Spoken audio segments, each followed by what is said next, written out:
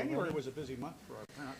Okay, the October 7th, 2015 meeting of the City Council is called to order. This meeting's been properly noticed and posted in compliance with the open meeting law. These proceedings are being video recorded as well as presented live on KCLV Cable Channel 2 and are closed captioned for hearing impaired viewers. Please note customers of CenturyLink may view this program in high definition on Channel 1002, and some customers of Cox Communication who do not have a cable box may view this meeting on digital channel 89.5. Council meeting, as well as all other KCLV programming, may be viewed on the internet at www.lasvegasnevada.gov.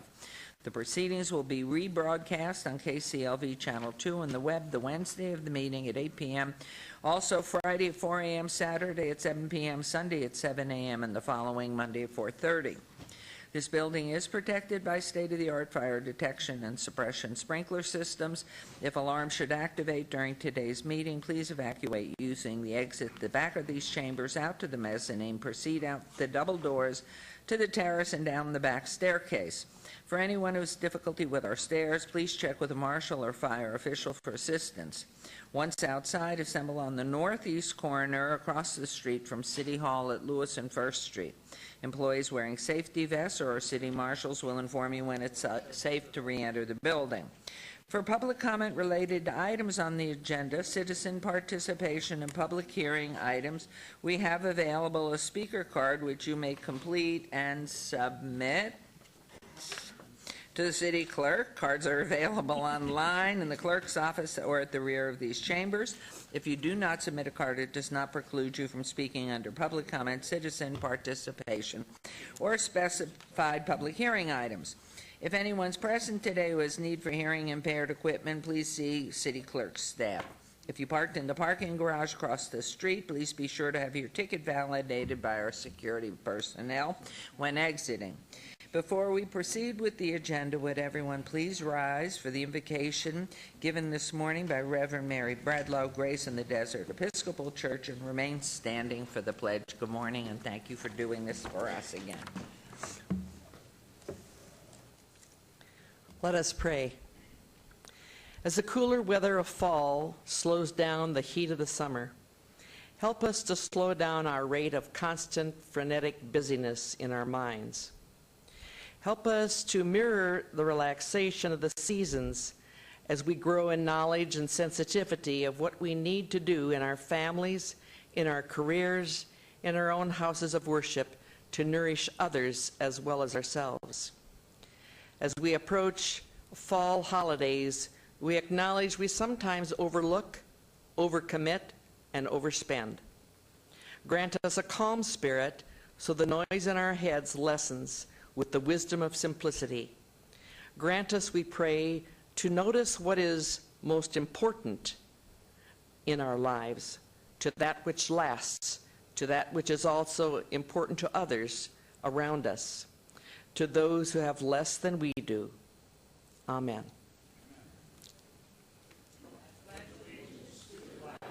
Of the United States of America, and to the republic for which it stands, one nation under God, indivisible, with liberty and justice for all. All right, we'll go right into the ceremonial portion. Thank you.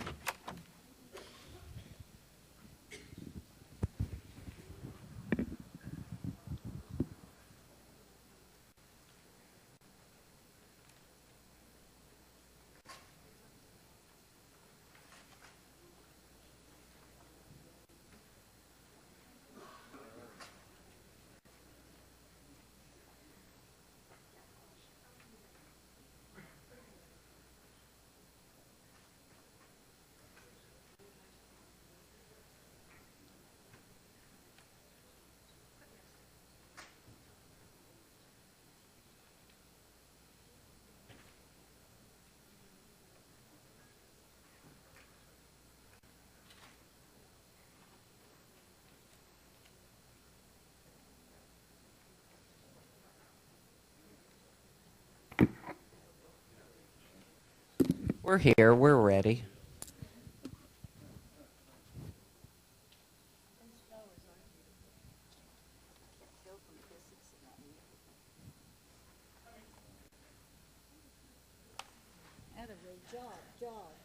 The birthday boy thinks he gets special dispensation today. 0. He's 47 years old. Oh. It is. This is birthday time, actually. We started off with Councilman Mayor Pro Tem Steve Ross on the 2nd of October. It's followed today, 29. And then we've got this errant councilman who's hobbling on down. It's his birthday actually today. Do we ask you how old? No. 80. That's, you know, but that's a good thing at 85 to be so spry. Proud of you. Okay, and then coming, what do we say about you? You come up with the most wonderful, wonderful comments. But his birthday's 14th? 14th of October. So you're what month? You've got a ways off, thank heavens. And what month? April. Aries? Taurus. Oh, watch out. Okay, here we go. So this is a very exciting celebration month then for all of us. And we wish you good health, happy birthday. Thank you, ma'am. And belated. Thank you, ma'am. And happy birthday coming. We're proud of you all. And this is a ceremonial portion of the agenda, but before we get to those items, of course, I want to congratulate ourselves down here in the South for our UNLV football team. As you know, we've got the cannon back. And I was a nervous wreck because obviously it was only streamed, and I can't do that. Can't figure it out on my cell phone. I have to learn that. Where are you, Jennifer? Where are you, Jennifer? Over there. She's busy. And but I was watching the score by quarter because I could manage to get it. And of course, for the many years that Oscar was mayor, he would have a challenge with the mayor of Reno, Pat Cashel. And obviously, I think Oscar wore more blue than he did red. And then the second, 2 years ago, we got the cannon back. Of course, we lost it last year. So it really was exciting, and I was really nervous. We almost, at the end in the fourth quarter, it didn't look too good. It was 20-17, and then I think we finished up 23. And we are a work in progress. Our defense looks good, and you can't build a winning team in 1 year. So I'm really proud, and I'm so thrilled I'm not in blue. Oh, this is so wonderful. So, Mayor Sheevy does not have a Rebel shirt. Shame on her. And we didn't send her one. We figured they got money up there. They get more money from the legislature, so she could buy one. And we're going to make sure that we get her a shirt. And if not, we'll have her do it for the year. So, oh, wonderful. Wonderful. So we expect to see her on her next city council meeting in Rebel Red. Anyway, so for our first agenda item, Councilman Anthony's going to recognize our Citizen of the Month. Thank you, Mayor. Good morning, everyone. Morning. All right. Thanks for getting that started. As many of you know, each of us get to select a Citizen of the Month. For the city of Las Vegas. I get to select a Citizen of the Month for October, and I have selected former Deputy Chief of Detectives for the Las Vegas Metropolitan Police Department, Chief John Sullivan. Why don't you please come down here and give him a nice round of applause.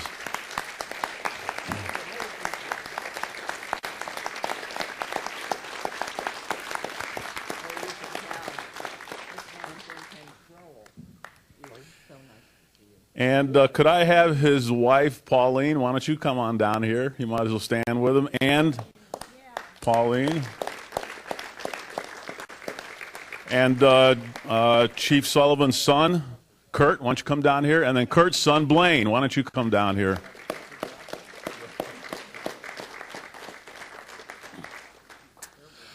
I actually was on the police department the same time Chief Sullivan was during the 80s and early 90s. Didn't really know him back then. I was a police officer. He was a deputy chief of detectives. Police officers back then, especially did not talk to chief of detectives. They were gods. You just talked to your sergeant, and chief of detectives were just way up there somewhere doing things that we just didn't want to know about. So, but now you're going to know about Deputy Chief John Sullivan. He began his career with the Las Vegas Police Department in July 1968. In 1972, John took the sergeant's exam, scored #1, and was promoted shortly after that.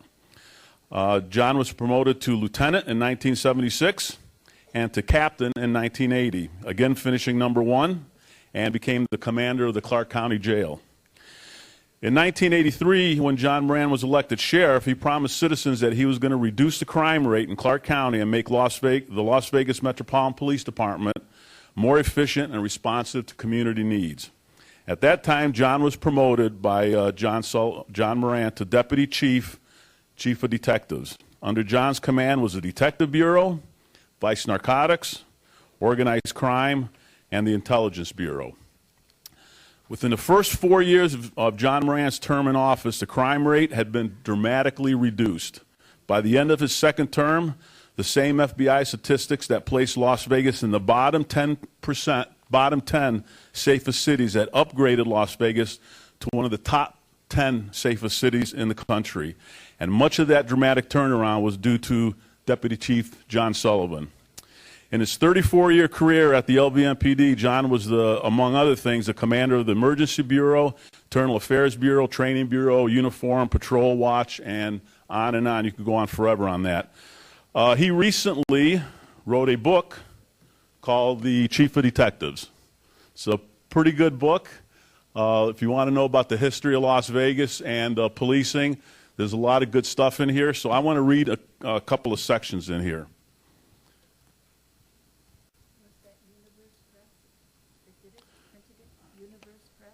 It was, yeah, it was iUniverse. That's correct. So let me tell you about how John Sullivan became Chief of Detectives according to his book. About a week after the election of John Moran, and much to my surprise, I received a telephone call at home from the sheriff-elect. When I answered the phone, he barked at me like a Marine drill sergeant and added, "Sullivan, you want to work for me?" I was somewhat at a loss for words for a couple of seconds when he asked, "Well?" I said, "Yes." The sheriff-elect then dropped the bomb, and he added, "You're going to be my deputy chief in charge of Investigative Services Division, Chief of Detectives." And then he said, "Can you handle that?" Took a minute for what he just said to sink in. I responded, "You bet my you-know-what I can." I added the you-know-what because there's kids in the audience. He added in a softer tone of voice, "I know you well, John. I'm glad to have you aboard." After a brief conversation, I had to sit down and review what just happened. The new sheriff had just appointed me to Deputy Chief of Detectives. I didn't even know he knew my name. So that was pretty cool. Then, I mean, there's a lot of stuff in this book during that time period, but I think really the biggest segment is during the organized crime era of that particular time. So I want to talk a little bit about just that one section, because I think John Moran and you and your leadership had a big impact on organized crime. So let me read a couple segments from this book. Organized crime influence in Las Vegas today is nothing compared to what it was 30, 40, even 50 years ago. The majority of the old-time mob bosses of yesterday are retired, dead, or in prison, and the once powerful syndicates have been fragmented. Historically, prime targets for mobs have been the casino industry, union infiltration, narcotics, and other forms of corrupting legitimate commerce. For Metro, the decline of the influence of the mob started in the early 80s when, as earlier referenced, Metro's Criminal Intelligence Bureau, Crime Bureau, received a more aggressive enforcement dictated by Sheriff Moran in seeking out and taking action against organized crime members and operations. After about 18 months into the new anti-crime programs, the department and the community started to reap the benefits of the department's crackdown on crime. In October 1984, the intelligence unit covert operation, which Chief Sullivan was in charge of, were responsible for presenting to the District Attorney's Office more than 300 criminal cases naming 331 suspects. The DA presented the cases to the grand jury, and all cases received indictments. And on top of that, there are more cases in the pipeline being worked on and being prepared for presentment to the DA's office. Those indicted were some of the community's worst habitual criminals. Convictions were obtained on 98% of those indicted. The only negative aspect of this enforcement effort by Metro was that it contributed to the overcrowding situation of the local jail and the state prison, which is a good thing. We like to think of it as giving lodging to the most deserving. The area's declining crime statistics were proof that the area's crime problem was definitely and dramatically being addressed. As a result of this unprecedented accomplishment, in 1986, Metro's Lieutenant Lawrence Stevens, commander of Metro's Criminal Intelligence Bureau, who worked for you, received national acclaim and honors from the International Association of Chiefs of Police. The operation that they used was called Operation Stiff. The sting operation resulted in the arrest of 551 suspects over 1,800 state and federal charges. The program also resulted in over $16.6 million money being seized. As a direct result of the success of these various sophisticated enforcement programs by Metro, other agencies have successfully put to use the blueprint and similar enforcement operations. Lieutenant Stevens, under Chief of Detective Sullivan's command, accomplishing the planning, executing, and directing of this operation has never been equal before or since in the history of the Las Vegas Metropolitan Police Department. So congratulations for going after those guys, huh? Sorry to bring up the organized crime stuff, but I mean, Yeah. Let me tell you, Oscar spent a lot of time with you and know the same names you know. And I'm wondering if, in fact, with Ellen Knowlton, the former head of FBI in Southern Nevada, if, in fact, you have your book over at the Mob Museum. You need to have a meeting with Jonathan Ullman at the Mob Museum, because that Mob Museum has exceeded the tourist base that they were anticipating. So it's law enforcement as well as mob influence. Okay, let me continue on. John was twice chairperson and a 12-year board member of the Nevada Commission on Peace Officer Standards and Training. In January of 1995, John retired from the Las Vegas Police Department after a 34-year career. Upon John's retirement, Governor Bob Miller recognized John's career with a proclamation that stated John had trained more of Nevada's law enforcement officers than any one instructor in the history of police training in the state. And in fact, there is one mention in this book that I want to finalize. In this book is a copy of a memo that's dated October 29th, 1993, and it says, Deputy Chief John Sullivan, on behalf of the Training Bureau, I would like to thank you for taking the time to instruct our in-service training courses. The time and effort you put into teaching greatly enhances the professionalism of this department and contributes to the quality of the education program enjoyed by our fellow employees. Your continued efforts afford us the opportunity to provide courses that cannot be found elsewhere. I look forward to working with you in the future, and if we can be of any assistance, please contact one of the two of us at the in-service training staff. Signed, Lieutenant James Cheney and Sergeant Stavros Anthony. So I get a mention in the book. In his 20 years since retirement, John was the owner-president of the Sullivan and Associates International, Inc., where he offered litigation consulting to plaintiffs and defendants in criminal and civil litigation. John serves on many nonprofit boards, including the Nevada State Bar Disciplinary Board, Opportunity Village, and Crime Stoppers. John has been an instructor at the College of Southern Nevada and UNLV for 23 years. John and his wife, Pauline, went to the same elementary school, the same junior high school, and the same high school in Kansas City, Missouri. That's pretty amazing. They were high school sweethearts. They have 4 children.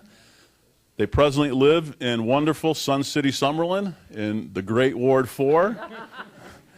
And their son, Kurt, is here, and Kurt's son, Blaine, is here. So on behalf of the entire City Council and the Mayor, I would like to present you with a certificate naming you Citizen of the Month for the City of Las Vegas. Congratulations.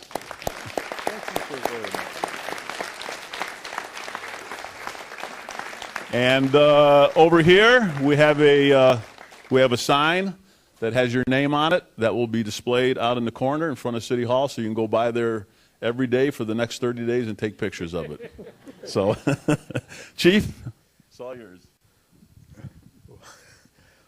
Well, this is quite an honor and a privilege to be here, and thank you, Anthony, for the nice words and a little plug on my book there too. I had 34 years of a police career. I see some officers in the audience here today, and I tell you, you've got one of the best. You're with one of the best departments in the nation, without question. I've been asked during when I was active duty there is to address some graduating classes of officers graduating from a police academy, and I always finish with, I hope when you, in your career, whether it's a year or 30 years from now, that you can look back, and without reservation, say that it's a better community, a safer community, a better department, and an overall better profession because I was there. So we hope you fellows the best of career. Keep your guards up. You know it's kind of rough out there. But I think when you look back, you'll be very satisfied with your career and with what you contributed to the society as a whole in your community. And I'm sure Stavros and myself, we are happy to have that time behind us, but we thoroughly enjoyed it while we was there. Thank you so very much. Great, thanks.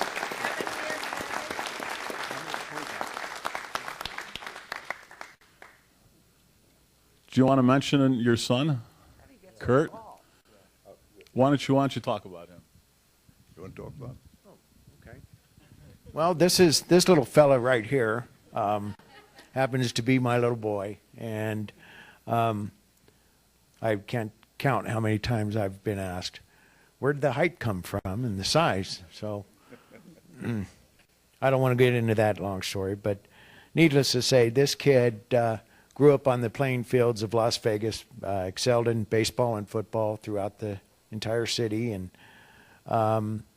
ended up wanting to serve his country after high school, and ended up joining the Army and was identified early on as being a leader, and ended up, unfortunately, getting shipped out to Afghanistan. And once in Afghanistan, he was involved in his troops as being in front line direct operations. And one day in combat, he fell victim to IED attack, or IED bomb that's planted in the ground. He was in the process of carrying another wounded soldier to safety in a battle that they were in, and my little boy ended up getting blasted almost apart, and ended up spending 16 months in the hospital and losing his right leg and receiving extensive blast wounds. And it's a very humbling experience as a parent to have to watch their child go through that. And even after all these years, I get choked up talking about it. But it's also nice to be able to see that this boy has come through it and rose through the occasion and has put it all back together and is moving forward with his life. And he's gotten married, and now he has a little boy. The namesake continues, and he's moving on with his life. And I couldn't tell you, between my old man and my son, I'm a pretty proud kid. and pretty proud father. So thank you very much. Great job. Good job.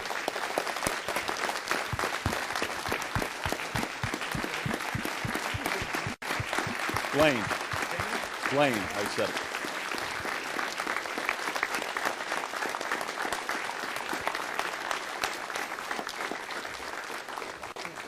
You got a great family, Chief, so thank you very much for doing that. Thank you very much.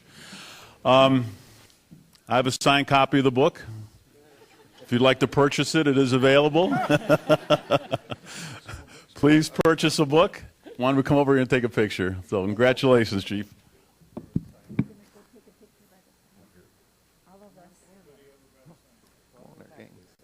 All your family, huh? So proud of you. It happens pretty often, but you know, it's always very nice to see. Very appreciated. But your son's also John L. Yeah, John Sullivan. That was the name of a great fighter. John L. Sullivan. Yeah, what year? Goldfield, Nevada. That's right. John L. Sullivan, the fighter. I understand from our historian, Goldfield, Nevada. Oh, excuse me, because you're younger. Okay, everybody ready?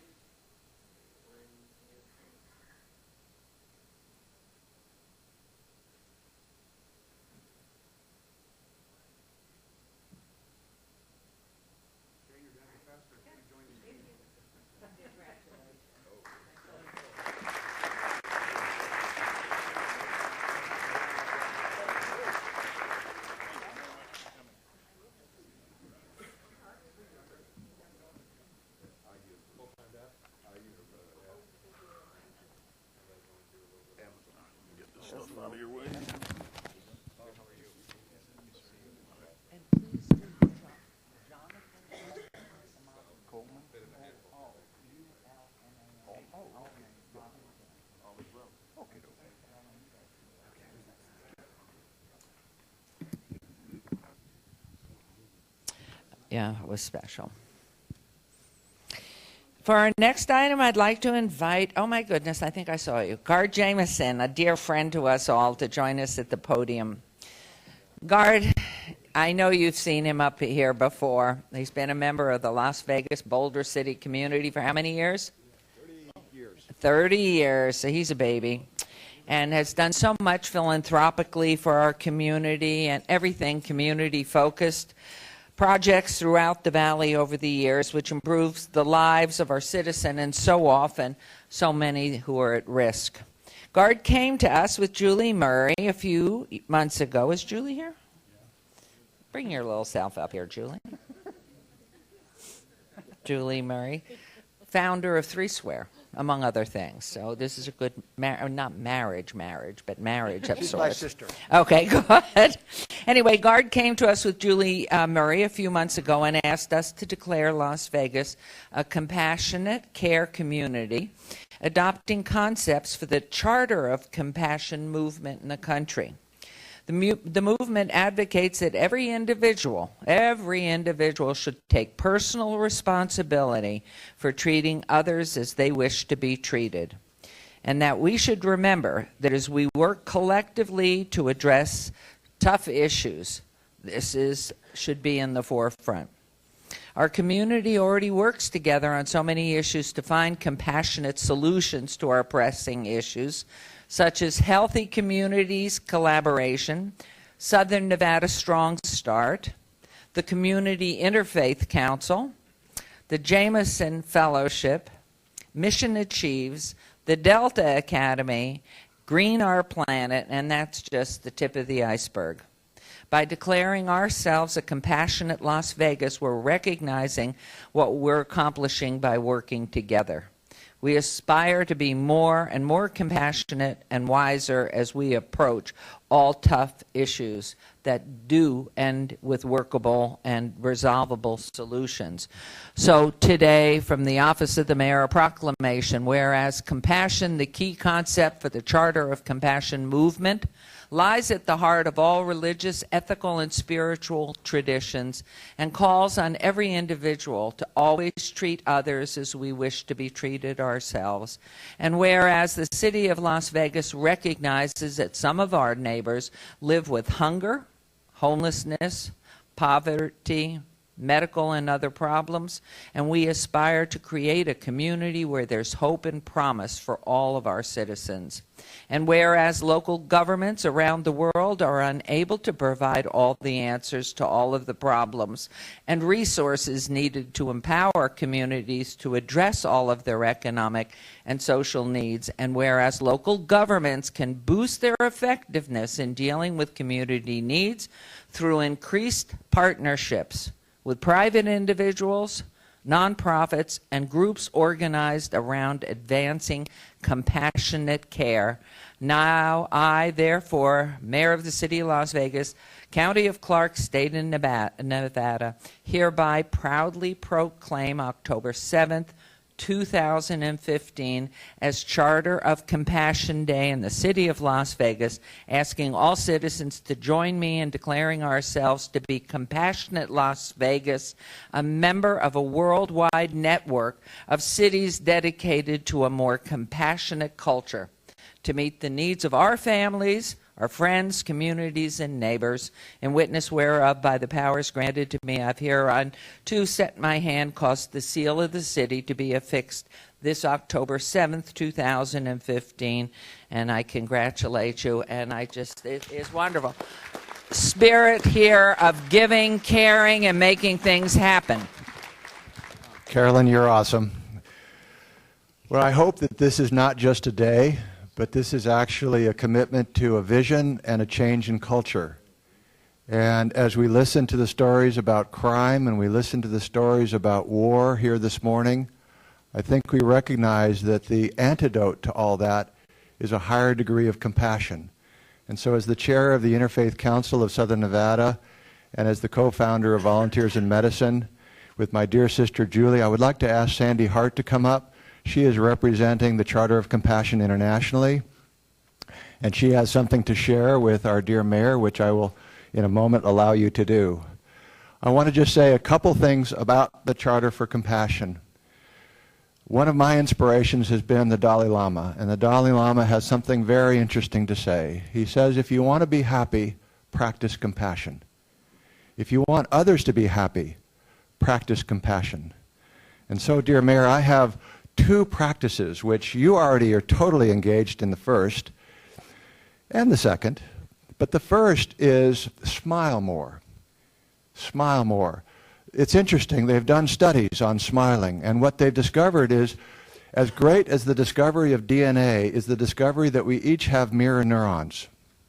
Mirror neurons. Have you ever heard of that concept? No, I know I like to smile. And so the idea is that we each have neurons in our head, and when we smile, we get a response. And so if we were to smile more, there would be more compassion, there would be more goodwill in the community and within the walls of the city. So we want to encourage people to smile more. And again, this concept of mirror neurons. When we see suffering, we are compassionately drawn to it. When we see smiling, we are smiling ourselves. So that's the first practice. The second practice is to engage in more volunteerism in our community. And I want to give you one of our bands. I know you have many of these bands from the clinic. And our clinic is called Volunteers in Medicine. We have 500 volunteers. And on October 14th, Councilman Barlow, we are going to celebrate the opening of that clinic. And what we know here in Southern Nevada is that our volunteer rate in Nevada is very low compared to the rest of the nation. And so I want to encourage the city to encourage those within the city, the city employees, to engage in perhaps something like 5 to 10% more volunteerism on an annual basis, and to in some fashion track it. Because what I want to suggest is that we're actually more charitable than we think. And if we were to track it, which we're now doing at UNLV, we would be able to show the rest of the nation that we're a very compassionate community. So you're doing through Downtown Achieves, you're doing through the My Brother's Keeper, and so many ways you're doing compassion. And so I want to thank you, and I want to thank the City Council for what you are doing to enhance compassion. And again, I hope this is not just a day celebration, but this is a shift in culture. This is an enhancement of vision for our entire community. Now I want to ask Sandy to give you something from the Charter for Compassion. Thank you, Gard, and thank you, Mayor and City Council, for affirming this significant day in history of Las Vegas. And Gard, you are indeed the embodiment of compassion and action. It is really my honor to congratulate you on behalf of the International Charter for Compassion for joining the thriving network of more than 300 cities of compassion around the world, from Louisville to Karachi, the country of Botswana, and soon to be the state of California, which is where I am from, and working on that campaign. More than 700 partners, which include cities, universities, small businesses, major corporations, healthcare systems, who have all accepted that compassion, when restored to the center of policymaking and advocacy and decision-making, is good public policy and the power of social innovation. So on behalf of the Charter for Compassion, it's my pleasure to present to you this acknowledgement. The City of Las Vegas, in the words of Marilyn Turkovich, the Executive Director of the Charter for Compassion in Seattle, she says, this is quite a big deal. So congrats. And those significant words, this is a big deal. What did she say when she heard that Las Vegas was becoming a compassionate city? This is a big deal. And the world... and she said that there were eyebrows that were Well, raised. the first thing she said was it's raising eyebrows. But Las Vegas or being a compassionate Las Vegas being a compassionate city, meaning it's significant, meaning that it's getting the attention of the world. So it really is making a big difference to the thriving movement. This is a movement because it comes from the ground up. So thank you so much, all of you, for accepting this. Thank you. Thank you. Julie? Oh, no. We've seen firsthand how much compassion can make a difference in the community, and everybody here exudes that. So let's keep going and inspire others to do the same. Thank you, Mayor. Can you call out the Jameson Fellows? Jameson Fellows, are you in the room? Yeah. Steve Chartrand, Goodwill, Mirage. Raise your hands. You are leading the compassionate movement, so congratulations. So thank you, Mayor, and thank you, City Council, for your commitment to a change in culture. And we want to reduce crime, but the way to do it is compassion. We want to reduce war, and the way to do it is compassion. And through compassion, for our motto of what happens here stays here, we want it to go out further. Okay. We want it no longer to stay here when it's about compassion. Great. Thank you. Congratulations. We're so grateful. You've done so much, and we're looking. It's really exciting. This is the second Volunteers in Medicine facility that will be opening up. And Florence Jameson, Dr. Florence Jameson, this really is a baby she started some 15 years ago, I think, working on. And remember some of those early meetings. And to see how many people are treated by the Volunteers in Medicine and the staff that are all just such caring, wonderful people. I have to tell you, I really think the data's wrong, because we speak all the time, our seniors are volunteering. We speak all the time about how we are making a difference in the volunteer efforts. So I don't know who collected the data, but it'll be wonderful to have UNLV make sure that they know we're doing the right thing. Yes, of course. One more piece. I work with the Stanford Center for Longevity, and they're working with Santa Clara County on volunteerism. And what they have discovered is that if people volunteer before they retire, they'll volunteer after they retire. And if they volunteer, stress levels go down, immune system goes up, all indicators of well-being go up. So this is great for everybody, from a healthcare, from a sanity, and from well-being. Certainly from sanity. I know my husband's beginning to go a little bit nuts on me. He needs to volunteer more. But we've just had a celebration down at Cashman Field for our seniors, put on by Clark County in the Review Journal. And it really does. As people become seniors, whatever that age is now being lifted to, but having been one for a long time, the more you are involved, the more you are helping others, the better you really, every day you wake up, you're excited about doing something. So the seniors really, they're the intelligentsia too. They have so much value for us. And so many stories and so much to do. So bless you, bless you, bless you. Thank you. Guard, we'll see you. What's the date of the opening? October 14th. Here. Oh. 1240 Martin Luther King in the great district of Ward 5. Ward 5. And it's at 9:30. And we invite the public. Come on down. So thank you. Again, we congratulate you, and this is wonderful for our city. You know, we do have a worldwide reputation. So compassion, to add that to everything else we're known for, it's really great. And we're just, thank you for initiating this, getting us moving forward in this, and the city is so honored. And we'll see you on the 14th. Thank you. Thank you. That's Bob Beer's birthday. So you have to come down and celebrate. We'll cut the ribbon for you. Thanks. Thank you so much. And thank you for this wonderful honor. It will go up in the mayor's office in perpetuity. We appreciate it. Do I have to? Yeah. Something I can't see out of one. Okay. And now Councilman Barlow is going to recognize some individuals who make Las Vegas a compassionate city. Right, a compassionate city. Boy. Mayor, this is an honor because we're talking about compassion, and this next group most definitely exudes the word compassion. This group, Heroes United, is a group of individuals that care about the city of Las Vegas and want to see positive changes in the community.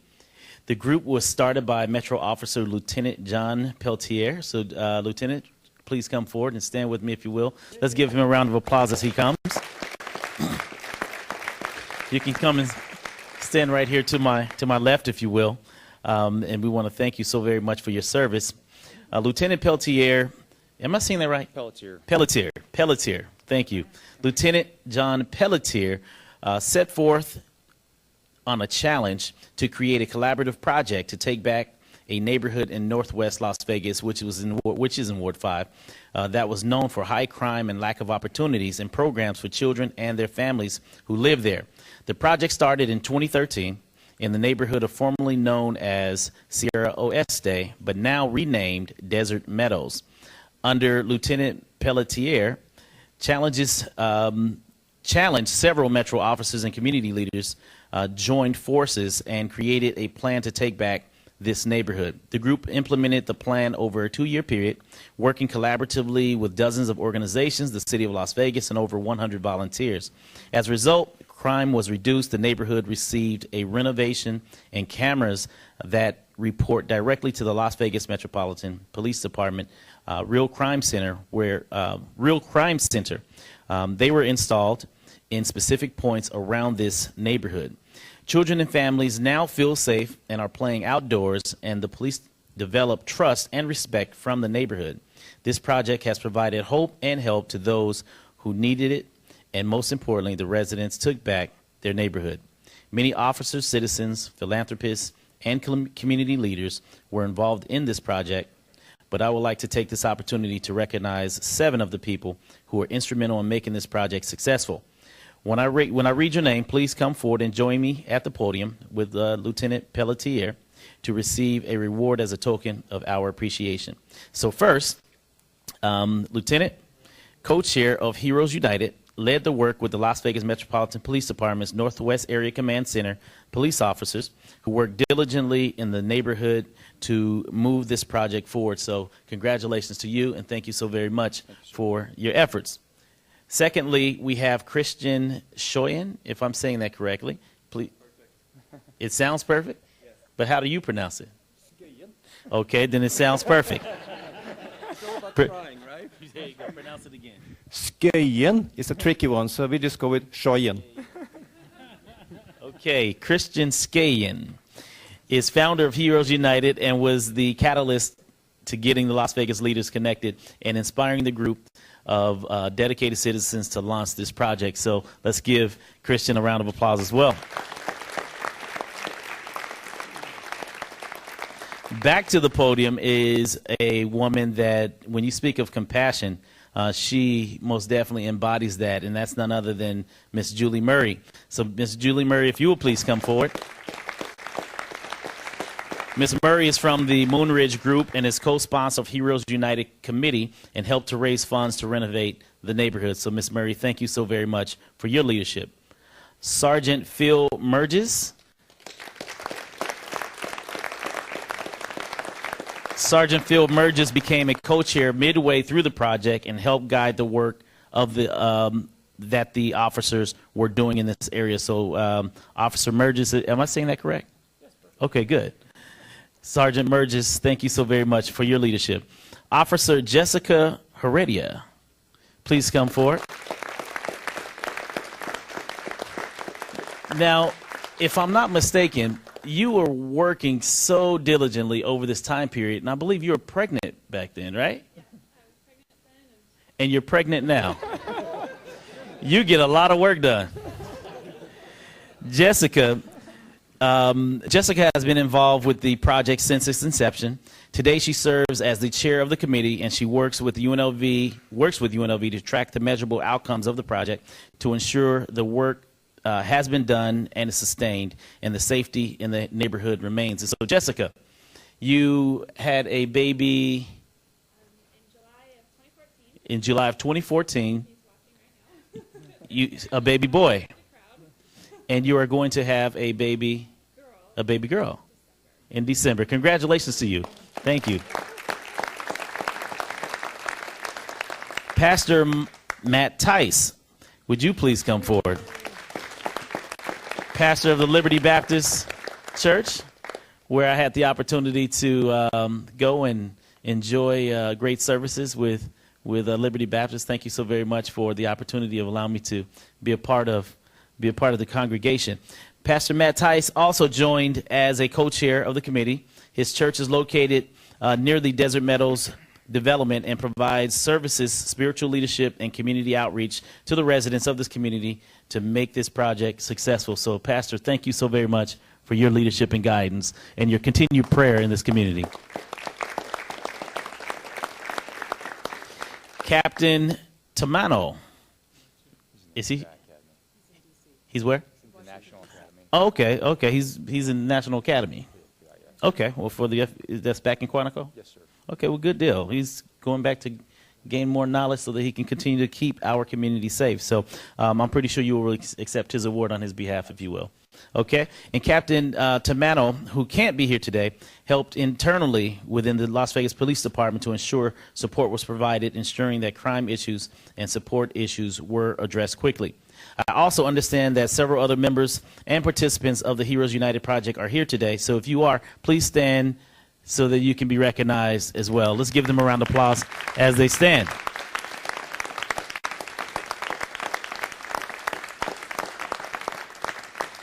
And at this time, I would ask that the lieutenant please share a few words as I prepare your awards. Thank you. I didn't know that I would be speaking, but that being said, I don't think there could be a better segue than talking about compassion. That truly is what catapulted this idea. You know, you sit here and it's funny watching Chief Sullivan stand to receive his award, and the first person that stood up was somebody without a leg. And none of us knew that at the time that his grandson stood up. But you look at this community that we helped change, and I want to say I think there's only been one violent call for service in 2 years since this started. So talk about an idea that would have those results. But most importantly, you look at the children in that community and what they are going to be able to accomplish as their lives go forward, because they didn't have a chance before necessarily, but those chances got lifted. And it's because of the men and women here and the men and women out in the community that truly care about them. So councilman, mayor, other councilmen, it's funny, Pastor Tice and I are sitting there and we start going, it's kind of unique when you start knowing all the councilmen and the mayor in City Hall. It's a great, wonderful thing, but if we didn't have your partnership, this wouldn't have happened. Make no mistake about that, because you moved mountains for us to make this a success. And, you know, God bless you, and thank you so very much for the ability to do this, and just to be recognized is an honor. So thank you. Thank you. Thank you so very much. Thank you for all the work that you do for the community on behalf of the greater Las Vegas community. And let's continue to keep up the great work and know that your mayor and council supports you 100% because we're there right with you in the trenches making things happen for the betterment of tomorrow's future. Thank you, sir. Thank you. Thank you all. Thank you.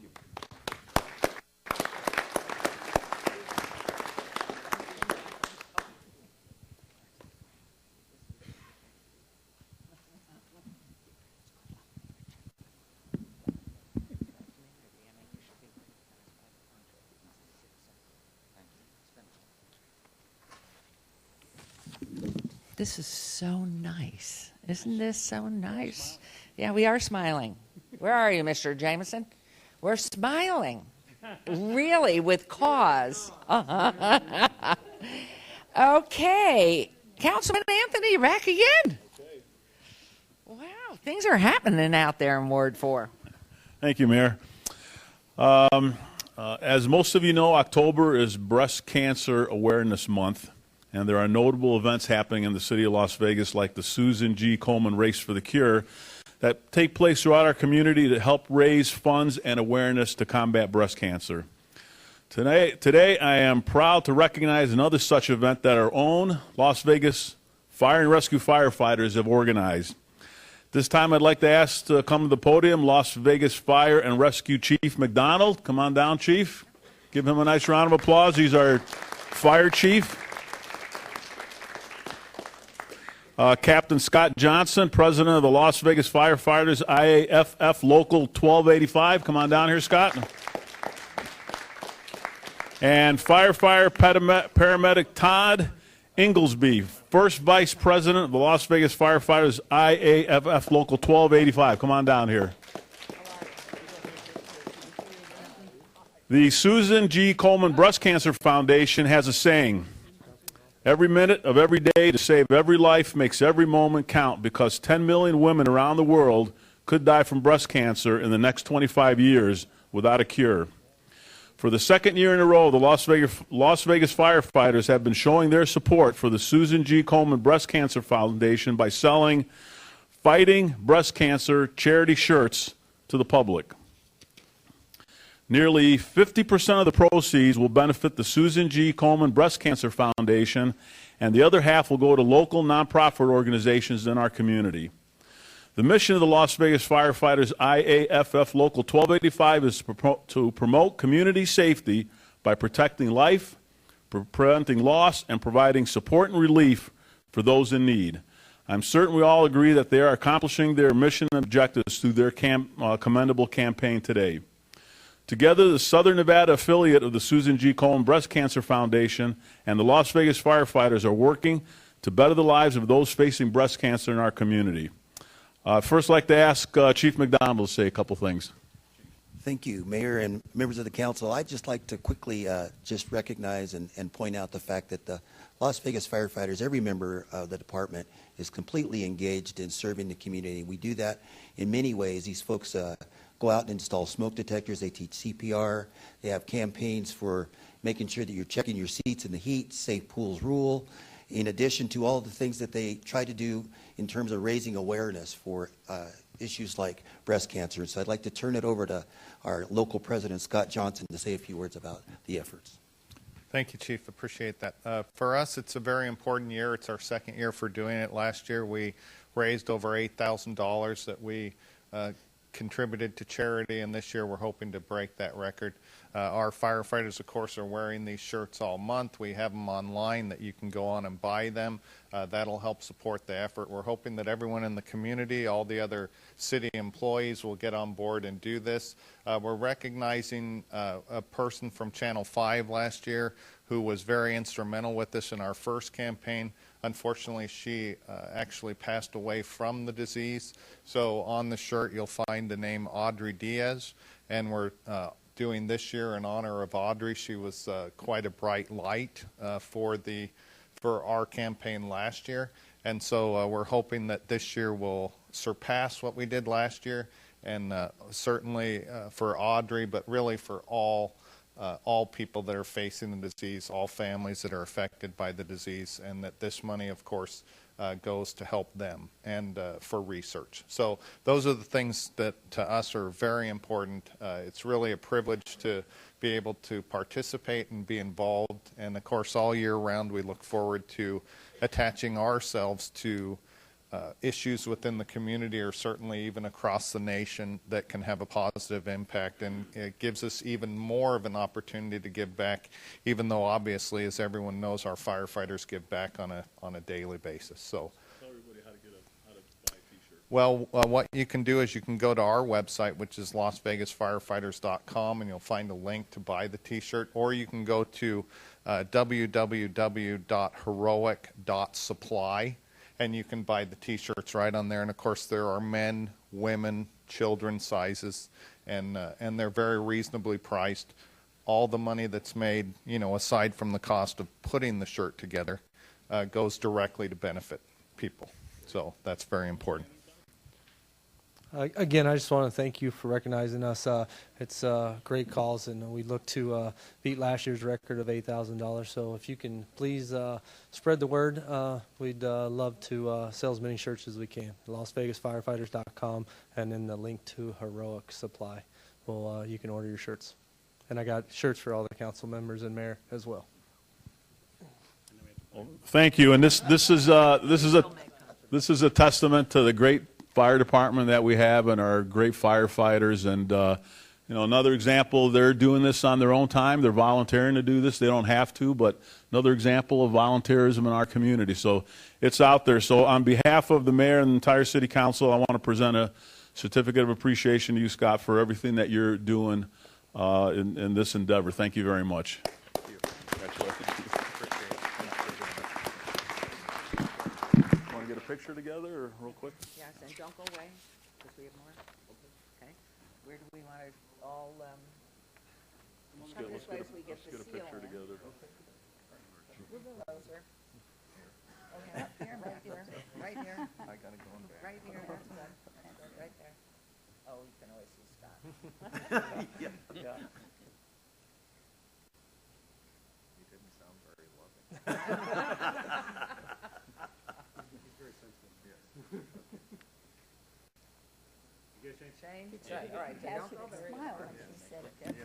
But this is all about self-examination, men and women, and it is about early detection, really, really critical. It makes a difference in a life saved, and all I can do is make sure that we get the word out. You tell everybody, just self-exam and early detection for checkups.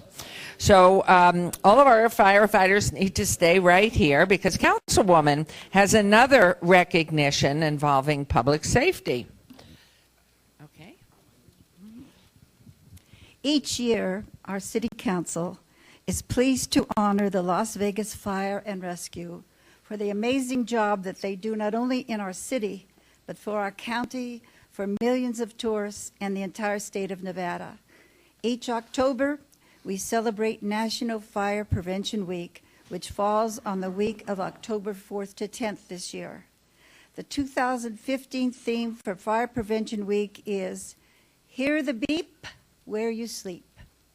Most of us don't realize that roughly half of home fire deaths result from fires reported between 11 p.m. and 7 a.m. when most people are asleep. The reason this results in so many tragedies is because, and I didn't know this before, it's because you cannot smell smoke when you are asleep. Whatever it is, when you sleep, you cannot smell smoke. So that's why it's so important to have the smoke detectors. Smoke alarms save lives. If there is a fire in your home, smoke spreads fast, and you need smoke alarms to give you time to get out. In fact, having a working smoke alarm cuts the chances of dying in a fire in half, cuts it in half. When it comes to smoke alarms, it's about location, location, location. And even if they beep sometimes when they shouldn't beep, be patient, it's worth it. They beep a lot in my house. The key message of this year's Fire Prevention Week campaign is to install smoke alarms in every bedroom, outside each separate sleeping area, and on every level of your home, including the basement. Larger homes may need more alarms. This Saturday, October 10th, everyone is invited to come out to our local fire stations for an open house. Tours of the stations will be available, and you will get the chance to meet all your local firefighters. And don't they look good? I tell you, they really, truly, they always look in such great shape, and it's good to go see them and go to their open house.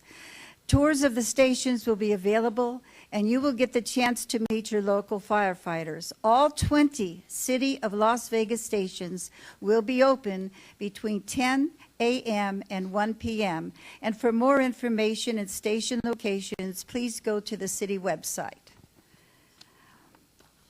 Before I present the proclamation to Chief McDonald, I would also like to acknowledge another amazing accomplishment of our department, some of which you're not aware. When we complimented our great Metro today, and I will tell you, the accolades that come for our fire department are so numerous that sometimes I really can't keep track of them. The Las Vegas Fire and Rescue has been awarded the 2014 Life Safety Achievement Award, presented jointly by the National Association of State Fire Marshals, the Fire Research Education Foundation, and the Grinnell Mutual Reinsurance Company. And let me just bring this out if I could. This is from, I want you to just hold this if you can, so that others can see it. Since 1994, the Life Safety Award has recognized fire departments for having outstanding fire safety statistics and fire prevention programs during the preceding calendar year. In recognition of the proactive fire prevention efforts that the Las Vegas Fire and Rescue has made during 2014 toward improving our community's fire and life safety behaviors, our Las Vegas Fire and Rescue received this award. Since its inception, the Life Safety Achievement Award has been granted to fire departments across the country that have achieved 0 fire deaths in the previous calendar year. For many years, the Grinnell Mutual Reinsurance Company has sponsored this very prestigious award and has done so this year. The award is also being presented, as I mentioned, by the State Fire Marshals and Education Foundation. From September 28, 2013 until April 7, 2015, our city did not have a single fatal fire. And this included the entire calendar year of 2014. And that's truly a magnificent achievement. Actually, the city went 18 months without a fatal fire, and currently there has been only 1 fatal fire in the past 24 months. Considering that over 500,000 people live in the city, and there are millions of visitors that come and visit our city over the year, with all the buildings we have, the potential for fires is great.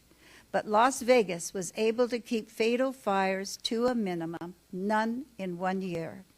On behalf of the National Association of State Fire Marshals and the Grinnell Mutual Reinsurance Company, I have presented to you the 2014 Life Safety Achievement Award to our fire chief, William McDonald of Las Vegas Fire and Rescue, along with our proclamation that we give from the city.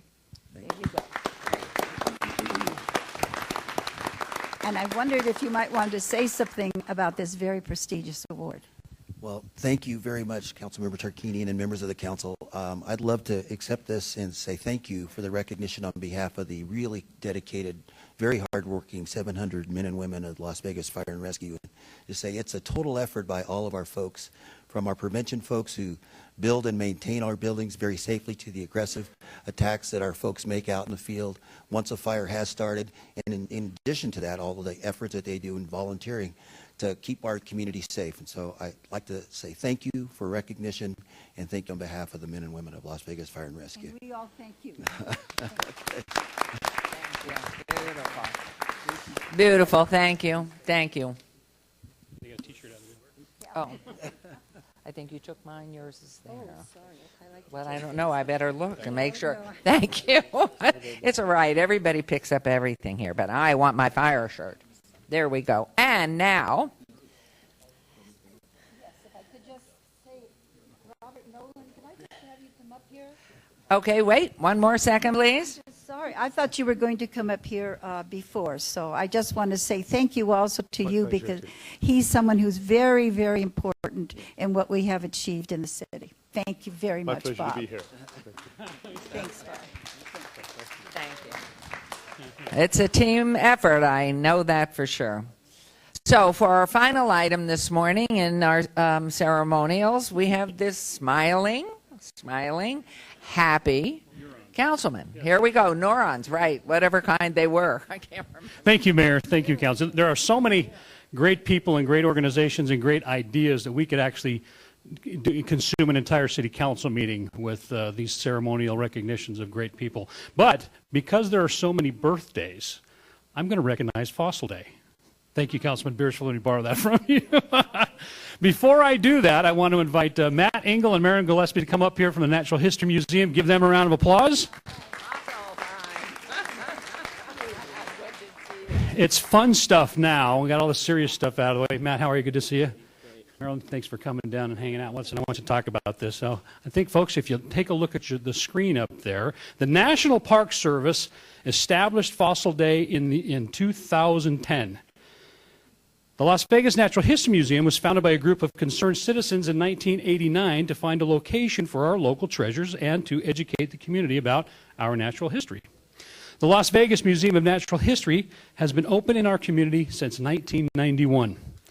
A coalition of Las Vegas area residents faithfully lobbied federal and local governments for the protection of Tule Springs fossil beds, culminating in a 23,000-acre national monument on our side of town.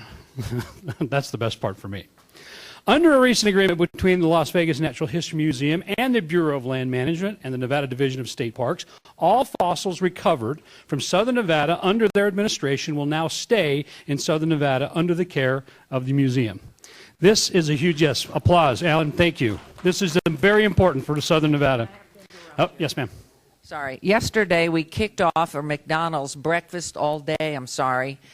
Even with these glasses on and standing with councilmen, I said, this looks like breakfast at McDonald's. Sorry. Your fossils. And I'm going to let Marilyn talk about those and what those are the fossils in the boxes. She's lost me. This is a huge job, over 10,000 specimens, and I'd like you to talk about that here in a second. I want our community to get excited about fossils, especially the old ones standing up here who have birthdays this month. From our fossil-themed playground at Centennial Hills Park to the fossils digging event on Fossil Day at a local elementary school that I will be participating in. Are you guys coming out for that? You going to hang out in the dirt with me? Yeah. It's important that we start teaching our children the importance of our natural history and of years gone by. The students in elementary school today will be the future guides and support staff to the National Monument, so it's important that we keep that going. There's a tremendous work ahead for Las Vegas Natural History Museum, so if you like to dance like a dinosaur with old guys like me, Matt and I'm going to let you talk about the dinosaur ball. Come on down to the 2015 Dinosaur Ball on October 24th, and I think that slides up there as well, and you guys can talk more about that. The event helps to support the work of the Natural History Museum, and I know my wife and I will be there. Thanks to you, Matt. So today, I want to proclaim, Mayor, on behalf of the Mayor and the Las Vegas City Council, Fossil Day in the City of Las Vegas, October 14, 2015. Ta-da! Marilyn, it's all yours. Tell us about what's going on with the Natural History Museum and how people can participate, how they find out about it, and how they can write checks to help support it. Well, first off, on behalf of the Las Vegas Natural History Museum, I want to thank the City of Las Vegas for being a partner with the museum for all these many years. Because with your partnership, you have enabled us to obtain a building that is now our new collections and research facility. And it has allowed us to become a state repository and a federal repository, and not just for the fossils, but also for archaeological items that we just see. The things that you were looking at were actually archaeological items that were found in southern Nevada, were taken to up north, and because now we have a repository, we were able to bring them down to southern Nevada where they belong. So we're very proud of that. And we are very excited because of becoming a federal repository, we will be able to keep the fossils that are found in Nevada, and they will no longer be shipped to San Bernardino. They will be able to stay here. So you are helping us to save Nevada fossils for Nevada. Thank you very much.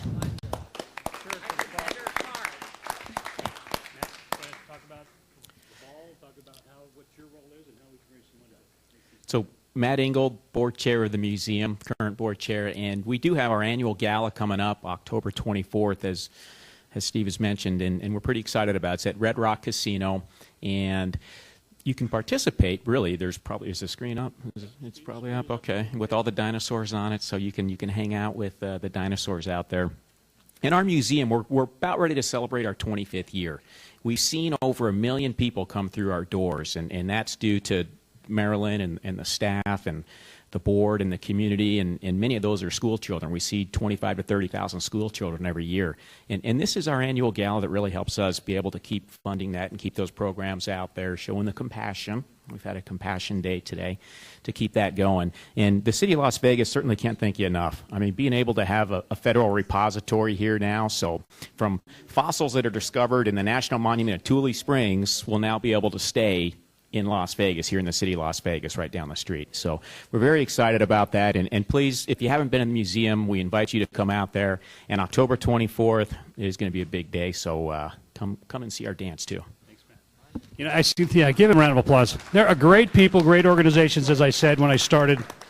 And unfortunately, I've known Matt since childhood. We've had the privilege of growing up together and knowing each other for many, many years. And Marilyn, you're doing such a great job over there. It's a fabulous facility that you're in now. You're going to be moving soon, I hope, thanks to a few brilliant minds on this city council.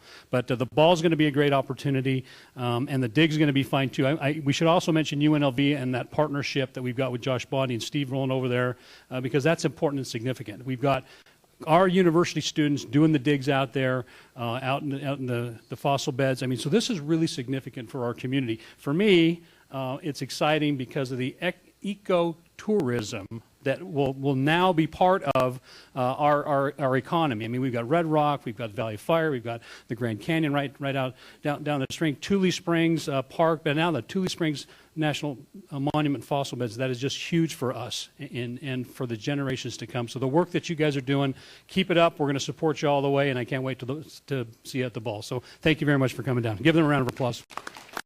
Thank you, Mayor. Okay, we're going to take just a quick 15-minute recess, and so they can get something. And thank you all for your attention. Thank you all who've participated, and we'll be ready for you in 15 minutes, 10:30. What time's the game Saturday? 6 o'clock. 6, okay. See, it's a tailgate. Yeah. The tailgates are great now, by the way. Yeah, by the way, we have to pay a lot of money for those things, and then they specifically say you only get one pass for a fair. So I'm all starting to make money. Would you be lost?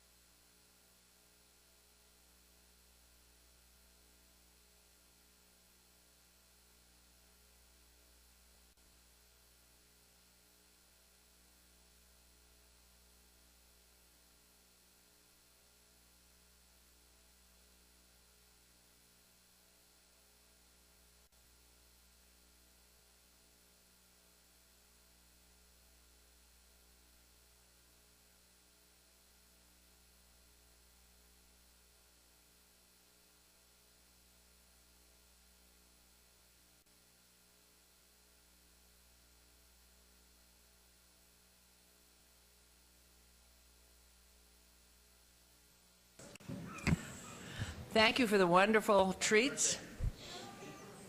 Wonderful donuts, just had a half. Very fattening. Thank you. Okay, everybody, it is exactly, enter your password. It is exactly 10:31, we're back on. Okay. Oh, I have gifts here from people. I guess that will come up. Okay, so we are now on agenda item 8. Okay. There we are.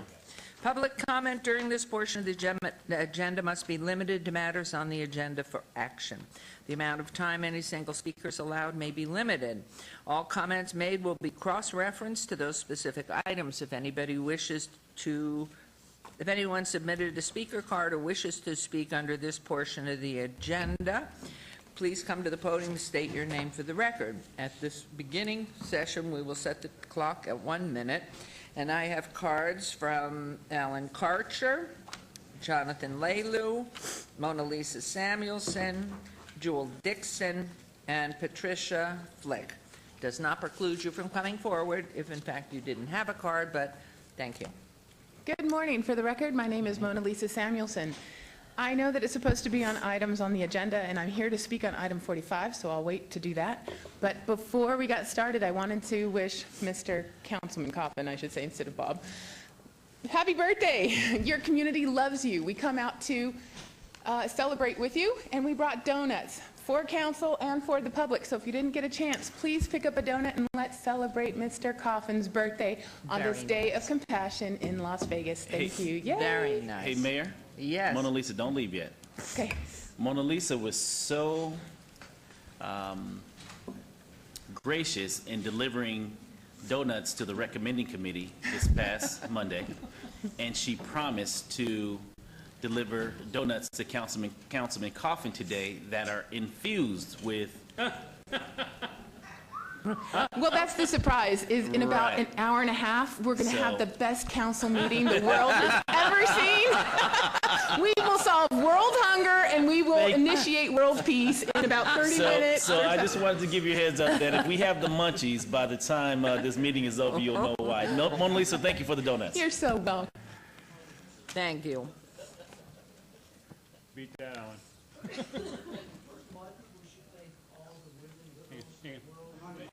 Why is the mic? What's this? Oh, there you go. First of all, I think we should thank all the girls and the women of the world because you're yin and the rose of life.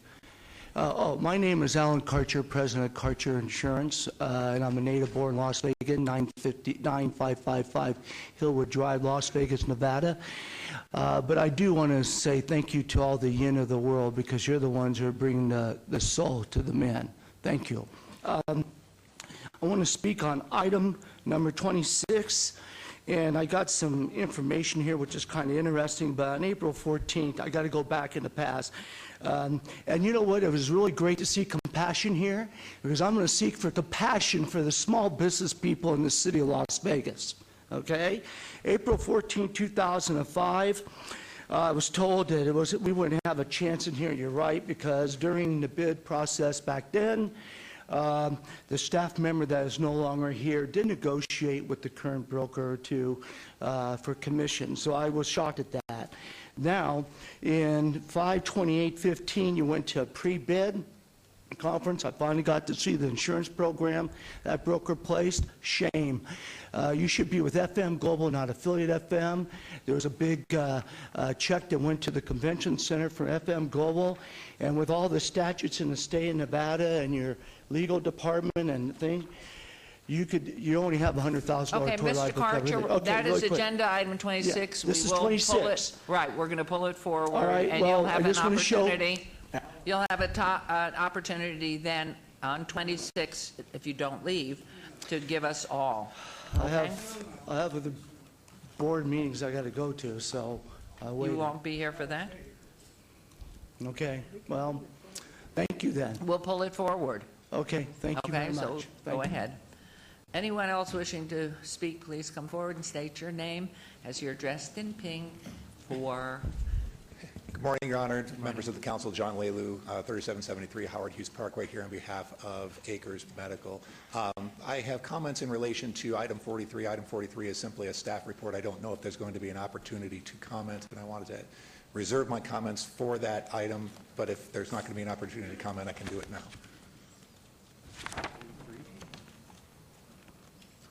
Deficit's report by planning staff, discussion for possible action regarding the application process, licensing of medical marijuana establishments with the direction of staff. So, okay, I'm precluded from participating, but Mayor Pro Tem will make sure you are able to address it. Fair enough. On agenda. And Thank you. happy birthday, Councilman Coffin, and to Chris Knight, sitting in the back. Thank you. Oh, yay, Chris. Happy birthday. You're younger than Councilman Coffin. Because I could tell. Okay, anyone else who wishes to speak? All right, we will move on to agenda item 9. For possible action, any items council staff and or applicant wish to be stricken, tabled, withdrawn, or held in abeyance to a future meeting may be brought forward and acted upon at this time. Yes, excuse me. Was there anyone else from the public that did want to come forward? Ms. Flick. Okay, we will, pardon me rushing forward on birthday happiness and probably the half donut AA.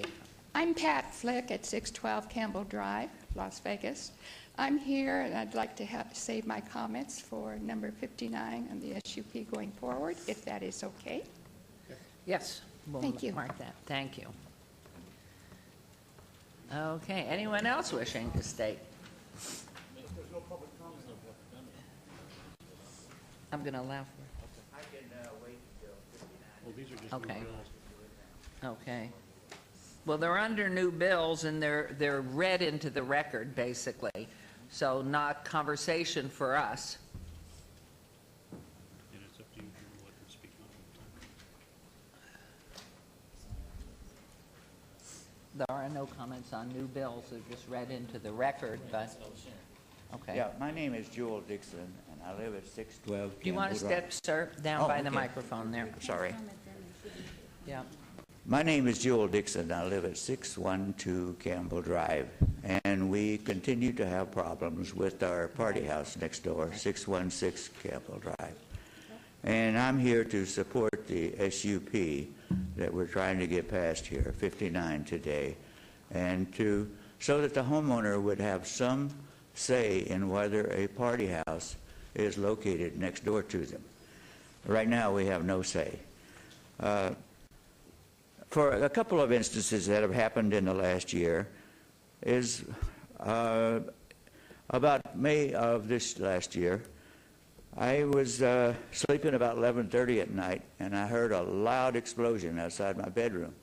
And I thought it was my swamper blowing up, so I turned it off. And then I heard another loud explosion out there, and it was actually fireworks being shot off out there at that particular time. So I turned my swamper back on, and I went out in front to look around. And then there's a drone helicopter flying up above the yard in the back. And that was going on. There was wild shouting. There's parties and stuff going on. And I called the cops. After an hour, they got there. After them going over back and forth to my house and the party house, them trying to negotiate with the party people, they asked me if I still wanted to file a complaint. I said, yes, I do. And so we filed a complaint. I don't know what ever happened to it. I never heard. Mayor, if I can make a recommendation, Sir and Ms. Fleck, this is going to be heard again at the recommending committee October 19th, so you'll have another opportunity to speak then, and then at the following city council meeting, then you'll have an opportunity to speak on them again. So today they just get read into the record. Okay. Okay. So what would you like me to do? If you will, 1 second. Councilwoman wants to mention. I just want to her. understand, and I was asking the chair of the recommending committee, this is going to go back again to the recommending committee? Yeah, on this occasion. How many times are we going to do this? Councilman, this one's just going to be read today. Then it's referred to by the mayor to the recommending committee for the full hearing and then it'll come to city council for actual approval. Yeah. But wasn't this sent to recommending before? We take this issue up and recommend. It's already been taken up and Our chair- No, recommended. I believe this is a different ordinance. This is one for 4 bedrooms. I don't think we ever had an issue where we were limiting it to the number of bedrooms. So this okay. is a different ordinance than we had before. Ms. Fratwell, do you want to make that comment, please? This is an addition to the original ordinance, so it's going back through the process that happens when you adopt a new ordinance, even if it's amending an existing code, to provide greater criteria with the 4-bedroom restriction that Councilwoman's been working on. So this is an introduction of a new bill, then it'll be heard at recommending for its public hearing, and then it'll come to council for final action. That takes about 6 weeks. So these are the next steps. Today's is just simply reading it into the record so that the public knows that this bill is being considered by the city council. What it is, as you can hear, is the vote will not be made today on if we will have it or not. It's just going to be passed. However, you have given good information here, and I think it's beneficial to us that we have heard it. Well, and I want to invite Ms. Flick back up as well, because I didn't realize it was a new bill, but you will have the opportunity both at recommending and then back again at city council on this particular item. I understand, Madam Mayor, and we could go on, and I understand that this is not the time to do it, but we have other information about this events that are constantly going on over there. Yes, and I think you were contacted because everybody, we know the concern you have, and we know that you have this, I would call it a party house. It's not just a short-term rental, it's a party house next door to you with a sign, in fact, saying it's a company house, and for that, basically saying you have a business right there in the middle of residential. We've heard the argument that it's for soccer moms and stuff like that. We have had one soccer group in there, to my knowledge, in the last 3 or 4 years. 2 weeks ago, 20 kids were there, and I saw 2 adults. And I know it was some kind of sport, but I don't know what it is. But I do think, and again, the dates, Ms. Holmes, if you would give us the dates of recommending, the bill will be heard today, read into the record. Then the recommending will be October 19th at 10? Is it at 10? At 10 o'clock in the morning on the 19th of October. okay. And then it comes back to council November 4th. It will be in front of council on November 4th. So do I continue to take my 400-plus pictures and all my documentation? Let me ask Councilwoman, do you want any more information, or do you have plenty? Yeah. You do not have to bring them to me because I've seen the things myself. However, Councilman Barlow, who is in charge of the recommending committee, he's chair of that committee, if you would give them to him, please. Thank you. Or bring him to the recommending committee that day? October 19th. On October 19th, if you could. We'll do it. And Okay. give it to him. Thank you. Thank you very much. Anyone else on any other item before we go back to agenda item? Where were we? No, I think that was, okay, that was, so, Mr. Lelu, who was up here with us at that He already time? gave his, spoke on 43, and he'll be able to speak He'll on be it. able to speak on 43. Anyone else under this portion? Okay, so now we're into the agenda item 9. Correct. And that is for possible action, any items that council staff or the applicant wish to be stricken, tabled, withdrawn, held in abeyance to a future meeting may be brought forward and acted upon at this time. Mayor Pro Tem. Staff has requested mayor and council members to strike agenda item 57, bill number 2015-84, and that's my motion. Okay, there's a motion to strike number 57. Please vote and please post.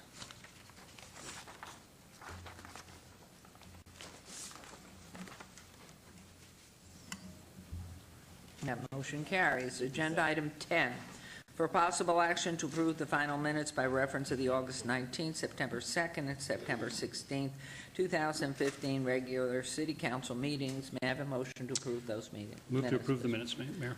Thank you. There's a motion to approve those minutes. Please vote and please post. That carries. And moving on to agenda item 11, Abeyance item, discussion for possible action regarding annual review of City Manager Elizabeth N. Fretwell. Good morning. Good morning, Mayor and members of the council. Thank you for this opportunity today. I've told you all this privately. I really appreciate the opportunity to serve this community in this capacity. So I thank you all for that. I couldn't do it without an incredible team. You know, we've got Orlando and Scott and Mark, behind the scenes, Gwen and Kim, Ted and David, do an incredible job making us such a well-run city.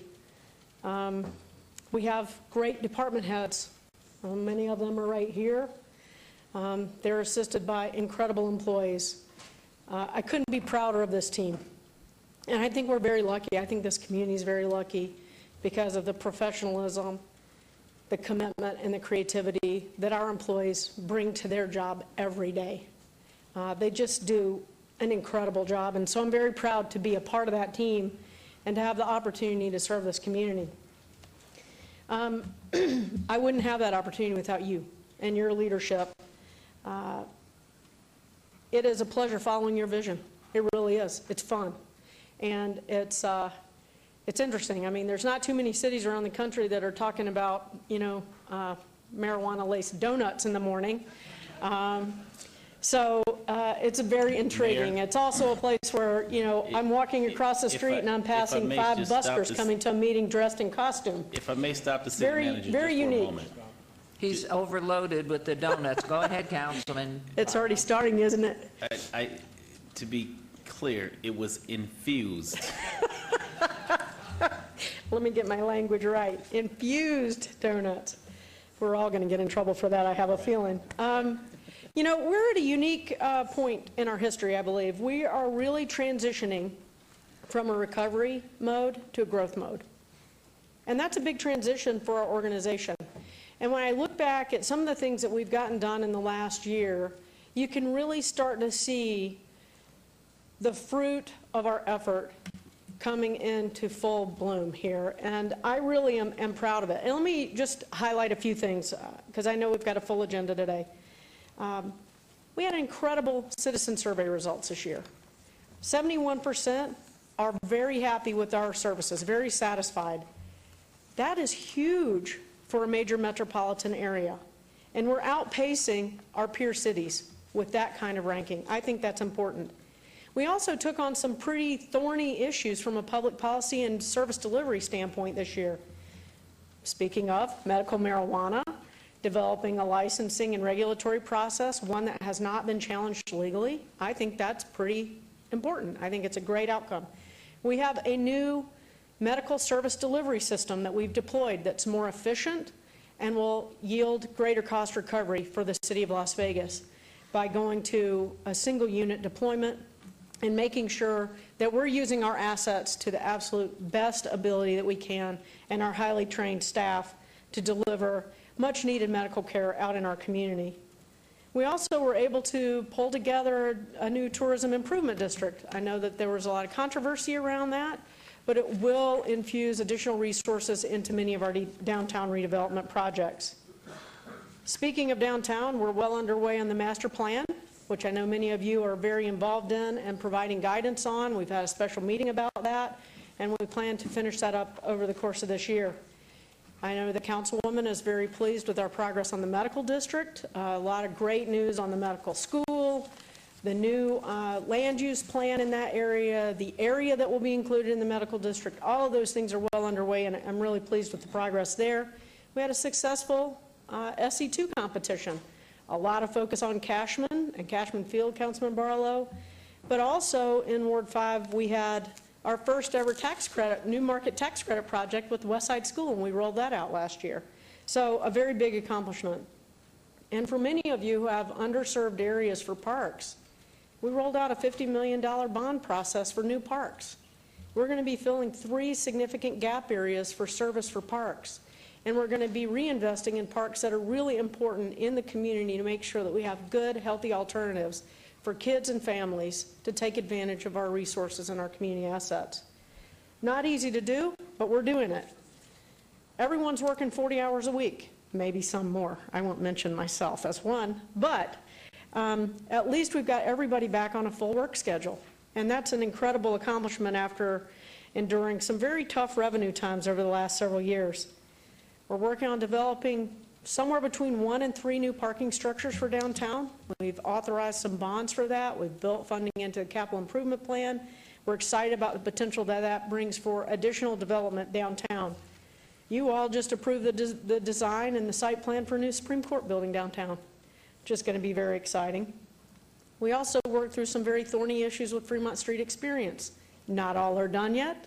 It's a work in progress.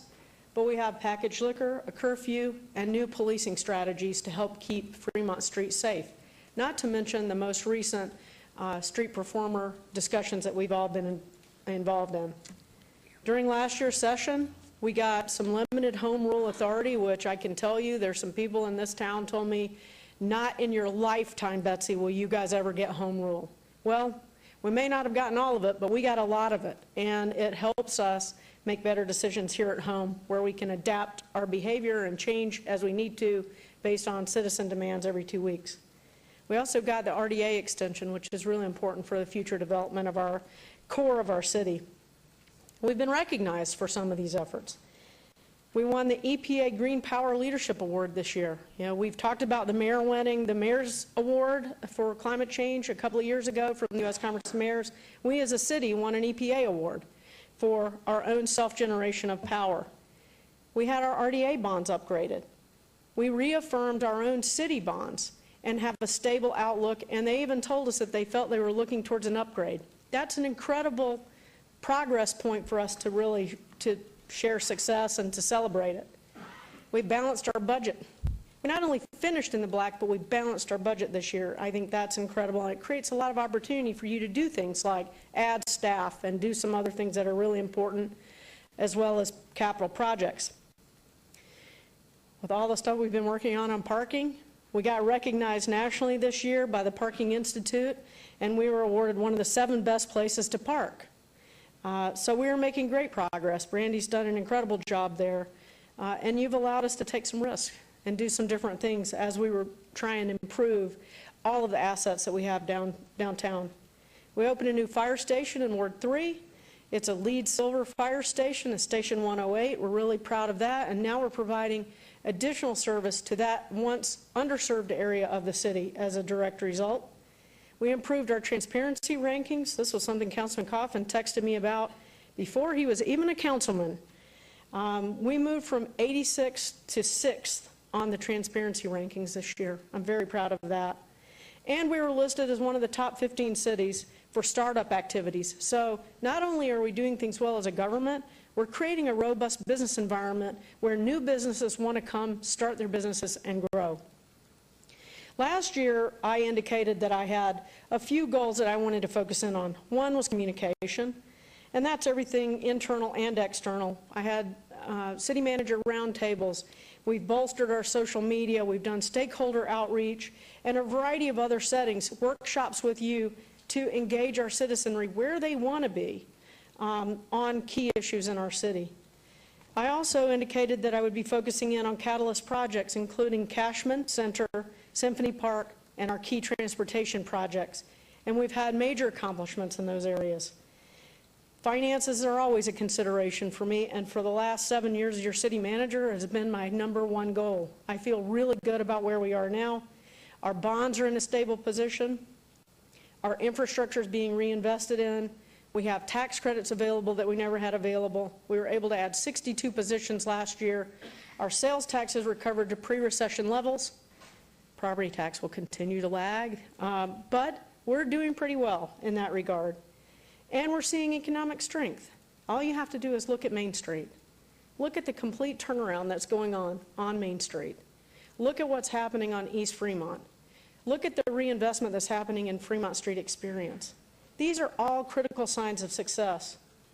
So as I look back, I decided I better outline 2 or 3 areas that I feel like I should focus on going forward. While I'll always be paying attention to communication and finance, those are things that are critically important to just making this government run well and following your expectations. I really feel like it's time to focus on a key piece of our communication, one, our web. I've laid this out for all of our employees that I would like to have a new website design done this year. I have a very aggressive target. I'm hoping that we will get that done by the end of first quarter next year. And we are going to have a new DSC portal. So for our development services, there will be a new way for people to interact that'll make more sense and be easier to navigate. And we'll also have an employee portal. I know this sounds very internally focused, but we haven't done this in over 10 years. We need to update that, and we are making significant progress in that regard. I'll also be working with Mr. Cervantes on our transportation and mobility plan. We have a lot of key efforts that are going on. The fuel revenue indexing process will be up for renewal by a vote of the people coming up shortly. That will have critical impacts on our infrastructure going forward. I feel like it requires quite a bit of time and attention on my part, as well as the Governor's Tourism Infrastructure Committee, the Southern Nevada Tourism Infrastructure Committee. We are working on some restructuring to adapt to your goals. One, we're working to address the issues of families and children and their educational opportunities. We need to focus on that. That's one of your highest priorities. We will continue to adapt in that regard. Also on information technology and technological innovation. We spend a lot of money in this area, and we have to do it well. So things like the web are an example of that kind of investment, but I feel like I need to be personally involved in many of those this year. And then finally, my fourth goal would be that of economic revitalization. We need to finish our City by Design effort. We need to expand the RDA if that's your policy direction. We need to make sure that we get Symphony Park back on the right foot and getting development going there. We have a unique opportunity along the cultural corridor, particularly as it relates to Cashman. And finally, as I mentioned earlier, parking infrastructure can be a key to being a catalyst to get new things developed. Mayor and Council, thank you for leading this community. I mean, all of you bring a unique viewpoint to what it is we do. And without your vision, without your support, we would not be able to do what we're doing in this community and for this community. We're lucky to have you guiding us. I'd be happy to answer any questions, take any feedback. If you are uncomfortable with my goals, it's a great time to tell me to change them. Otherwise, I'm happy to take any of your feedback, Mayor. Thank you. Thank you, Ms. Fretwell, and I'm going to take lead on this because I know everybody will want to make comments. First and foremost, because I am the mayor and have the bully pulpit, I just want to tell you it's just been an absolute pleasure watching you over the past 7 years from the time of your appointment in the last city council before, well, 2 ago, in a very difficult time, coming on board as the recession continued to deepen and to take us through that, tightening our belts well before anybody else was going there, and getting us to this point through everything that you've done, managing with your team who respects you so highly. I mean, I speak with them all the time, as I'm sure council does.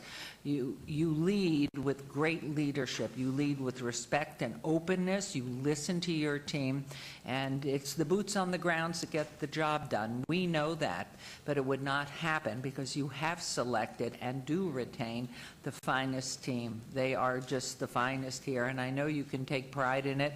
Everybody, every municipality looks to Las Vegas. Everybody that's subject to the open meeting law looks to what's going on in Las Vegas because it's streamlined. We've been the first stepping to the plate and everything because your leadership in having us done that. And so with the infrastructure, the excitement of that, the plans that we've looked at and the highs and lows of different plannings that have worked and haven't worked, I mean, it's just been an absolute joy for us. You have worked in open communication.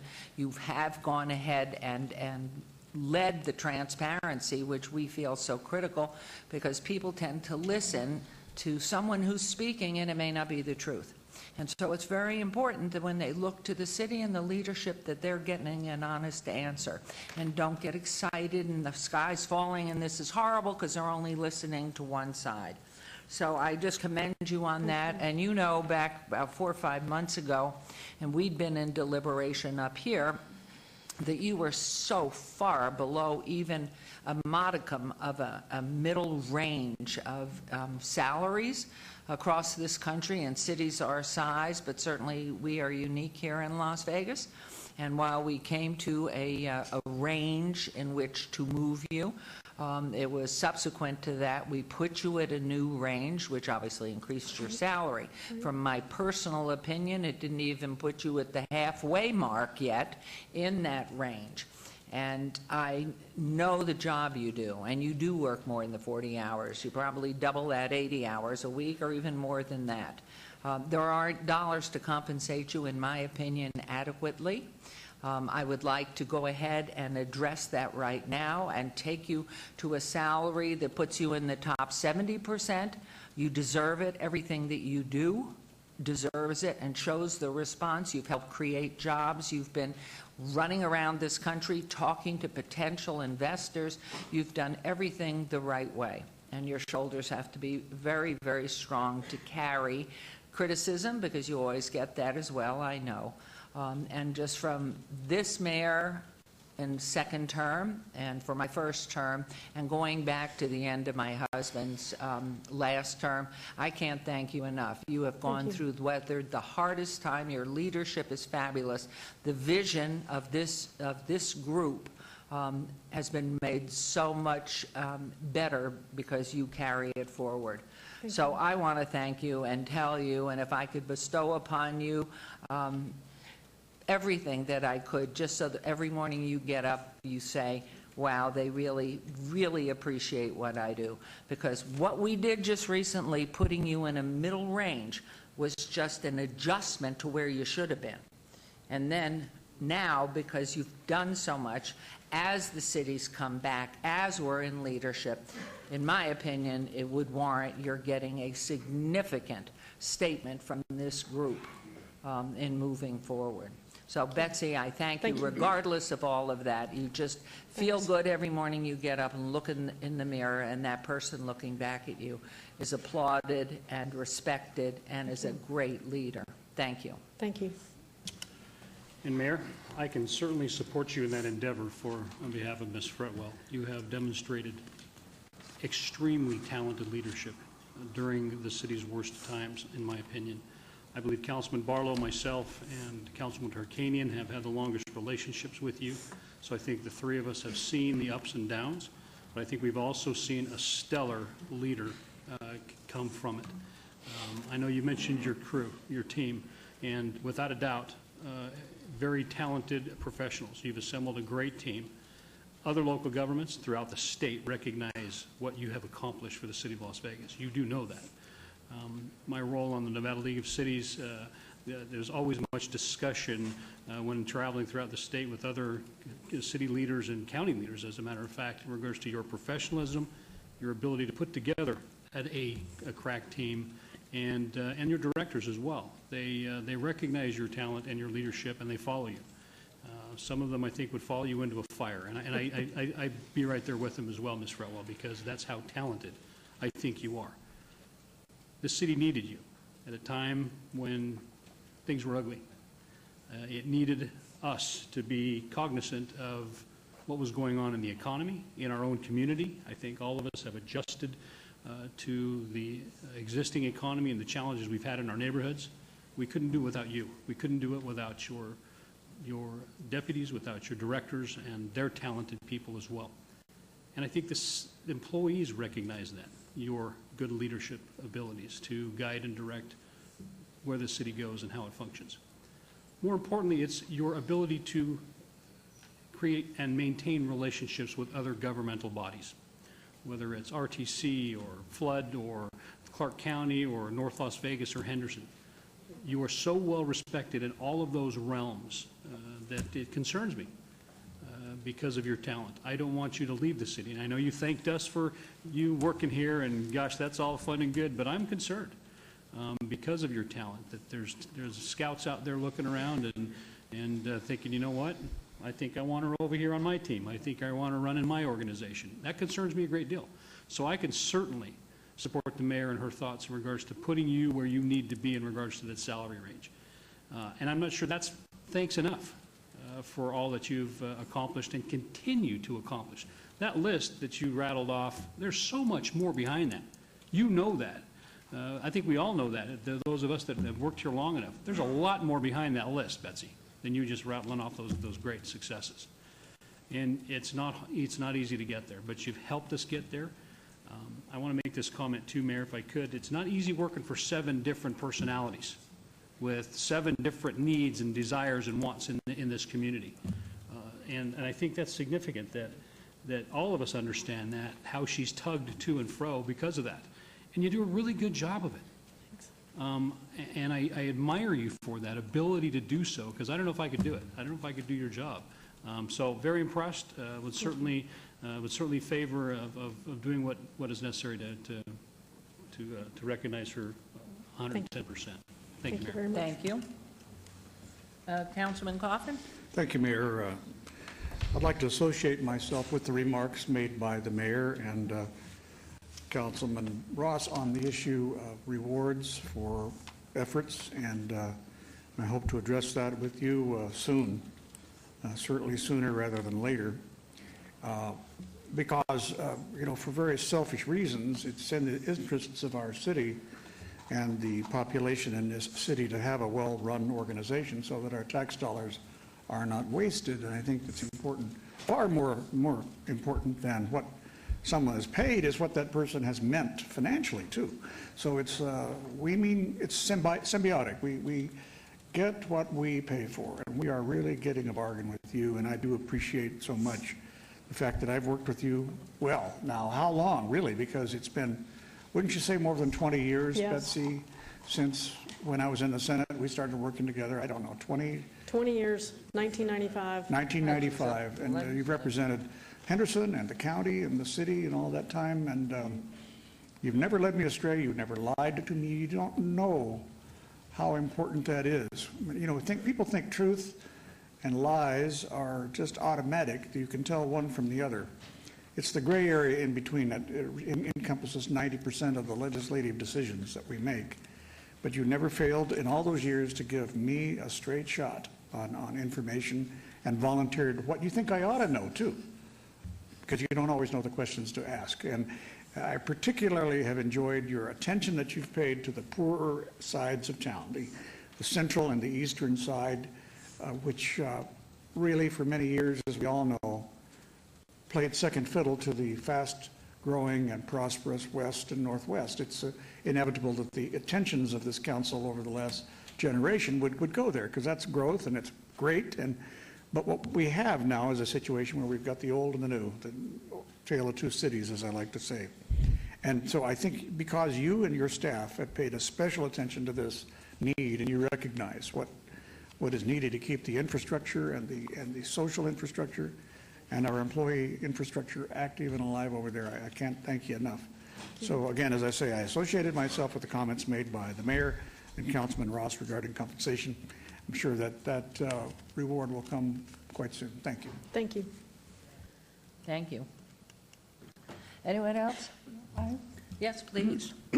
I agree with the tremendous accolades that have been said by my colleagues, and I feel that you certainly are one of the best, if not the best, in the country. I've been impressed by your leadership, and as someone who's been a woman in administrative office, I know some of the problems you sometimes hit, working with all those other men up there. But you've done a fantastic job, and I greatly appreciate it. The compensation issue that came up, I would just like to see if we could somehow, since we did give a large extension of monies within the last 6 months, I believe, I'd like to see some of the compensation levels of others within the city. And I'm talking about from the very beginning levels to the top, to see, because you also have some absolutely excellent people that you've picked for jobs, and see where they're falling as far as reimbursement and things like that. I wonder if perhaps the city could pull that in line for us so we could see. Absolutely. I'm happy to. I know it pull takes that a lot of together for you. time, because we did this in a school district one time, and at least it took time there, but you may be better leaders, so maybe you'll do it faster.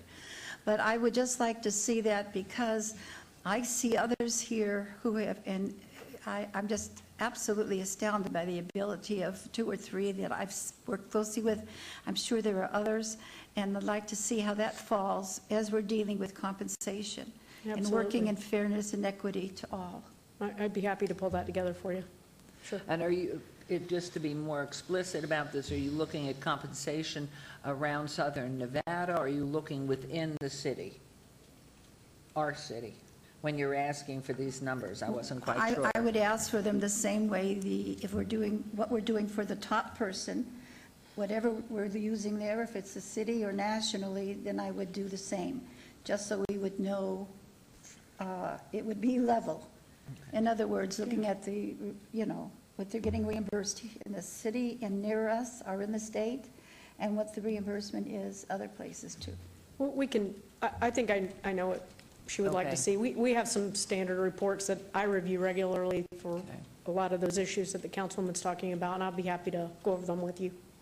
Shouldn't take me too long to pull them Okay, together. well, I would say to you, as we get those back and you make them available, hopefully you're not even looking anywhere else or anything, and get us that information. Clearly, if you understand what Councilwoman's still asking for, I don't, but if you do, that's what's important. I'll Get us take a shot that at it. information, and it's a subject certainly that we can revisit very shortly. Sure, I'm So, happy to do that for you. There's No a problem. name for it. I forget what the name is, but there's a name for doing that where you make comparative with the salaries, because I know we did it in the school district. Yeah, I think we have probably what you need, and if we need to do some additional work, we're happy to do that. Well, we pull certainly it together for you, no appreciate problem. Thank everything you. if you'll do that, and we Sure. will keep revisiting this. And hopefully, everything, you will know how much you're appreciated. Thank you. You're just the best. I really Best. appreciate it. Thank you for the opportunity to lead this organization. I appreciate it. Thank you. Councilman? We're not done yet. Hold on. You mentioned at the beginning that your 2 biggest responsibilities are communication and finances. And Mark Vincent gave us a little graph yesterday in briefing that, it was, I never really looked at it like this, but for I don't know, like a 3 or 4 year period of time, there was a 13% growth slope. And then it's a nosedive after that. And starting in 2005-06, it starts going downhill for like 5-year period. It's at 0 growth or below 0 growth. And it hit the bottom in 2009. And since then, we've been clawing our way out of there. In fact, I was elected in 2009, so I can't take credit for clawing our way out of there. I'm glad I was part of doing that. But, it was really you that, you zeroed in on our fiscal responsibility and getting us out of that during the last 6 years. And you spent a lot of time, you spent a lot of time communicating with the city council on what we need to do. And we talked and we talked and we did and we did. And because you were the captain of the ship and you had some great deputies and all these employees over here on the right, it's amazing that we are at the place that we are today. And you talking about all the good things that are happening going forward instead of 6 years ago, talking about how are we going to get out of this. So I have to commend you for being around. I'm sure you learned a lot. We all learned a lot. Being around during a pretty tough time and being where we are today. So absolutely commend you for that. I will tell you, though, if there is a recommendation to increase your salary, I can't support that today. I just supported a pretty significant increase in your salary about 4 months ago, I think it was. And I was doing that because of your the job that you've been doing. But to do that again today, I can't do that today. Maybe in the future, but not today. But I really appreciate everything you've done. So thank you. Councilman, how about we, at least today, give Ms. Fretwell 2 weeks vacation with pay? Can you do that? Oh, yeah. Okay, so, if there's anything Your going Honor, forward. she won't take it. The rest of these guys are shivering over here because they're like, she might. She won't take it. Maybe they're celebrating, actually. If we twist your arm, and I would like to put that in a form of a motion and get the information back to us all, if you would. Absolutely. I think you hear this tremendous affection and your leadership and everything you've done. So I'm going to make a motion that you get 2 weeks of vacation with pay, not to go too far away because they have to be in touch with you, as do we, and then we will be revisiting. So that's my motion, wherever my motion is, please. There's a motion, please vote. Have a great trip, but not Thank you all tomorrow. very much. Congratulations. Really? The leaf We'll slip's going to be on your desk in about 1 minute. No, I'm just joking. Thank you very much. Thank you. Would the Thank maker of you. the motion be amenable to an amendment so that she can go to like Apex for 2 weeks? Oh, my God, how do we keep a collar on this Maybe guy? Jean? You know, honest to goodness. You can go to Ward 2, they have water, Water and Ward 2. except on the golf course. Okay, we are going to pull forward agenda item 26. Is that your agenda item, Mr. Archer? Please, we're pulling forward 26, which I will read to you all. Okay, and that is being pulled from the consent agenda.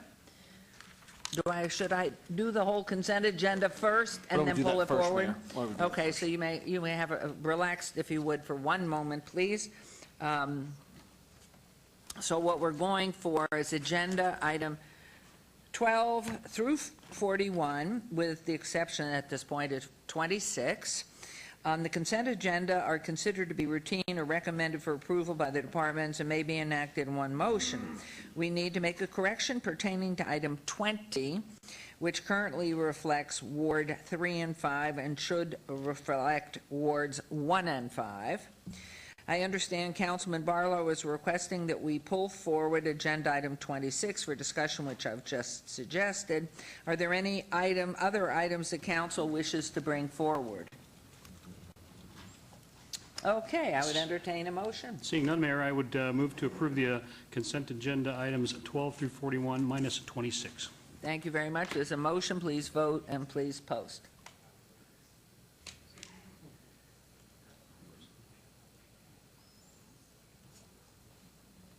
Councilman Barlow? Hola. There we go.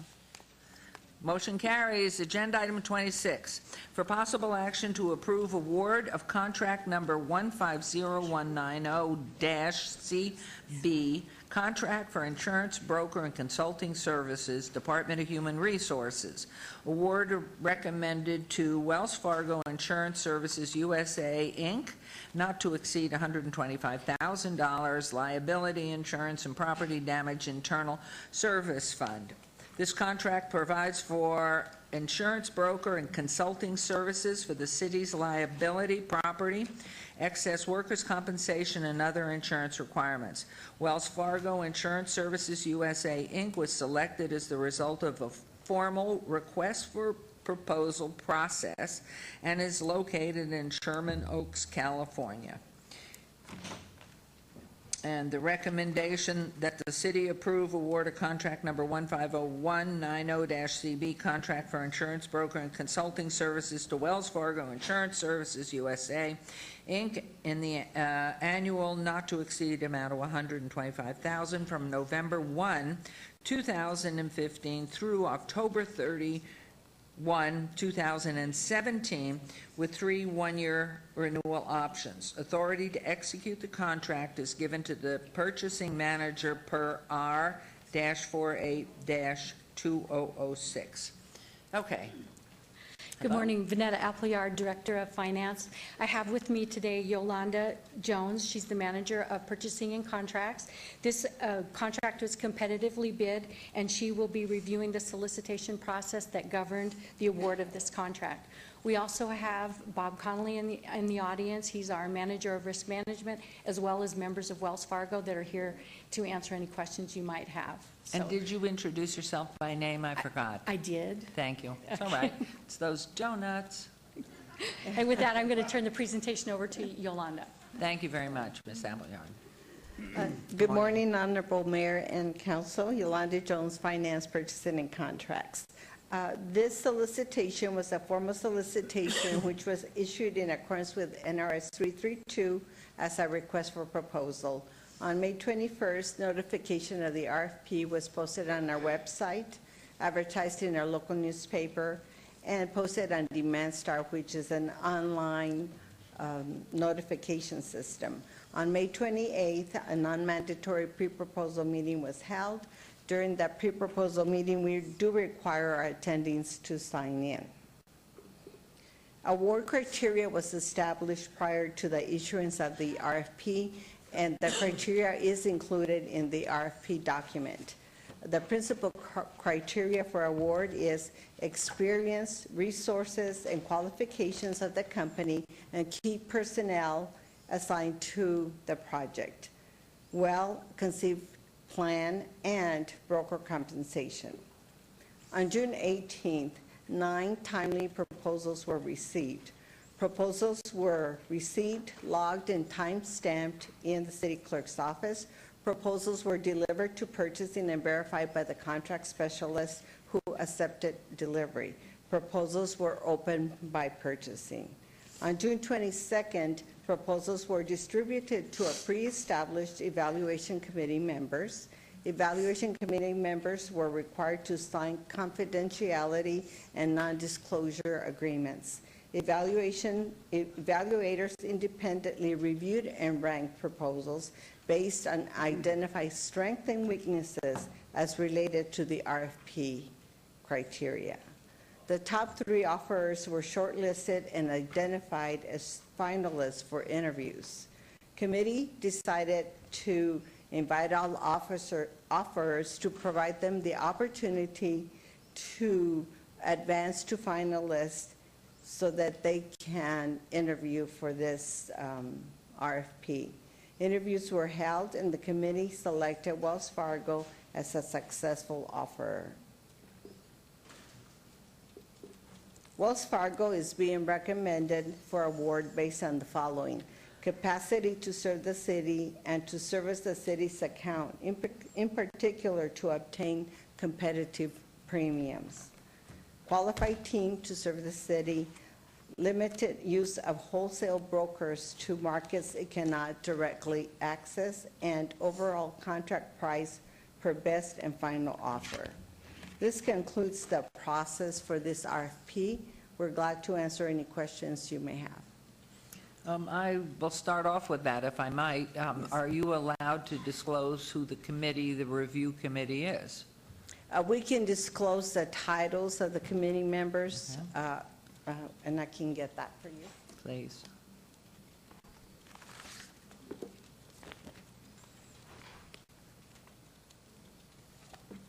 Okay, the committee members was a human resource manager, safety and loss control officer. We had a consultant and a senior human resource analyst. They were all part of the evaluation committee. And on the evaluation itself, are there parcels of it or pieces of it that are weighted? This was not weighted. It was all based on their strength and weaknesses based on So you wouldn't that give more criteria. weighting to one aspect of the evaluation rather than some other part of it? That's correct. Okay. Any questions from the council? Nope. Yes, please, Councilman How many Barlow. applicants were there? In the beginning. Nine proposals were received. So there were 9 proposals. And, well, you, come on up, Dr. Roberts. I know you're biting at the bit. You're moving around over there. Yeah, this is the new Dr. Robert Conley. My name's Bob Conley. I'm the manager of risk and safety at the city. I work for Dan Tarr. Local or out of town? Local. Thank you. I'm allowed to Yeah, ask for I the found out record. yesterday, Mayor, that he's on our staff. He said that he's been working for the city I've been with the since city January. since January. Yeah, and I hadn't seen him before. I thought he was a consultant from the outside as well when I saw you yesterday. But welcome to City Hall. Thank you. Or I should say to the City of Las Vegas. So with that, there were 9 proposals or 9 applicants that applied for the RFP. And I would like to know more in relation to the process evaluation, or the evaluation process as to the question the mayor asked in regards to the fact that was it weighted, was it non-weighted? What were some of the, if you will, the rubric of how you came to the conclusion? And if I might, if you, again, state your name for the record. And we each do have a copy of the PowerPoint that was just presented to us, of the process to some. So Mayor, my name is Bob Connolly, and I'm the manager in risk and benefits at the City of Las Vegas. Thank you. So I was on the evaluation committee. We looked at a number of factors. Clout in the market was one of them. We wanted a firm that could negotiate directly with these carriers, could go to the highest levels of these organizations if needed to help the city. We also looked at expertise. Some of these insurances are highly complex. Cyber insurance is an example. Wells and some of the bigger carriers have specific teams that are very familiar with cyber. It's very important to get the right terms and conditions in these contracts, or else we may not be covered if there was a security breach of our internet. We did look at, we did invite local people. 37 RFPs were downloaded from the intranet site that was out there. We did reach out to a number of firms directly. And several of these local firms did come in, were invited. We interviewed all 9 people who successfully applied for the offer. We were impressed by a number of the local people. We will continue to reach out to them in terms of services they can provide legitimately for the city. There was a lot of talent out there. We don't believe this was the right program to place with the local broker based on the complex needs of the city. So can you speak to some of the complexities and the fit, because what you're discussing right now or exclaiming is the fit of the locals versus the choice that's before the council today? So the locals generally have to use wholesalers to place these products. Generally, they don't have the expertise. Cyber is one of them, the excess liability. There's other programs where a deep knowledge of the city and of these programs are needed to provide the expected coverage, sufficient coverage. And those are several examples of why a bigger broker is needed in this case. So it's my understanding that even the bigger brokers, and you can tell me if I'm off base or not, they use third-party insurers as well. Periodically, but generally, Wells Fargo places this business directly with the carriers. With the what? With the carriers directly. Oh, with the carriers insurance directly. companies directly. Okay. I appreciate that. Thank you. Anything else you'd like to share? Just say Wells Fargo has been a citizen of Nevada since the late 1800s. In 2014, they were named Humanitarian of the Year by Goodwill of Southern Nevada. They've invested more than $2.3 million in regional funds in nonprofits and schools. They have statewide, their employees have provided $540,000 in donations to nonprofits and education. They've offered 20,000 volunteer hours to the state. Team members promote financial literacy in the local schools. These are volunteers from Wells. They have made $38 million available in small business loans, small business administration loans to Nevada businesses. And the local launch of the Neighborhood Lift program, it's a mortgage purchase program. They're committed, their goal is to lend $1 billion in the next 5 years.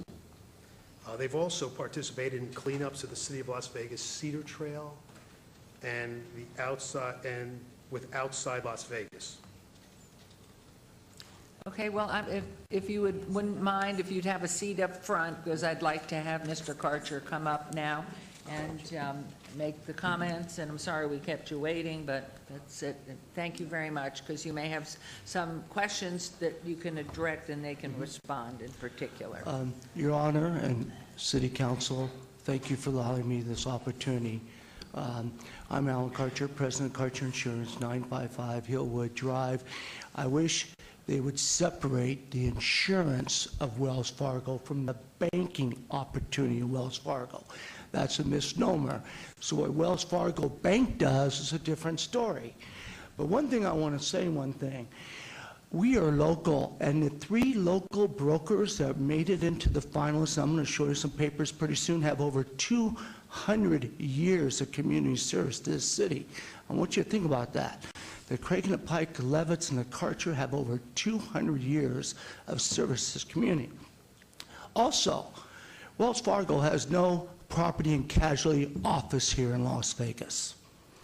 Charlie Dorsey, who used to run Wells Fargo here locally, he lives in Grants Pass, Oregon now. He moved out, and I hired, when they decided to close their property and casualty office, I hired their employees.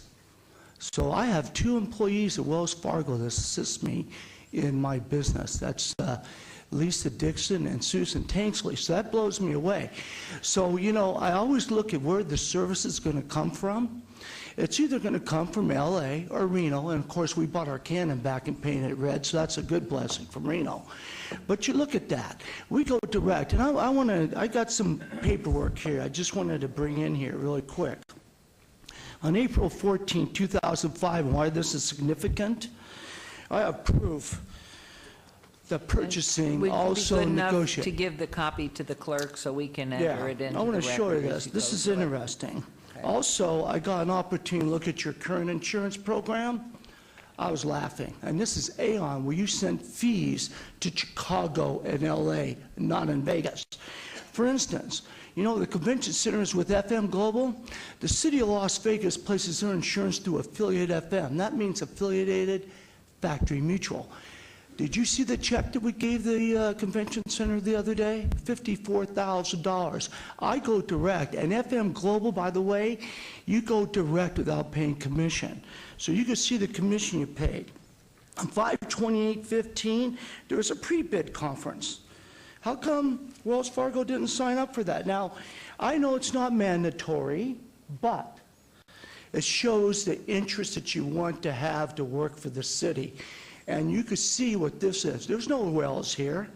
Also, on 7/23, I was presented with some information that showed the 6 finalists.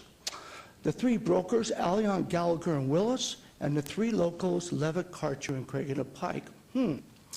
That was interesting. Then, 9/17, we found out that Wells Fargo got awarded the contract. Now, that blows me away because since Bob put in the bank with the insurance, I want to show you something, because I dig a little deep in the city also. Do you realize the city of Las Vegas has a $100 million portfolio with Wells Fargo? Well, that's nice. How much was the fees to that to allow the insurance side to wrap on over into the bank, into the insurance side?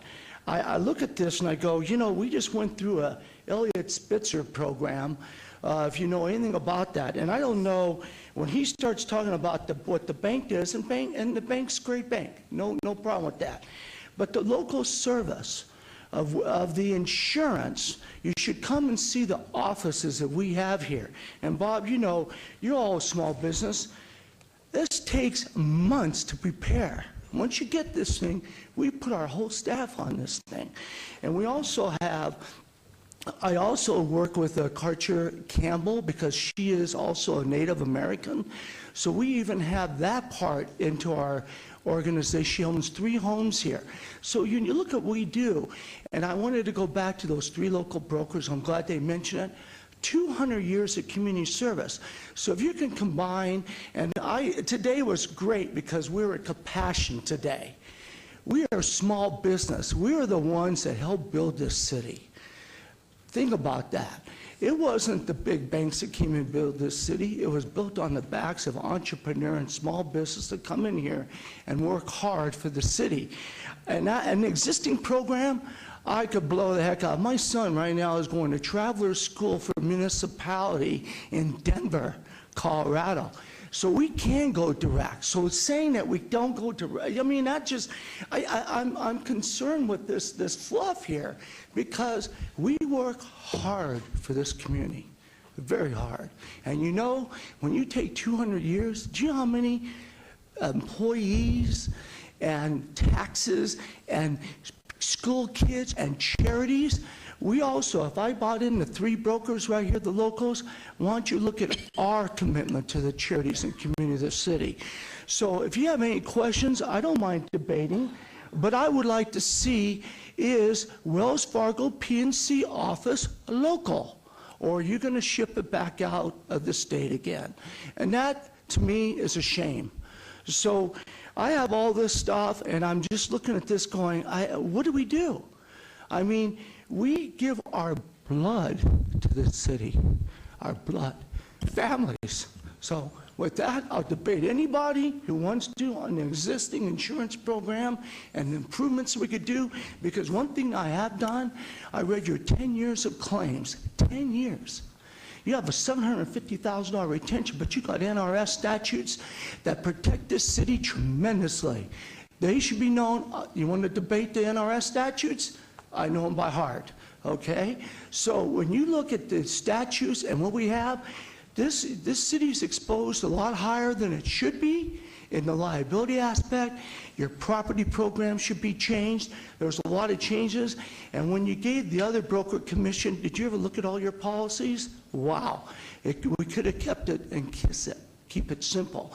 So I'm here to answer any questions. I'll debate anybody when it comes to the municipality insurance of this state and city on the laws, et cetera, and I ask for compassion for the small business people in this city. Thank you. Mayor. Thank you, Mr. Karcher. Mr. Connolly, if you'll come on back up, Mayor, please. may I have a question for Mr.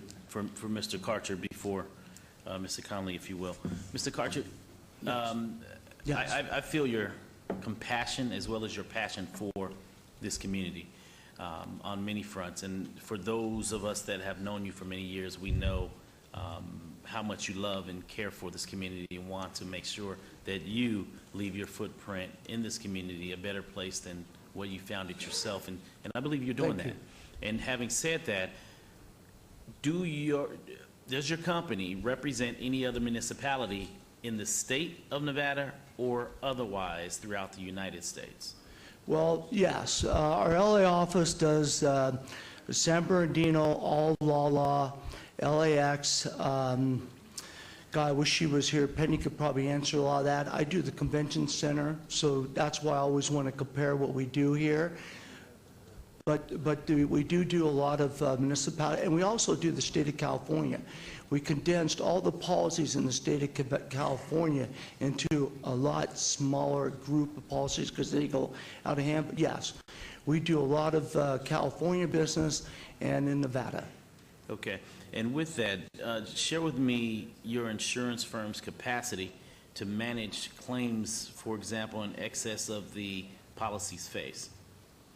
We have Catherine Freely that is one of our assistants, and she is familiar with the municipality claims, and we draw upon her.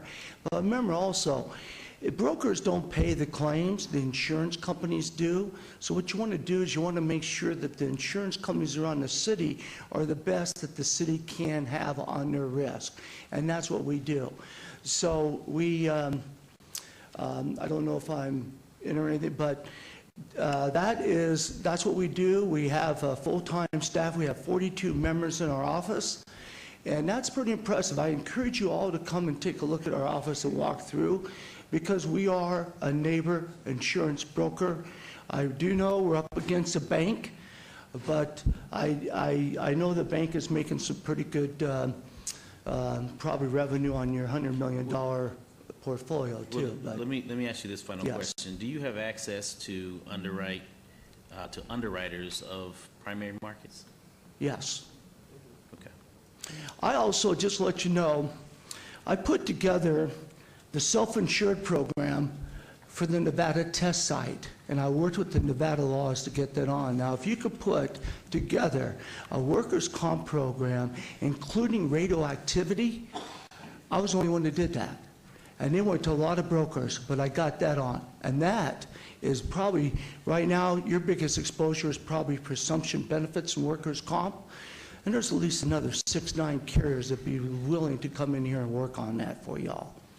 Mr. Karcher, I'm going to Yes. go ahead and ask Ms. Fretwell, which I just asked, can this be obeyed a month so you can have a dialogue? Because I know we haven't read the documents, and I'm not into any of this at all. Is there anything that a dialogue can be opened up? Because there is a passion for all of us, for the people that have lived here, worked here, and been before. We understand, though, that there are larger connections that bigger companies might have, but to come back to us in whatever you would say, a month, can a dialogue be reopened so that something is examined and brought back to us? Sure, Mayor, we're happy to take Mr. Karcher's, comments under advisement, look into them, and come back to you in a month, and you can consider this matter at that time when we've had more opportunity to spend time with you, do some more homework, listen to the conversation, and figure out what the next best step is. Well, I mean, because I feel that we all feel this is what we're building all together locally, and Wells Fargo has been great, but we know it's a huge operation. But yet, there may be ways to do something, and I don't know how many of us here have insurance information and background. So to me, if it's possible, and Sure. what would be the recommendation for a month to I would say a open it month back would up? give us sufficient time. Yeah, I'm here anytime. I come to all the meetings, so you can see me all the time. Well, I think it's with our professional staff and yes. recommendations and any consultants that are brought in. And so if I would just make a recommendation, what would month be? November 4th? Perfect. I'm going to make a motion to evade us to November 4th with a request to our city manager to see what can be done. Got it. Yeah, Mayor, if I may, Mark Vincent for the Thank you. record, Chief Financial Officer. If Mr. Karcher would, we can either set up a meeting or something, but obviously there's some issues here that we would like, there's some statements that we may disagree with, so we need to vet those out and clear that up, and then we'll be ready to come back. Mayor? Yes, please, Yeah, Councilman. and I'm glad that Mr. Vincent mentioned that, because in my briefing yesterday, there was some information that was shared with me that as far as capacity, and hearing from Mr. Karcher today, he's saying that he does have certain capacities that I was informed yesterday during briefings that his company did not. And so I'm just looking at it from a fair and equitable standpoint in regards to having those conversations. You've heard the deliberations here today, that you all address that as well, because I'm hearing one side saying that the reason why certain companies weren't chosen were because they didn't have certain capacity. And then we have the representative standing before us today saying they do have they do have the capacity, and they conduct the same level of services in other states. And so, to me, that's some level of imbalance going forward. Yeah, and so, understood. please try to wash that out in the conversation prior to the November 4th meeting, if you will. Councilman Coffin. Thank you. And Councilman Coffin, I Thank you. saw that you wanted to make comment, and I think Councilwoman does as well. Thank So you. first, I'll support, Councilman. I'm speaking in support of the motion. And, but I also would have made these comments if there wasn't a motion, that it is that I've been in the insurance business, and I'm really, although I have my license, I'm really retired now, since 1969. And I recall the early days of the 60s when it was virtually impossible for the gambling business and people who were, you would say, dependent upon the gambling business, which is all the people that supplied them, to get insurance because, frankly, because Las Vegas, state of Nevada in general, but really specifically Las Vegas, was considered a moral hazard, and the underwriters in insurance companies wouldn't insure health insurance, for goodness sakes. And it was very hard. There were pioneers like Maurice Gidance, rest in peace, and other gentlemen and women who were working in property casualty, but not in the full life and health arena as I became involved in. And we had to fight this battle. It's kind of like the battle of medical care, that the place to check in is at McCarran. And slowly but surely, the gravity has shifted over the years, not only in life and health, but also in property casualty, because these firms here in Las Vegas can access and have the same talent. Look, they put their pants on one leg at a time, just like the big boys out of New York and San Francisco. The quality and the talent is no greater than those large firms. In fact, many of those large firms have purchased local agencies and put their names on them, so it looks like something big, but in fact, it's local people. So that happens. I've seen this happen time and time again, and since I got out of the business, I can tell you that these local casualty companies do have access. They do have talent. And I think what Bob Connolly, without asking you to speak on this, I think what you've walked into is a buzzsaw that's been going on for years, Bob. And it's not something you created or started, but there has been that tendency for technocrats to go for the biggest company and the biggest name. You know, it happens. It just happens in the way government works, because you can't get fired for that. You know, you cannot be held liable if something happens, but it's not going to happen. I mean, you know, big companies are not going to fail.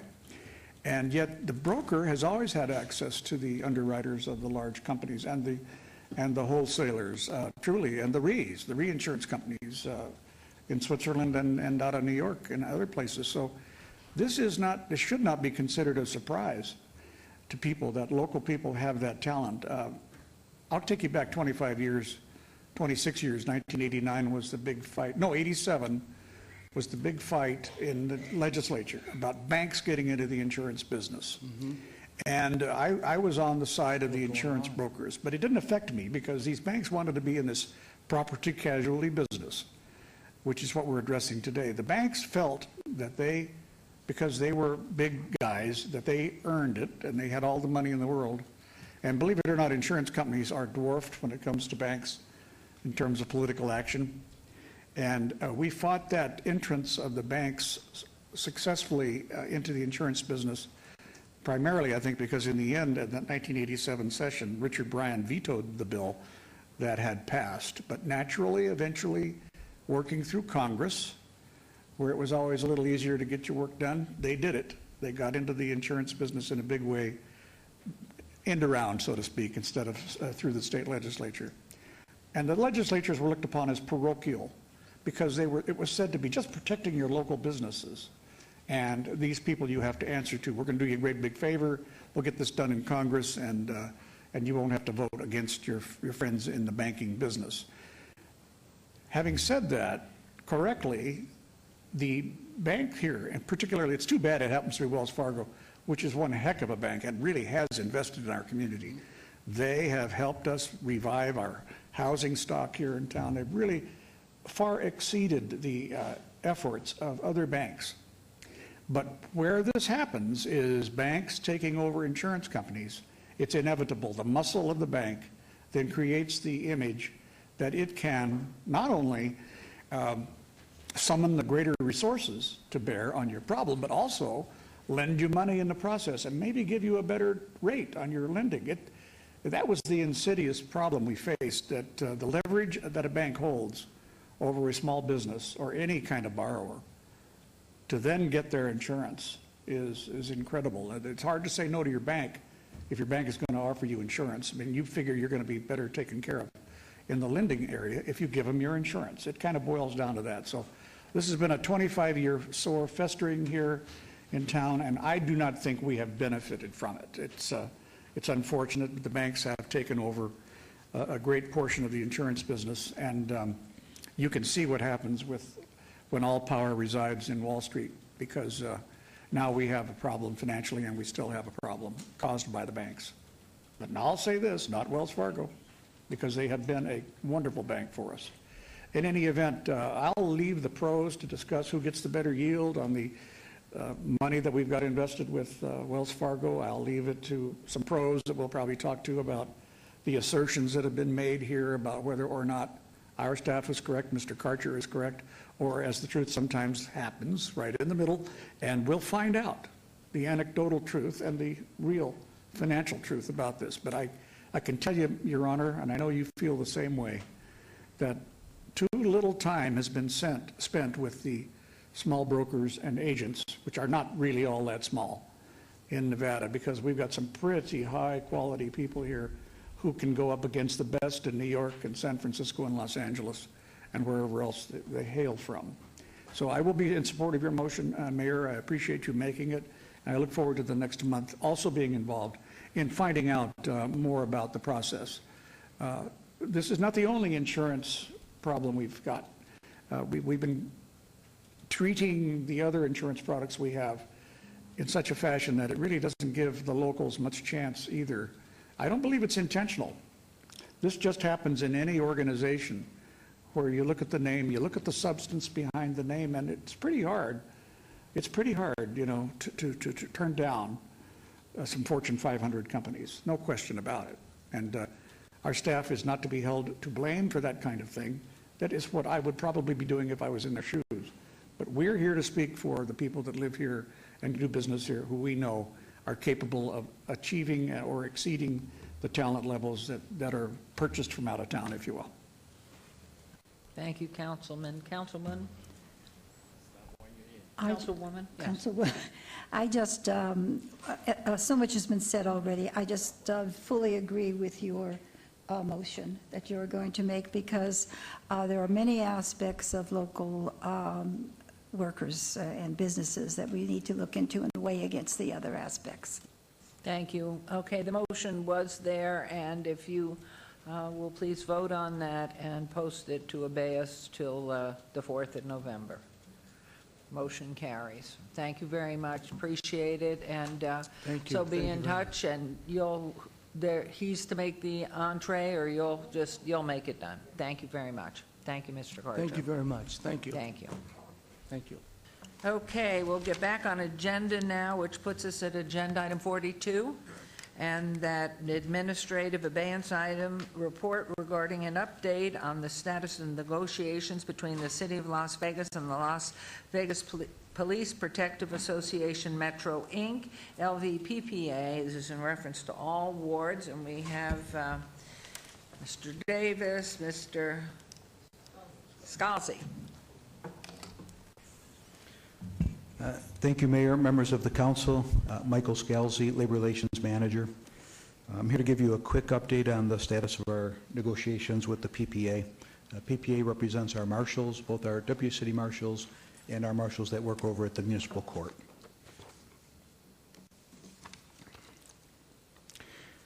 We had a total of 10 negotiations meetings with PPA. The first of those meetings was way back in February of this year, February the 17th. We had our 8th meeting with them on June the 3rd of 2015. And in June, we felt that we were, at least the management team felt that we were very close to a settlement. We thought we were going to get there, but PPA at that time said their preference was to wait. They wanted to see what our corrections officers were going to get, and they did not want to sign before then. So we had no more meetings for a period of approximately 2 months. We did get the POA contract settled, as you are aware, because you did sign off on it. And we went back then to PPA and we said, we have an agreement with POA. We offered them basically the same thing, but that offer was rejected. So they wanted more than the corrections officers got.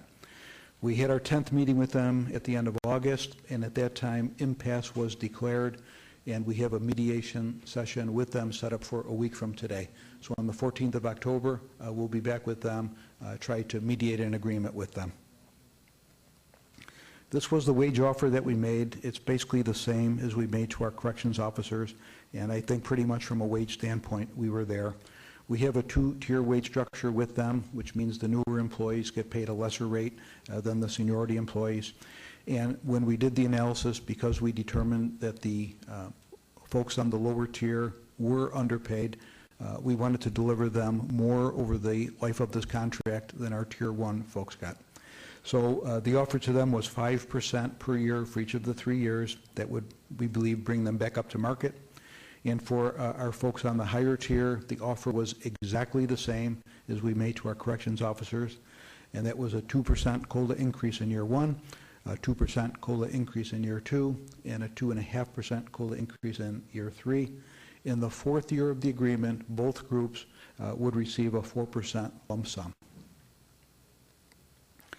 These were some of the other economics that we also offered and were basically accepted by PPA. Field training officer pay at 8%, that was an increase. Standby pay, we agreed to standby pay. They had not had that in the past. That pays out at either $35 or $50 a day, depending on whether you're scheduled to work. The uniform allowance, we increased for them by $25 per quarter. And on annual leave, we allowed them to sell back more hours. The seniority employees were allowed to sell back more hours. So those were all increases for them. Mayor? Yes, please, Councilman. If you'll go back to the previous slide, please. You said $25 per quarter. We increased by $25 per quarter. We went from $350 per quarter to $375 per quarter. That's what we pay. That's the same as the corrections officers get. Okay. These are the outstanding issues that we have, and I'm certain these are the ones that we'll be talking about at the mediation session. First and foremost is the post-certification pay. This is a special pay that was eliminated way back in 2006. It's something that the PPA would like to get back for their members that don't receive it. Currently, 40 of the marshals do receive it, so about 2/3 of the organization receives this additional pay. It's the equivalent of $6,100 annually, and it's rolled into the base rate of pay. So it's a significant amount of money, which is exactly the reason we negotiated out of it back in 2006. And that's an annual? Yes, it's paid, it just gets paid as part of the normal base rate, so they get it whenever they get paid. Okay. Sick leave bonus, we kicked this around for a while.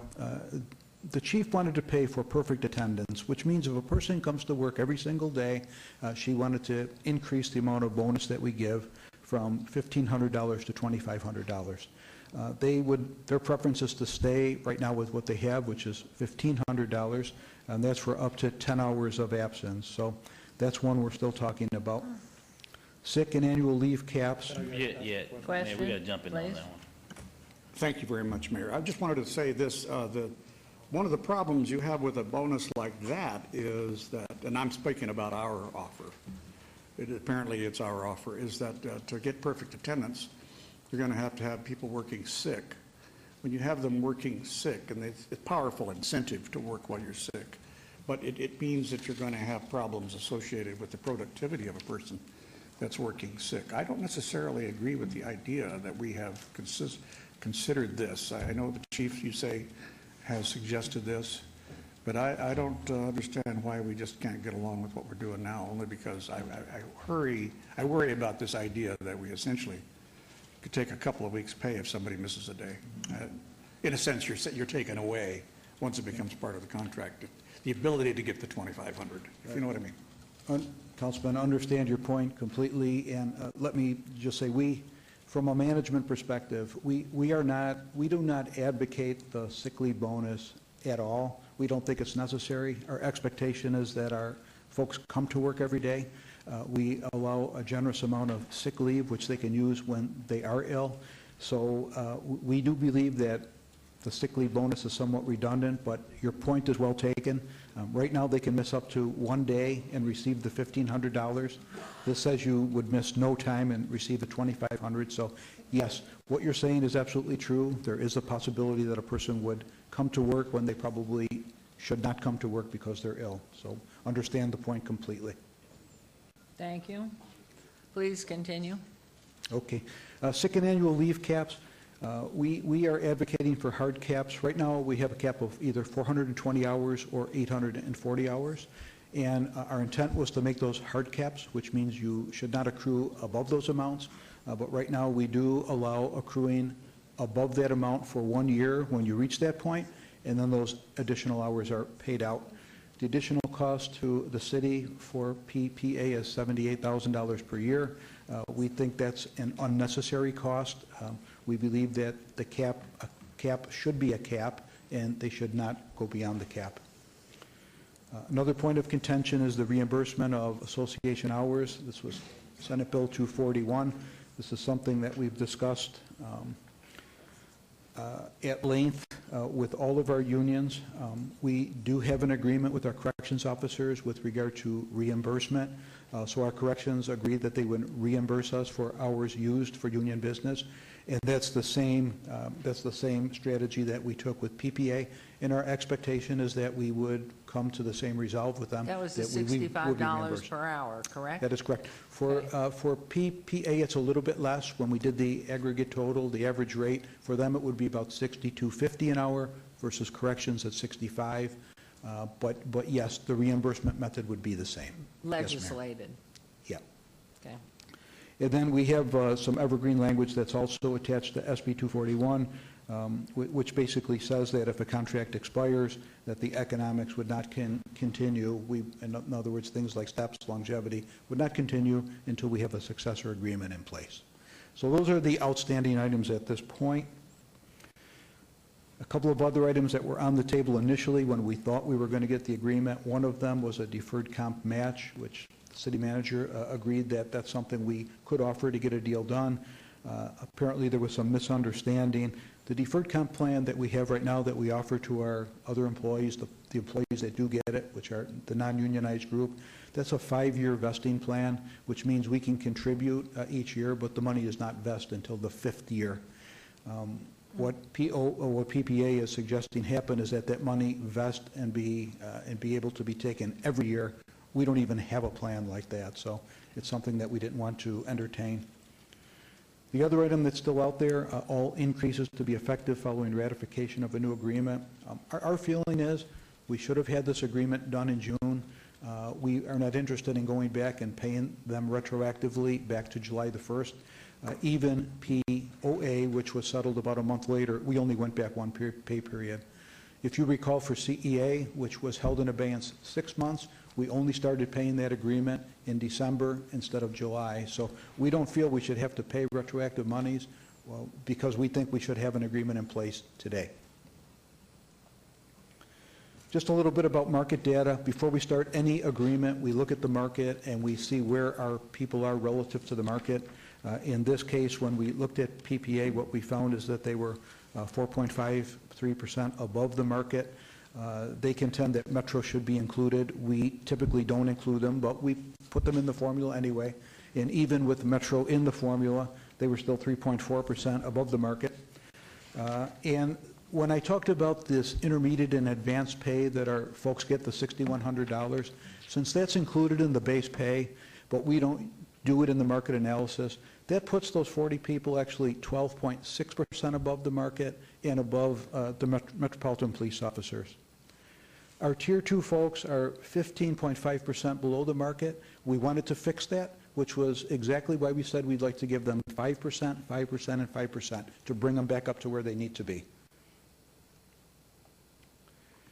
The wage impact, once we apply our offer of the 2%, the 2% and the 2.5%, that will bring the range maximum for our marshals up to $84,085. However, when we add in the certification pay, which they get, that brings that number to $90,552. That's $2,000 above the Metropolitan Police Department. Our Tier 2, which is a lower tier, by 2017, that range max will be at $75,714. And even though it's at 5%, 5, and 5, that new range max will still be $1,000 more than we pay our corrections officers. The lump sum that we're going to give in the last year of the contract, it's at 4%. So for the folks that are on Tier 1, the equivalent amount is going to be about $3,363 for those folks. However, the people that are receiving the cert pay in their base, because it is in the base, when we apply the 4%, they're actually going to end up with $3,622. Our Tier 2 folks, which is the lower tier, they will end up somewhere between $2,500 and $3,000. So we have 17 people, marshals, that are still on steps, so they'll receive an amount that's somewhere within that range. There were some questions asked about what did they get last time, so I'll cover that very quickly. The last agreement was a 2-year agreement from 2013 through 15. We had 2 base wage adjustments as part of that contract, In the initial year, it was a 4% increase. That was a restoration of what they had given up. So we basically gave back what they had given back up to us. And then in year 2, it was 1.5%. We did resume step increases for them. We resumed longevity for those that were still eligible. As you recall, we do not pay longevity for anyone hired after June 26, 2013, and we still don't. Annual leave, we capped at 250 hours, which is the same as our appointed and executives. Sick leave, we kept at 420 hours for any new hires.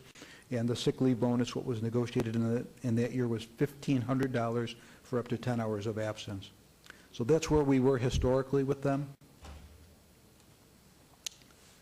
So that's where we're at. We're back in with them in a week, and I am cautiously optimistic that we're going to come to some agreement. Well, we hope everything works well, and we thank you very much for the report. Any other comments, questions? It's a report only, so there's no motion required, and we're hopeful everything works out well. Yes, Mayor. Thank you very, very much. You're welcome. Appreciate it. Okay, on to agenda item 43, a report by planning staff and discussion for possible action regarding the application process, licensing of medical marijuana establishments with direction to staff if necessary. And because of involvement of one of my sons in one of the establishments, I am going to be abstaining from participating in this and turn it over to Mayor Pro Tem. Thank you, Mayor. And I'll be right back. Thank you, Mayor. So move it. Ms. Delston, the time is yours. Thank you. Mayor Pro Tem, members of the council, for the record, Karen Duddleston, Deputy Planning Director. Currently, the status of our medical marijuana applications are that we have 4 facilities that have been licensed by the City Council. We do have, in addition to those facilities, we have 4 cultivation and 2 production compliance permits that all indicated to us, and I reported in my last report to you, that we're not going to complete their process by the November 3rd deadline for those compliance permits. They have not completed it at this point in time either. We do have those compliance permits that under your code expire within 12 months of the issuance of the state provisional list, and that is November 3rd of this year. We do have 9 remaining dispensaries of the 11 that received both compliance permits and state provisional certificates, and all of those are on track to be on your October 21st, 2015 agenda. At that point in time, we will have some of those. As you know, to get a business license, you have to have your fire inspections, your licensing inspection. In this case, you also have to have your state inspections going through. We will have 1 ready for approval at least. At this point, we know we're working with all the others. We have many others that may appear to be open before the end of this year or in the beginning of the following year. We will have recommendations on some of those to obey them to a date certain so that they can be ready for licensing, and let you all take a look at where they are in progressing both through their licensing regulation and requirements as well as their construction. And then if we have applicants that have deficiencies, staff will be recommending that you strike those from the agenda so that they would have an opportunity to reapply to you at some point in time if you choose to take additional applications. If an applicant is denied, they cannot reapply for 1 year from the time that they are denied. Mayor Pro Tem. Councilman. Karen, Ms. Duddleston. Yes, sir. Let's talk about the structure and the reasons as to why the strike versus an abeyance, if you can speak to that. We are formulating our recommendations right now. What we are concerned about is if there is an application where there is a Metro report, you know that we have suitability reports coming back to you with each of these applicants. If there is one owner that you find not suitable, that group cannot be licensed under how they applied. If we find that there is different ownership than applied to you, you will need an opportunity to be able to address those issues. Under our code, in order to have an ownership transfer, they would both have to get approved by the state, and they would have to have a new compliance permit from the City Council. So we just want to anticipate if there are those changes, if there are those instances that the council does not feel that they want to move forward with an application that is currently presented to them, and that is your decision. You'll have that information before you. If you do not, but you want those, either all of them or some of those individuals to be able to reapply to you within 1 year, our recommendation would be that you strike it from your agenda. If you deny them, then everyone on that application, that entity would not be able to apply for a year. Okay, so for a point of clarification, our policy and ordinance as it stands today, does it allow for change of ownership? Not while they have a compliance permit. It only anticipates that once an entity is licensed in future, once they have their state certificate, not a provisional, and they have a business license from the city, that they may have ownership changes and come back before you to request both the state and a local on a license. This period of time, both in the original state regulations and in our local regulations, did not anticipate that you would be licensing different owners than applied to you. Got you. Thank you for that clarification. Thank you, Councilman. Thank you, Ms. Dunstan. Continue, please. Thank you. I wanted to bring you up to date on the open dispensary positions. We know that we have that 12th dispensary position. I reported to you last time that the state was involved in 3 pieces of litigation. We know we have New Leaf that was issued a state provisional certificate. They were not issued land use or a compliance permit by the City Council at that time. Pending litigation to the state, we know that the acres, there was a petition approved in court. According to the state, I have not heard from acres in particular, according to the state, their report to us was that they now believe that they are ranked 13th in the state. There's also GB Sciences, who has a dispute on their rank, and Samantha's Remedies, who has a dispute about the score and judicial review, and we do not have a report back from the state. The City of Las Vegas is not involved in those suits. They are against the state.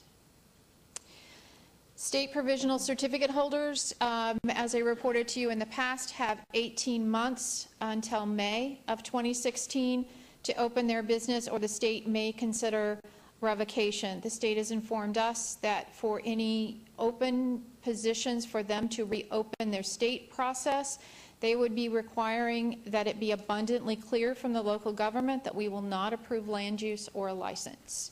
So they are looking for some determination if the City Council believes there are open positions that the state would need to fill. Direction to staff at this point in time, we know the first piece is cultivation and production, that those applicants were not able to move forward within the time period. Many of them would like the opportunity to be able to reapply to you. We know there are lots of ownership changes taking place in cultivation. We've had lots of phone calls at our office as well on those. So we would recommend that you all direct staff to open a new City of Las Vegas compliance permit application process to allow cultivation and production applications to come back in and back before you for consideration. Mayor Pro Tem? Please, Councilman Barlow. Does this open the process for any and everyone to come before us? Under our code, we can open by type, which means we can open cultivation, production, or dispensaries. While someone may apply, the only entities that could move forward to licensing would be those that have a state provisional certificate. So would there be, what would be the upside to someone who does not have a state provisional license or a city land use license to apply for this open process? I could see none, because they could not be issued a business license. Okay, thank you. Thank you, Councilman. Any council members have any questions for Ms. Duddleston? Councilman Yes. Pierce. Thanks. If One thought, I'm sorry. Go ahead. No, Maybe go ahead. not. Go ahead. Councilman Pierce, go ahead, please. I was just going to offer a motion if we're ready. And Councilman Coffin? Okay, well, and I guess all I was, since we're ready to move, it's okay. depending on the motion. I was just going to say, sometimes we've got to make sure we parse the differences in our requirements here. So some of them are state requirements that we are bound to observe, and others are ordinance requirements that we ourselves passed over a year ago. And so sometimes circumstances have changed, and so therefore sometimes it may be appropriate to change the ordinance as opposed to just struggle through and slog on with the ordinances we ourselves passed. Sometimes you can handicap yourself by accident. Thank you. Thank you, Councilman Coffin. Councilwoman? I have a concern about New Leaf in that it had the state approval. I believe they ranked I have the right name, don't I, New Leaf? I do. If you want me to go on, Mayor Pro Tem. Oh, you're not finished. With dispensaries, I was just trying to address cultivation. That seemed to be fairly easy. I'm sorry, I didn't know you. Yeah, this is just Happy to do with cultivation, what you'd like me to do. So this is just the cultivation, and this is the staff's recommendation then, is to That reopen. we reopen for cultivation and production would be the first piece. And have you heard from them? They seem to be okay with that in regards to moving in that direction? What we have heard from them is that they are not ready to open at this time. There's some of them that may be prepared in this late spring. Okay. Councilman Beers?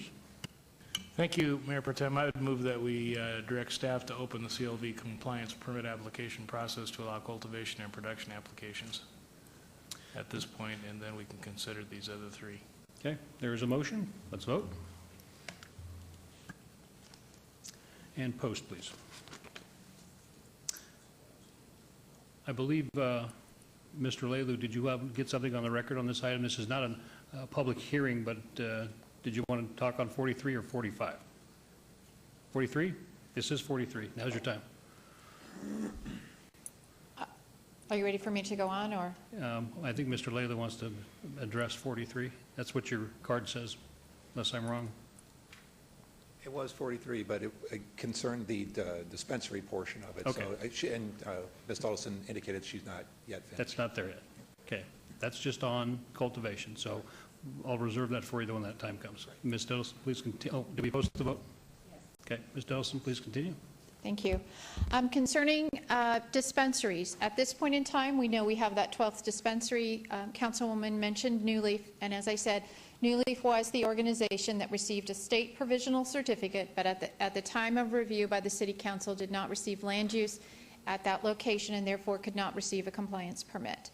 At this point in time, I think there's several actions that the City Council could consider.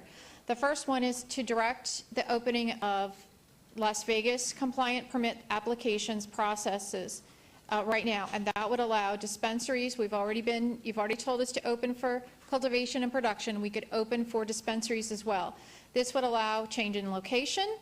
It would allow new ownership applications, and allow the City Council to look at any new ownership structures that were not approved at your October 21st meeting.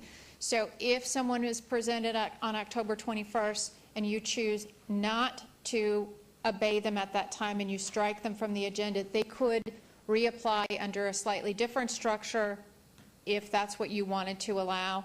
But if we open just the City of Las Vegas compliance permits application process, the only entities that could move forward to licensing are those that have a state provisional certificate. So if you did not have a state provisional certificate, again, you couldn't move forward to licensing.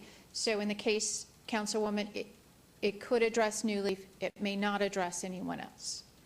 I just want to say my concern about New Leaf was because they don't have our cities, because I was the council person where they wanted to put their location, and it didn't work out well as far as residents and also another close by dispensary.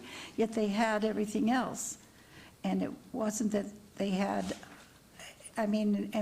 so they had everything, it seems to me, except what we would give, which we couldn't give because of that sort of strange situation, and it seems that now we could give it. Because, as I said, they were ranked third by the state. They had everything else going to this point. That's my concern. I thought they were at least for me, one of the best applicants that came by. And this option would allow you to address that or any others that would have changes. Well, which of the options would address that? Several of the options will address multiple things. So the first one would be just to open city permits. Before you go on, Ms. Diddleston, I think Councilman Anthony has a question for you. Go ahead and finish. And then Okay.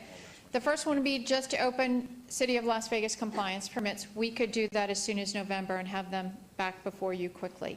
The second would be to request the state to open a new application process and issue a new ranked list for any open positions. The state can open their process once a year, so that would be in 2016. They would have to open it sometime after January 1st. That is another option. The other option would be to do nothing today at this point in time. Wait till after your actions on the 21st and then make a decision on what you wanted to do with any open dispensary positions.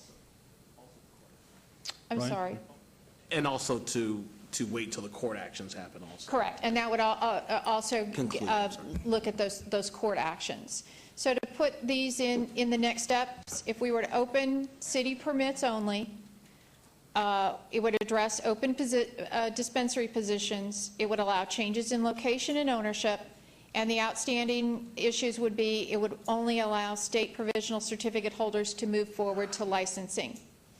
If we request the state to open a new application process, it would address the open dispensary positions, it would allow changes in location and ownership, it would allow the 12th position and open any positions to be filled by a new state ranked list. That would mean anyone could apply, any new entity could also be considered.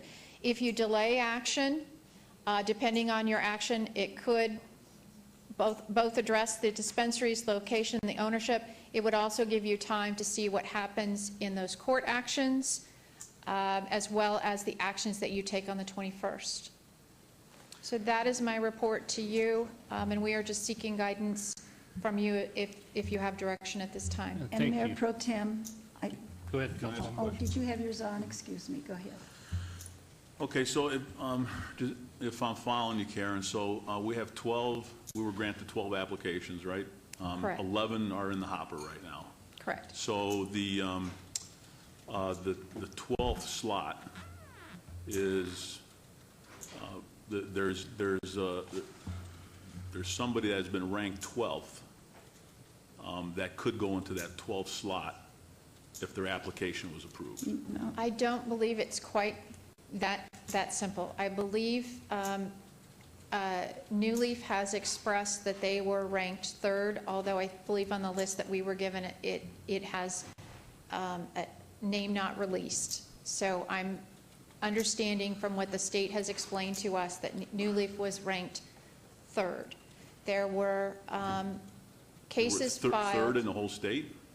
In the City of Las Vegas rankings. The rankings were issued by jurisdiction. Okay. Okay? So 1 through 12 received state provisional certificates. One of those 12 did not receive land use from the City of Las Vegas. Okay. So they cannot move forward to licensing. Okay. Okay? Several of the entities that were not ranked in the 12 have filed legal actions against the state disputing their scores. Okay, So but that's to me, that's the court's going to handle that. Correct. But so if New Leaf, the 12th application, if we just looked at that application, if we granted it, then they would get the 12th slot, right? They would have a, is that my Brian, do you want, yes. Is that my understanding? If we just looked at their application, we voted up or down, they get the 12th slot or they don't based on how we vote, right? You'd have to grant their land use applications as well as their compliance. Compliance permit, and then they would be able to move forward with licensing with the City of Las Vegas. So, That is correct. I guess what I'm questioning is if we open it up completely, so anybody puts an application in, and let's just say there's 30 applications that get submitted, we review all 30 of them, and then New Leaf is one of the 30 that's approved, they get the 12th slot, which means we approved a bunch of applications that have no shot at this point of coming into the city of Las Vegas. Is that how this would work out? I believe that would be the scenario, because that's the correct, only because- one we could move forward to licensing is if they had land use, a compliance permit, and a state So certificate. we'd be wasting our time going through a 2-day process, going through a bunch of applications. If they get it, then why not just look at them first? If they don't get it, then we can open it up to everybody. I mean, that's, It's probably better to open it up to everyone, just so you're not being so exclusive, and open it up to everyone who could apply, and then, because New Leaf is the only one that has the state certificate, they really logically would be the only one that would have a shot at it. But, I mean, you have to open up to, you should open up to everyone, though. oh boy, don't have. Mayor Pro Tem. It just- You don't have, yeah, no, you don't have to. It just seems no, like going no. through another 2 days Right. of Okay, these Mayor Pro Tem. applications. Thank It you, just is- Councilman.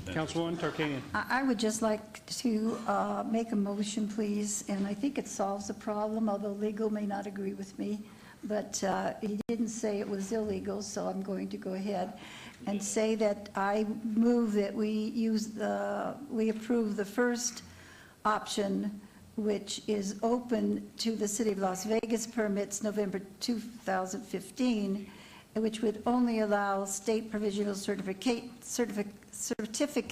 holders to move to licensing by the state deadline. I think that solves the problem of time, and I just think who could debate that that's not fair? Doesn't make sense to me. So that's my motion. That's Mayor your Pro motion. Tem. There's a motion on the floor. Can I just On the- ask a question? On the motion, certainly, It Councilman. was probably, but how many would then be able to apply? I'd have to ask the city attorney. From our reading of the code, I don't believe I could reject an application. I would have to take it in.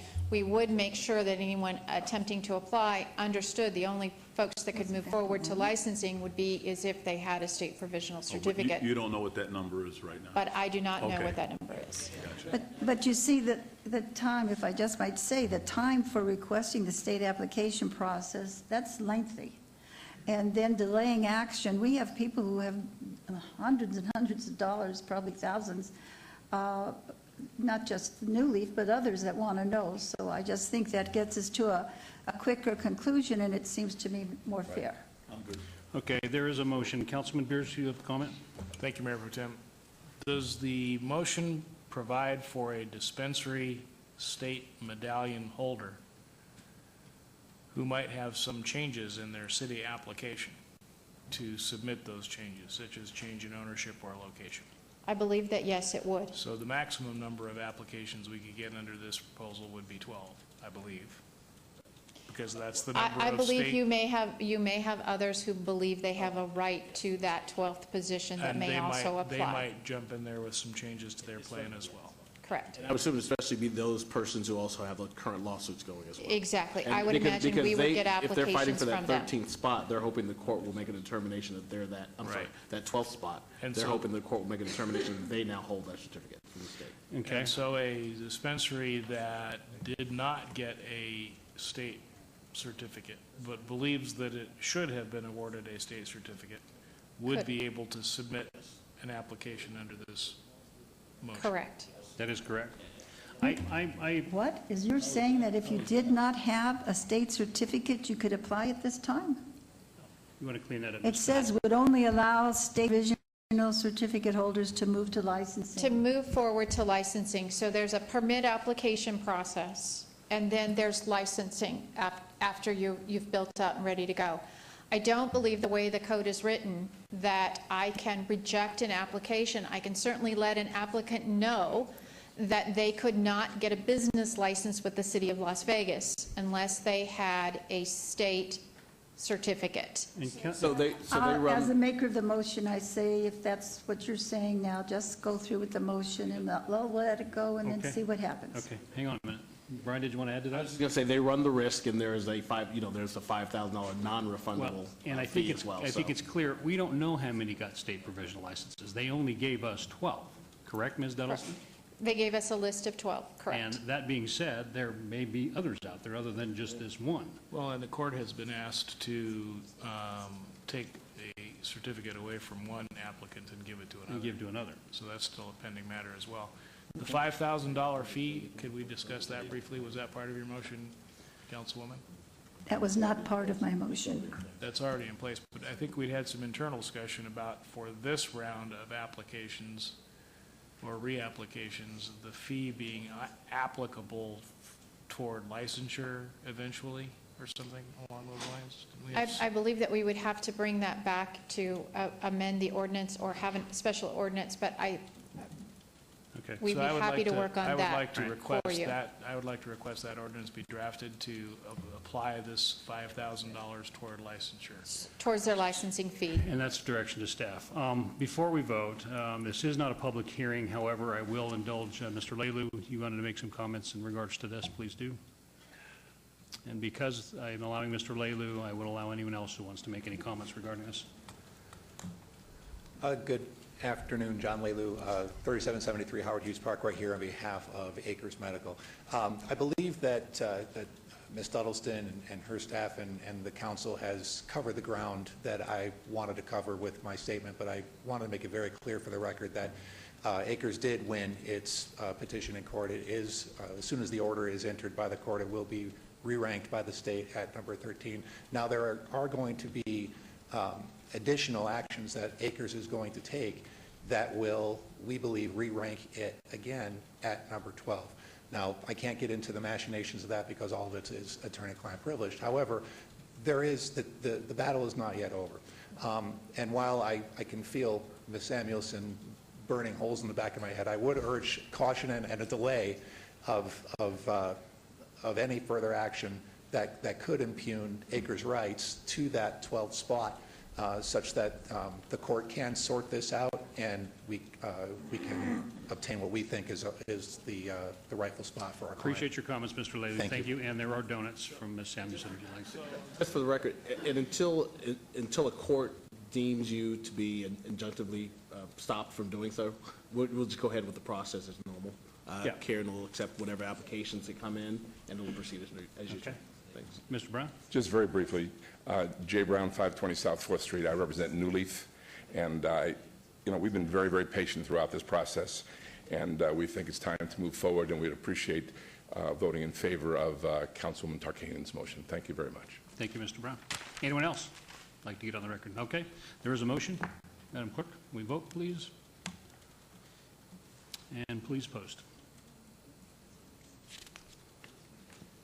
And that motion passes. Thank you, Councilwoman.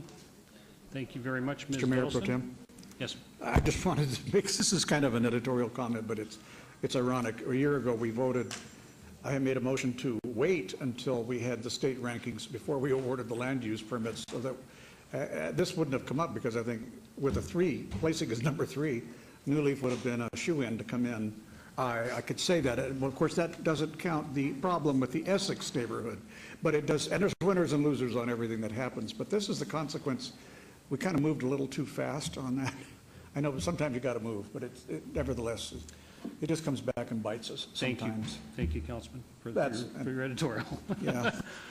Moving on to agenda item 44 is a report and discussion for possible action on current status of fire service delivery to county islands in the northwest part of the city, the 1985 interlocal agreement for services provided in these areas of the region, and the fire services automatic and mutual aid agreement.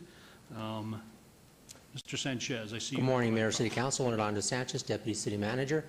What we have today, we're going to give you a presentation on the item you just mentioned. I have Chief Willie McDonald will give you a background on the item, and then we have Jeremy Aguero from Applied Analysis that will go over the study that was performed. So with that as an introduction, I'll introduce Chief McDonald and turn it over to him. Thank you. Chief, good to see you again. Thank you. Thank you. Good morning. Good morning, Council. This is Willie McDonald. I'm the city's fire chief, and pleasure to be here again. Item 44 is a report that relates to the formal relationship between and experience between Las Vegas Fire and Rescue, I'm Mayor, and Clark County as it relates to emergency response between our agencies. I'd like to provide some information about automatic aid just to make sure that there's a base understanding and clarity around that, and then we'll have Jeremy Aguero come up from Applied Analysis to present his report.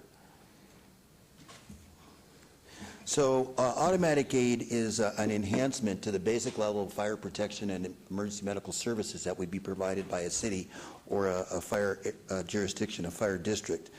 It could be specific or inclusive. For what I mean by that, it could just be on structure calls where automatic aid is provided between agencies, or it could be for all incidents like it is here in Las Vegas. It could also be just for parts of an agency, geographic areas, or it could be for the entire area that are adjacent. Generally, it's similar. It's sharing similar or the same resources. Automatic aid is distinguished from mutual aid in that it's predetermined. There are protocols, dispatch protocols that are identified that the dispatch centers utilize instead of calling for services later. It's facilitated by a regional dispatch center. What I mean by that is when you're dispatching resources to an emergency, seconds count. And so having to call from one dispatch center to a different dispatch center to ask if a resource is available takes time and usually outweighs the benefit of automatic aid. And so it's facilitated by a regional dispatch center, and most of our units have automatic vehicle locators on them, so our computer-aided dispatch system will know where they are in real time and recognize who's closest based on that location. And then there's also standard operating procedures that are developed in advance so that people will be calling things the same thing, they'll be operating in the same way, and they're trained the same way so that they would be increase the level of safety that is at the emergency scene.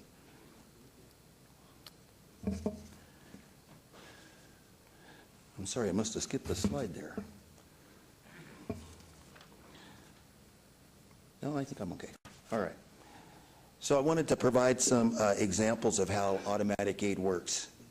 We have 20 fire stations in the city of Las Vegas. There's 20 engines on those fire stations, 6 trucks, 23 rescues, and 166 firefighters on duty every day.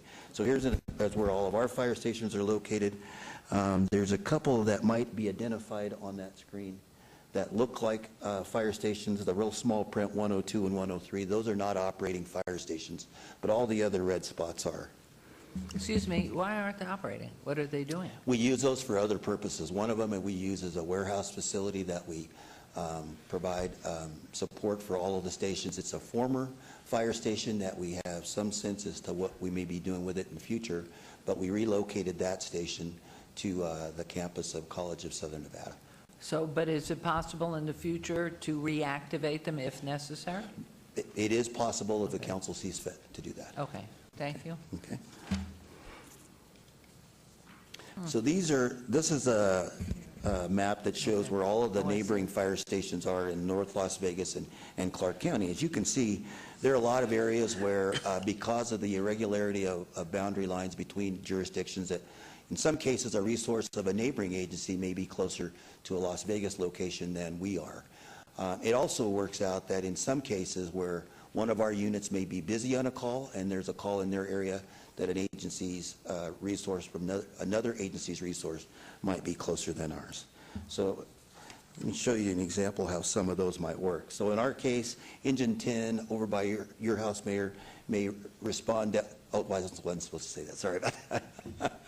May respond into a county area because we're closer, or Engine 47 in Ward 2 may respond to an area because they're closer and the automatic vehicle locator is picked up by our CAD dispatch system. And it also works in reverse. We might get some aid from North Las Vegas coming into the city, and the county may respond into our, and this happens on a daily basis several times a day.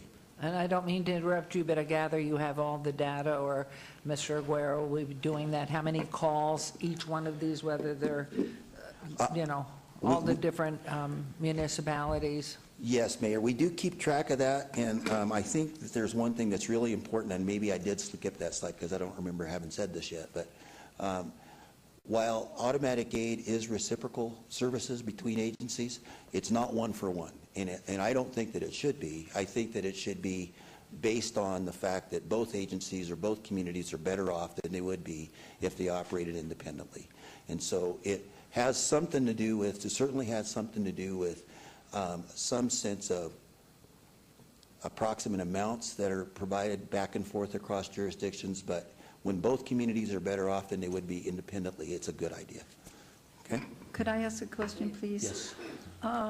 If you're talking about being as good for both, we have 106 that's basically on one side of it, practically, it would not be used by city people, right? 106 is just south of Lake Mead. just a little bit west of Martin Luther King. It's very close to the boundary of North Las Vegas. Right. And so there is a lot of times when we respond into North Las Vegas on medical aid calls or fire calls, and conversely in other areas of the town where North Las Vegas may respond into our community.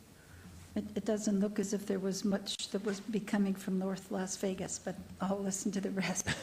Okay. Now, automatic aid also works to help increase or reduce response time, particularly when when resources are coming from greater distances. Now, this is on like multiple unit responses, like a structure fire. And what I've tried to show here is a structure fire that would be in the southern part of our community, in an area where we would send a lot of resources for that. It's just a house fire, a second alarm house fire, but as you can see, there would be a big gap created in our response system, in our deployment system, if we had to use just our folks to go to that call. So you can see that we're sending 6 engines, 2 trucks, battalion chiefs, and rescues, all from the city of Las Vegas. They're coming from farther away, so it takes them longer time to get there. Fewer things can be done at the same time, and we're making large gaps in our system. We're using up a lot of resources. If that same call came in and we do use automatic aid, which we do, then we get resources from some neighboring communities, and so the gaps in our system are smaller, and the response time is faster, so that we can have concurrent activities going on at the same time. I guess that's what concurrent means. This is an example of how it also helps to continue to provide services in an area where resources are depleted. So this is an actual fire that occurred a little earlier this year. I think it was in May. I got a lot of phone calls in my office thinking that it was here in the city of Las Vegas, but it was actually the recycling center that's in North Las Vegas.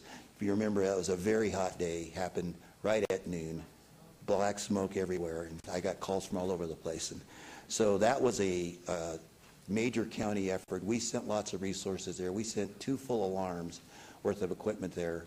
North Las Vegas was nearly depleted, but because of the relationship that we have, we were able to provide some assistance to them, and we also covered some of their stations. And as I mentioned, it was a very hot day, so some companies needed resources, that is, engines and trucks, needed to be rehabbed, and so we had some companies that would go from stations that weren't involved and go provide some relief for those folks and send those folks back to the station. So that's how automatic aid can help everyone.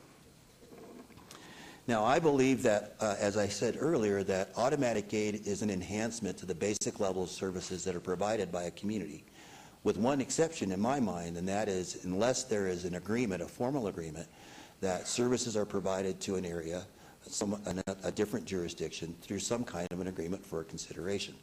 And so we do have that, in fact, an agreement with the county to provide services for an area where they really aren't around to be able to provide those services. That agreement was adopted first in 1977. It was an automatic aid agreement. It was much like what I just had been describing, where resources were going back and forth across city boundaries. It was amended in 1985, though, that would allow for us to provide services to a county area, unincorporated area, that was most likely could possibly better be served by Las Vegas units because there weren't any Clark County units in the area. There's very specific terms in the relationship. It has not been amended since 1984, and the areas that I'm talking about are almost exclusively served by Las Vegas resources. So back to the map of the city of Las Vegas, all the gray area is the city incorporated limits, and the white areas are unincorporated Clark County islands. And as you can see, these 2 large islands that are up in the northwest part of the community are essentially surrounded by Las Vegas resources. This map is just a little bit different.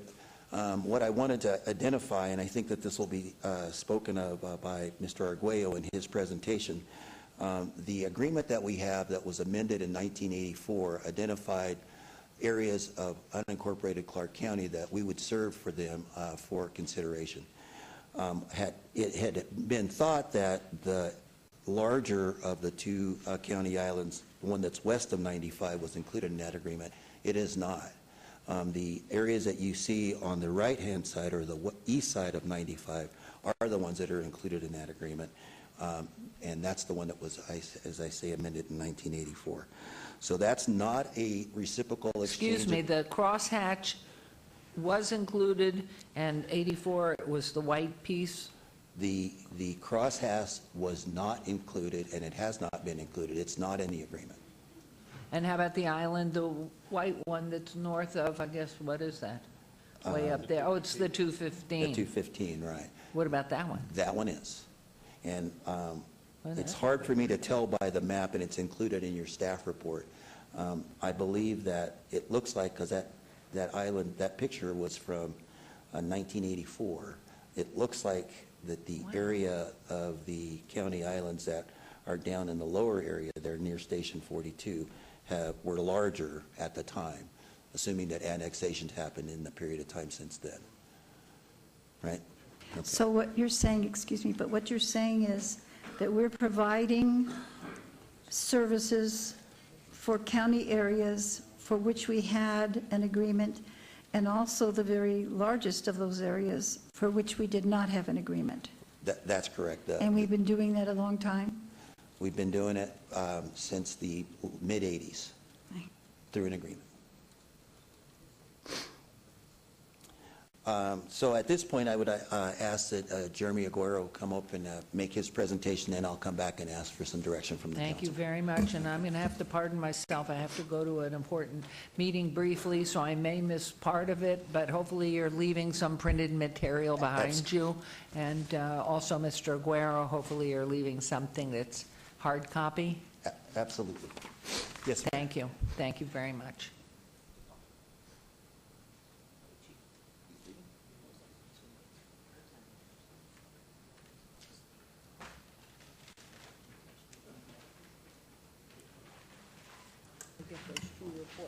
Okay, I'll get you the reports. Mr. Garrow has several in his hand.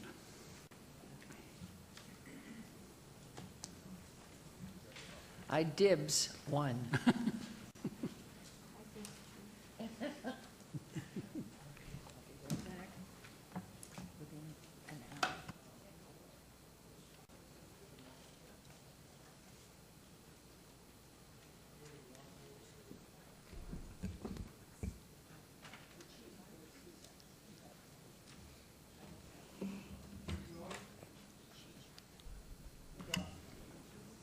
Can I have one of yours too? That's it. Okay. Thanks, Chief. Can you get us a copy after, please? Mr. Garrow, the time is yours. Oh, hang on, Mr. Garrow. Okay. Councilman Coffin. Thank you. I have a question. Willie McDonald, excuse me, Chief. Sorry, Jeremy. Just one real question, related kind of to what Councilwoman Tarkanian asked. So the other side of the equation then, if we're servicing areas for Clark County, is Clark County receiving property tax from its residents in there for fire protection that they are not providing? They are in the areas that are identified in the map that was attached to the amended agreement back in 1984. So yes, they are. So that's the crosshatch as well as the white areas? The areas that aren't crosshatched, the white areas. Yes. Yes, that's where the taxes are being collected. Yes, but also in the crosshatched area too, aren't they? It's not included in the agreement at this point. No, but the county is receiving that I'm not property sure tax about. for Councilman fire Coffin? service. Am I right? Councilman Coffin, for the record, Mark Vincent, Chief Financial Officer. Yes, you are correct. Those county areas is a county fire district that has both an operating rate and a voter-approved rate as well. And yes, they do collect those taxes in both of those islands, even the one that is not included in the 1984 agreement. Thank you very much. Thank you. Thank you, Councilman. Thank you, Chief. Mr. Garrow, please.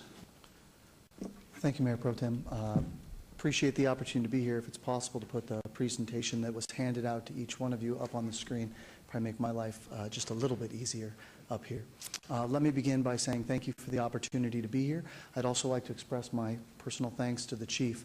In the analysis that I'm about to show you, the the analysis is on 1,345,367 unit assignments by Clark County Fire and City of Las Vegas Fire. That is a massive amount of information going back over a substantial amount of time. And in doing that, it would have been impossible without the chief's staff helping us along the way. So I'm very thankful for that. Again, is it going to be possible to get the presentation here? Do you guys have his presentation? You do not have the PowerPoint presentation. Here. I have it. You want me to grab it too? It's not up here. Do you need it on the flash drive? We'll stand by for a moment while technology fills the gap. Or opens the gap, Councilwoman.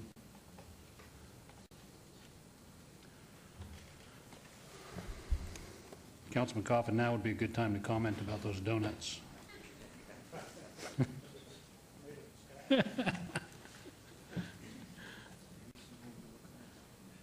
Thanks, Mr. Gross. Appreciate Mayor your Pro Tem, if it's okay with you, I think I can get through the first few slides from memory. And we've got this in front of us, so that helps. Yes, sir. So on the very first page of the analysis, it sort of talks about what the question presented to us was. The question presented was exactly what the chief just walked through. How much auto aid exists within Southern Nevada between the city of Las Vegas and between Clark County? There's a substantial amount that occurs.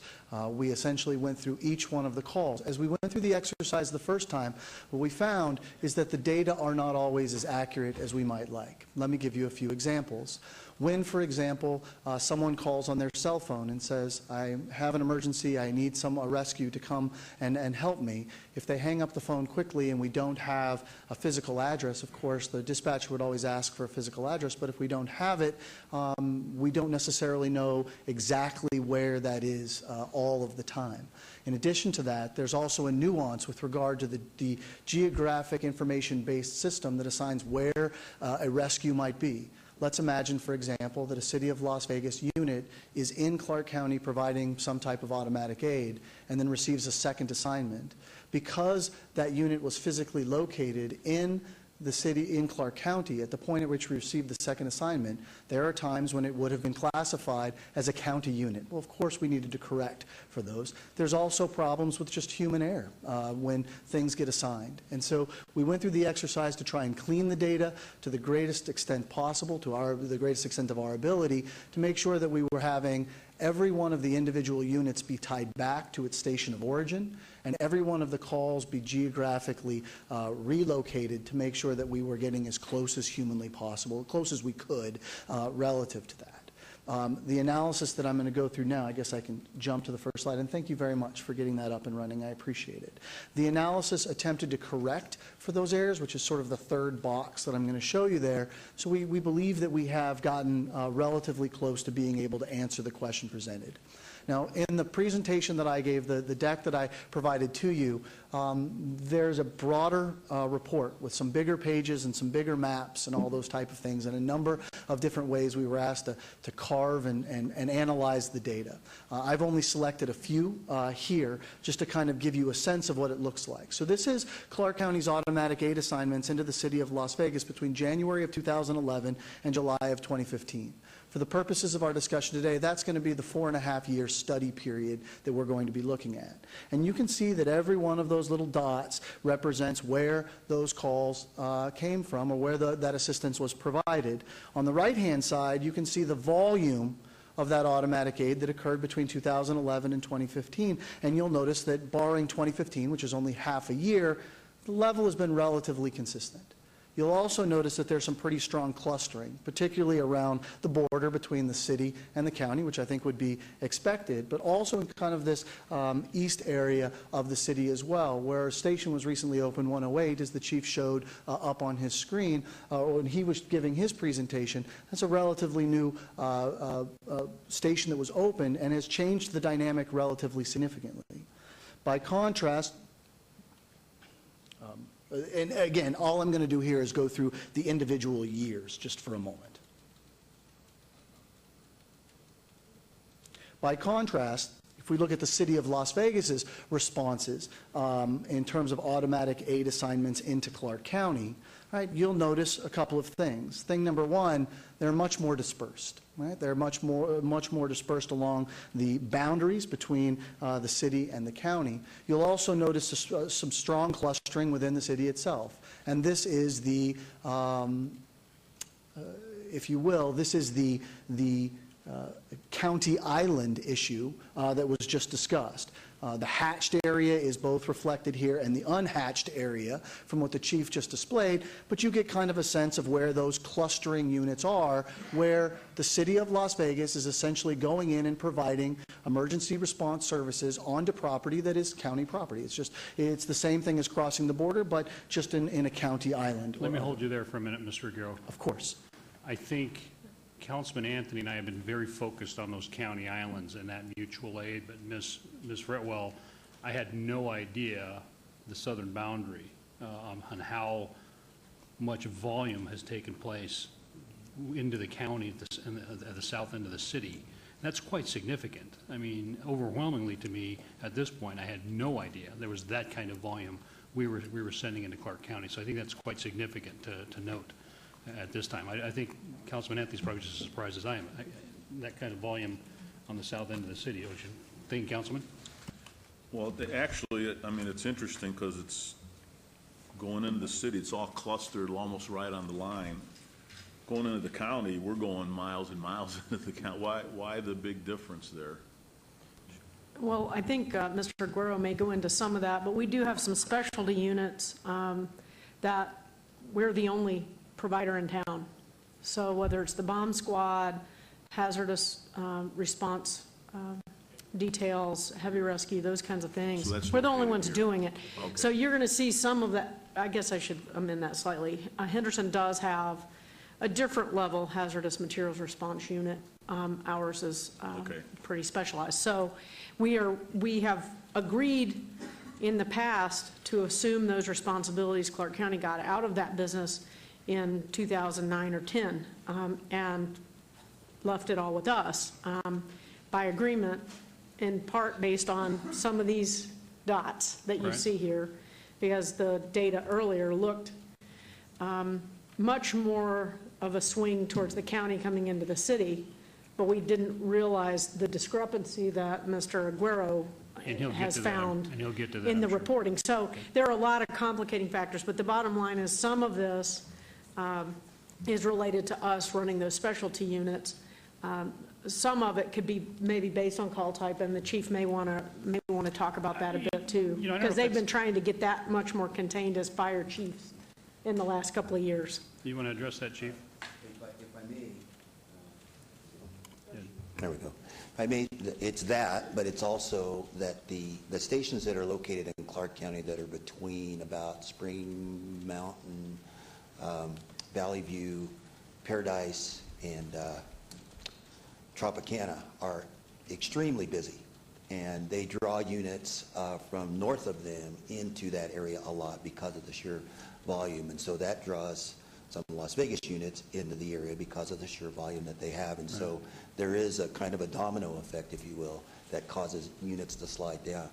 And what's important to state is that that's recognized by all three of the agencies, and there's been a discussion and an agreement, if you will, that we would look at modifying our automatic aid agreement that we can do between the fire departments, such that on medical aid calls that we would limit medical aid calls into each other's jurisdiction based on time, no more than 2-minute response time outside of the boundaries into someone else's area, to kind of limit some of that distance as well as the actual volume. And you guys are doing that internally, though? We're doing that right now. And it's good to have that level of communication that Absolutely. always needs to exist amongst the municipalities. Our neighbors are great partners, and it's a great relationship. Councilman Pierce? Thank you, Mayor Pro Tem. Mr. Aguero, it's not possible that your next 5 slides run through this data year by year, is it? It is. I would love to see that. Would you like to start with the reverse, and then would you like to see the county order, coming into Las Vegas and then Las Vegas going to the county, or do you just want to see? Whatever order you would like. Sure. Well, let me just go back a few slides for a moment. So here's what we looked at in terms of the county going into the city. So this is 2011, 2012, 13, 14, and then 15.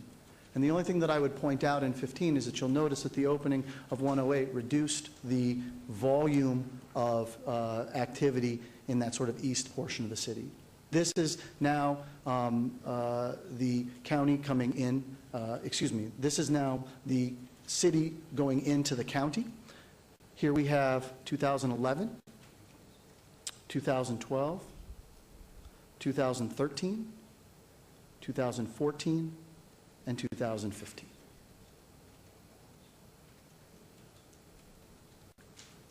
This is all of them combined. I have a question. Councilman Anthony? Maybe I missed that, but do you have the county runs into the two big county islands up in the northwest? We're going to get there You're in just getting one there? moment. Okay. We've carved this information up about as many ways as we can.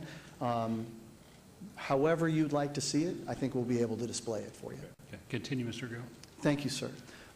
Just to reiterate a couple of things, I don't think Ms. Fretwell could have said it any better. The principal reason for the dispersion, and we're going to look a little bit more of that as we go through, but just to address it while the question came up, is heavily related to the number of specialty units that are out there. Certainly the city is reaching out further into other jurisdictions as a result of that. To the point made by the chief, that is certainly accurate with the data that we've looked at as well. If we take a look at places like the resort corridor, for example, and the volume of activity there, there's certainly a higher concentration. I will readily admit that sometimes these maps don't do justice as a result of the fact that there are essentially 500,000 calls shown on the map that you're looking at here. They just are stacked on top of each other to kind of show that. Other ways we could look at it, but I tried to have it in terms of for simplicity. This chart just shows both the net differential by year and the total amount of aid given. City of Las Vegas aid given, Clark County aid given, and you can kind of see how it's trended over time. It has been relatively stable, but this isn't to say that it has always been exactly the same. This chart demonstrates... I'm sorry, I may have missed this earlier. What is the cutoff date in 2015? July of 2015. July 31st, so this would be 7/12ths? That's The 2015 number would be 7/12ths? That's correct. Okay, thank you. This then shows the volume of information in every month during the study period, which I think becomes relatively interesting to take a look at. Anytime that I'm going to call those tan bars, are above that zero line, that means that the City of Las Vegas aid is exceeding that provided by the county. Anytime it's shown in red, that would suggest the county aid is exceeding that provided by the city. And there are a number of reasons for this, but you can also see the information on the far right-hand side where the city aid is actually above the line for a relatively significant period of time. If I jump to the next exhibit, I'm just going to show this. I think it's a little easier to see it this way. If we look at it in a cumulative basis, essentially carrying forward the differential between 2011 and showing how it drops off, you'll notice that there are some shifts. Principally, the shift occurs here in 2013, and this was largely the result of the City of Las Vegas redeploying a number of its assets to provide assistance to North Las Vegas at a point when North Las Vegas was struggling and there was need for additional responses to come from the City of Las Vegas. We jump over and you can see where that peaked. I guess I should point out on the far right-hand side, again, there's been some redeployment and stabilization, principally the opening of a new station in an area that was heavily provided relative to automatic aid coming from the county into the city. Ms. Fretwell made a note during her comment, or made a statement during her comment that I think is worth reiterating here for a moment.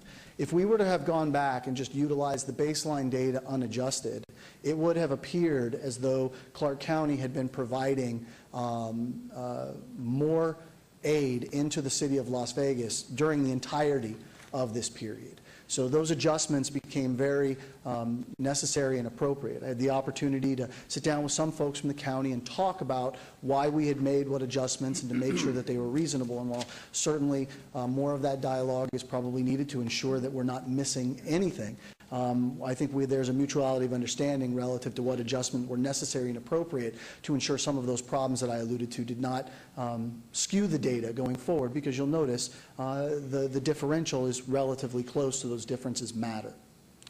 This is the City of Las Vegas Fire and Rescue Specialty Unit assignments for Clark County as automatic aid. And you'll notice here the dispersion of these. This will include hazmat, bomb squad, other similar chemicals and those type of things. You'll notice the dispersion of these particular responses on our chart here. They do reach out much further into the city than some of that you might otherwise see.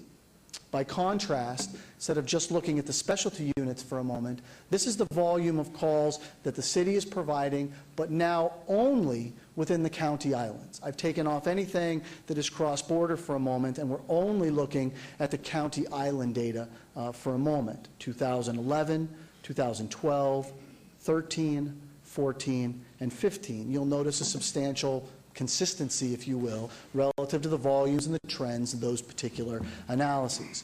If we look at those volumes and look at the percentage of aid that is being allocated, that is to say what share of the calls are occurring within those county islands, those numbers are relatively significant overall, with about 99.5% of all of the aid being provided within the county islands coming as automatic aid from the city to the county. Again, fairly significant numbers. And I just put some of the totals, again, as trying to provide some degree of summary. During our study period, those amount to 10,042 calls in total coming from the city as automatic aid in comparison to the county at 51 total calls. Now, that is not intended to be inflammatory. It's just a reality of physical proximity, where, again, along the border, of course, those numbers are going to be very different, which is why we have that trend that we looked at earlier relative to aid being given. There was also a request to look at some of the islands as they existed in 1985. And much like a picture of me in 1984, the pictures do not look quite the same, and in some ways may be unrecognizable. That said, to the point that I think was at least part of the question that was asked by Councilman Anthony, the question of can we break it down into these various elements, and the answer is, of course, yes. Their volumes are showed both in County Island A and County Island B, and you can also see the percentage that has been provided during our study period, 2011 through 2015. In terms of an overview, I would certainly suggest that the analysis was relatively definitive in terms of the trend that we're seeing in automatic aid. The trend, from my perspective, was eye-opening relative to just how many calls and just how much this cross-border cooperation has been that the chief alluded to in terms of providing all of that. Some of the standouts for me, of course, are this concept of the county islands, which is somewhat unique, of course, to the city providing services, and also the number of specialty units, which, of course, is unique to the city. All of that having been said, the city is currently providing more automatic aid based on our analysis, and we would expect that trend to actually continue and escalate over the next 12 months as we fully realize the opening of the new station we talked about. With that, Mr. Mayor Pro Tem, I am happy to answer any questions that the City Council may have. Councilwoman. I wondered why the island that's in Ward 1 wasn't considered in this, and only because it shows that we are doing everything in that island also. Is it because it didn't come in under some grouping? No, I think it did. Mr. Garrow's slide indicated the island in Ward 1. Did it indicate that island in Ward 1? Yes, I can show them all. Okay. Yes, Some of ma'am. the other information I got, it did not, so that's fine. Thank you. Mr. Garrow, thank you very much for your presentation. It's always a pleasure to have you Yes. here. You are a plethora of information, more so than some of us want to hear, but it is what it is. I mean, it's always nice to hear you, certainly at the LVCVA as well, when you give our regular reports there. With that, I'll turn it back over to the Chief. Thank you, Mr. Mayor, members of the council. So in summary, there is an automatic aid agreement that we have with Clark County. It was first adopted and approved in 1977. It was later amended to provide for fire protection and emergency medical services into county islands, identified county islands, for a specified consideration. That agreement has never been amended. And again, as I mentioned before, automatic aid should be considered an enhancement to the basic level of services provided by communities, except for by agreement. If there's a formal agreement to provide protections, then there should be consideration given back and forth for that protection given. So what we're asking the council for is direction on how to move forward. We know now that we have this agreement. We know that it's very specific and for specific services. And so the direction the staff is asking for from the council is to either ask us to move forward on going back and collecting 6 years worth of payments that are due to the city for the services provided in those county islands, and that's based on the statute of limitations of how far back we could go, or to instruct the staff to place an agenda item on the next council agenda to say to write off those past payments and then to collect from the county for fiscal year 2015 and going forward, or to instruct the staff to work on a new automatic aid agreement with Clark County based on the automatic aid analysis that was just presented. Okay, thank you, Chief. I appreciate all of those recommendations from you, and I know Ms. Fretwell had some hand in that as well. Ms. Fretwell, would you kind of tell the council, in light of this information, what have you done so far? I think you have sent them a bill. You want to enlighten us on that for a moment, please, before I move with my recommendation? Yes, just maybe to provide a slight more detailed background. A couple of years ago, you'll remember that we hired ICMA to come in and do an audit of the fire department. And in that audit, they identified this automatic aid agreement that had not been being followed. Since that time, we've had several conversations with Clark County management about the existence of this interlocal to try and see if there was some way that we could remedy this situation. We've been unable to reach any accord up to this point. We hired Mr. Aguero to thoroughly review the data, which I think was really an important report for us here today. In light of that data, in light of the review of the interlocal agreement, my obligation as a city manager, as a fiduciary, I did send a follow-up letter to the county manager a little over a week ago indicating that because of this interlocal agreement, based on the information that we had available, that we were expecting payment for last year's service, which was a little over $500,000, that there was about $3.5 million in arrears that we were not billing them for, but would like to sit down and work out some sort of mutually agreeable arrangement, either payment or some sort of resource trade or something along those lines that could work out that past amount. And I do believe that we should work out a new interlocal agreement for this particular area. It is something maybe the chief can highlight. I know he's talked about what automatic aid is, and as is outlined in your agenda memo, this is an area that is not being served by Clark County, and unless there's a diversion or a new path that's carved in service provision in those areas, it'll probably continue with this pattern of 99%, 97% service levels from City Fire. It would be helpful to try and get a long-term remedy set out on this that's reasonable, fair, allows our taxpayers to be reimbursed for their investment in our fire department. As the Clark County residents invest through their property tax rates, a line item for fire services. So we'd like to work that out. That'd be the best case scenario, and we'd like to do that quickly. So our recommendation really is to continue the billing until such time as we have a new interlocal agreement, that we ask the county to sit down and negotiate a new automatic aid agreement for this particular area, because this is a separate automatic aid agreement in addition to the general automatic aid agreement that we need to clarify. And that way we can make sure that all the residents in this area are protected and that they're getting the response they need, and that each of the residents' areas that we're responsible for are getting paid for the services that are applicable. So that would be my recommendation. How you want to handle the arrears, that is completely up to you. If you feel like this interlocal agreement is no longer relevant, we're happy to bring another item back to eliminate it, to terminate it. You know, so there's a lot of options available to the council today.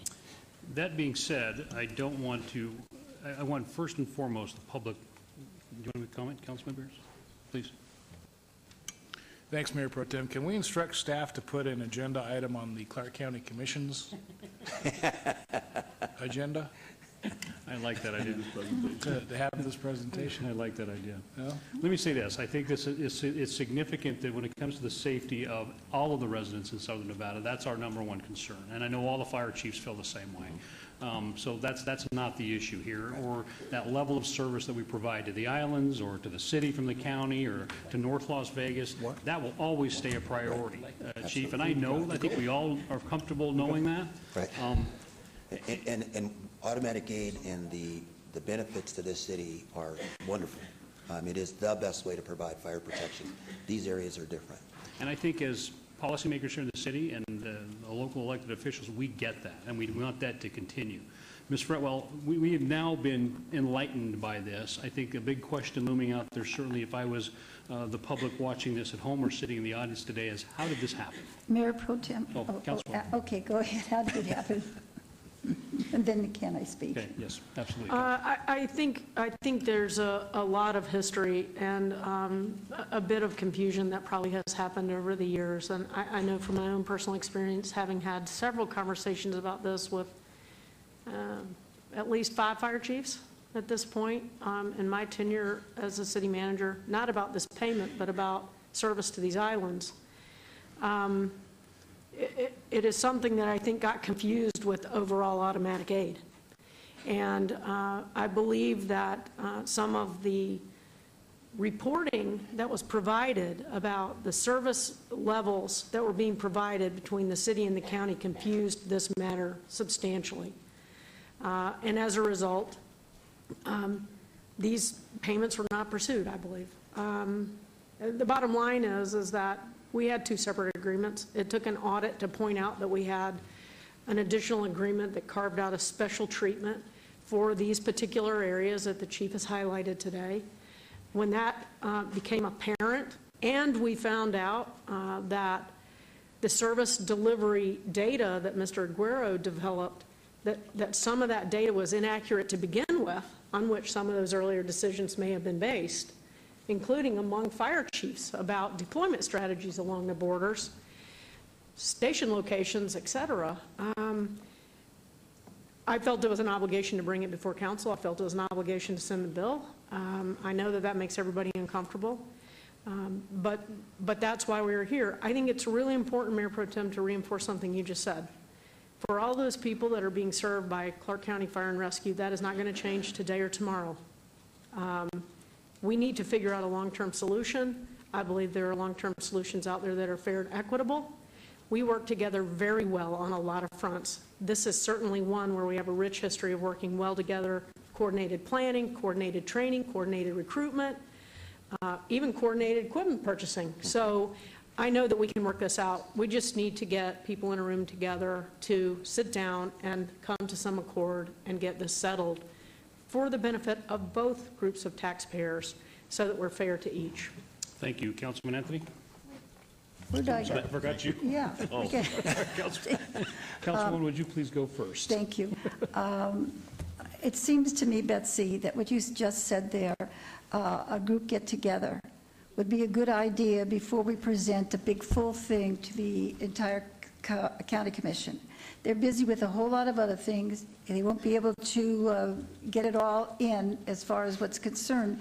But if we could take and show just these islands, and if you, with the chief and maybe a couple of council members, could meet with them, their chief, and probably Larry Brown, because he would understand both sides, I would think, relatively well, and whoever else they wanted, maybe discuss it there so that there isn't a lot of confrontation or bickering at the time, but, you know, just start softly and let them feel an empathy for what you're trying to say and vice versa, is what I'm thinking. In other words, so that what happens is we get our dander up and they get their dander up, and then we don't communicate. In the times I've found that we haven't worked well together. So if we could do that, I think that might be a good idea. Thank you, Councilwoman. It's a good idea. Councilman Anthony? Thank you. Mr. Aguero, could I ask you a question? First of all, great report. I mean, I didn't know all this was going on until you did this. So I don't know if you did this part of it, but if you were to take out the city runs into the county island, if you were to remove those and just look at the just the runs between the city and county, just on the borders primarily, how close would that be in terms of the runs compared to the city to the county? The county would be providing more service into the city than the city would be providing service into the county by a fairly healthy number. The county would be providing more services? That's correct. So That's the balance, let me say it differently just to make Is sure it a that it's lot, clear. or, I mean, is it pretty? It's pretty significant. It is. Yes, sir. I mean, I can get you an exact number. I don't have, I could probably pull it up if you'd like, but the number's going to be fairly significant. Yes, sir. I mean, when it comes to automatic aid, I mean, we're always going to have an automatic aid agreement. I mean, you have to. It's, I mean, unless you consolidated the two fire departments, you have to have, so you're going to have that. What's bothersome is we're the de facto fire department in those two county islands up in the northwest. I mean, we're the fire department. Right. And that's kind of the big rub is, I don't know why they don't build a couple of fire stations in there, you know, to handle their, you know, to handle that. So, I don't know, maybe we need to sit down and do a whole new automatic aid agreement and start taking into consideration this analysis here and come up with a different way to do this. I'll have a recommendation, Councilman, but you bring up a very good point. Councilman Beers? Thank you, Mayor Pro Tem. It's not a given that we'll have an automatic aid agreement. Betsy told a story yesterday about an incident early in her career outside Clark County. Can you repeat that here? Sure. So when I was an intern many, many years ago, in one of my first cities I worked for, I was sitting in my office and the city manager ran in and he said, "Betsy, come on, get in the car with me. There's a big fire. I want you to come see it." So I climbed in his car and we drove out kind of to the edge of town, and there was a fire raging. I don't remember. It was a pretty big building, probably about a quarter of a mile, maybe not quite that far from where we were. And I said, "Well, why aren't we fighting this fire?" And I'm looking at all these fire trucks that are parked along the side where we are, and I'm in the city manager's car. And he said, "Well, that's in the county." And I said, "So what? There's a building burning down right there." And he said, "Well, the county's not paying us for that fire service. We're here to protect the city. So if that fire gets into the city, we'll put it out." And I learned a real serious lesson there with that. Really, mutual aid and automatic aid and cooperative agreements are critically important, because at the end of the day, whoever owned that mill or that old building would have loved for that city to have responded to that particular incident.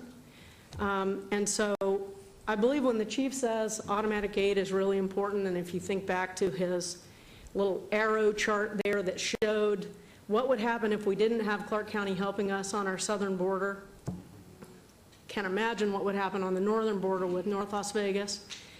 These partnerships are critically important.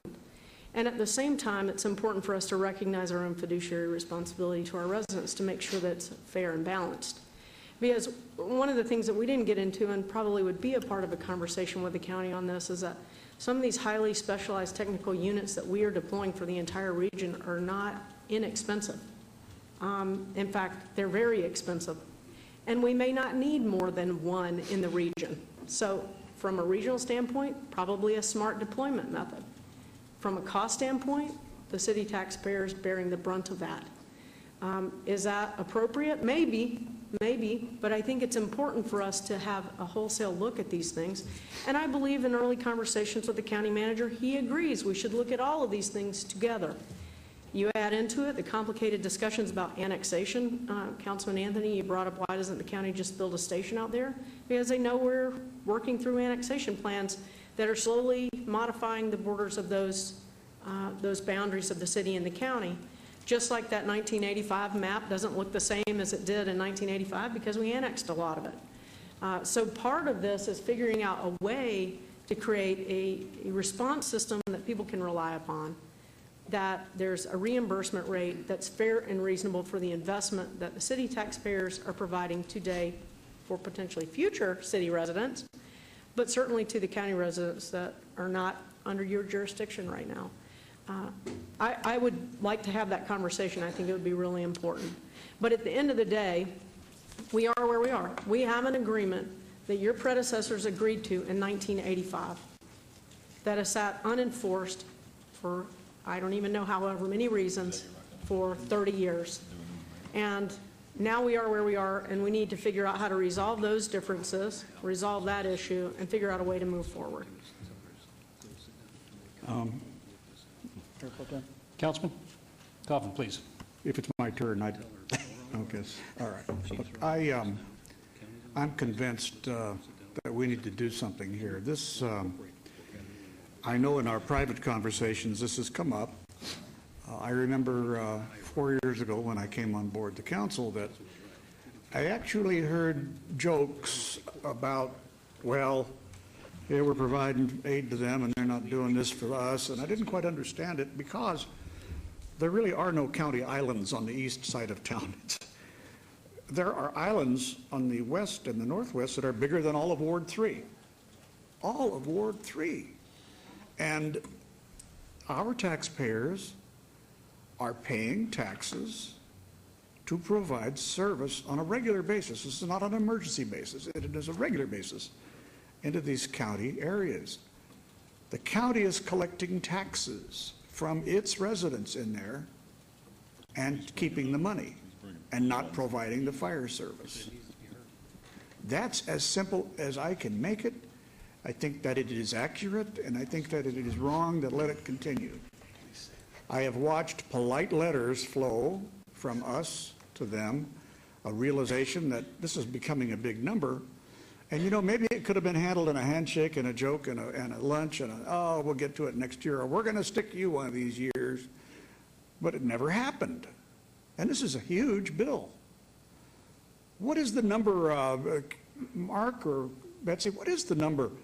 It's huge. It's since the initiation of the agreement 30 years ago. How many millions of dollars is this in balance?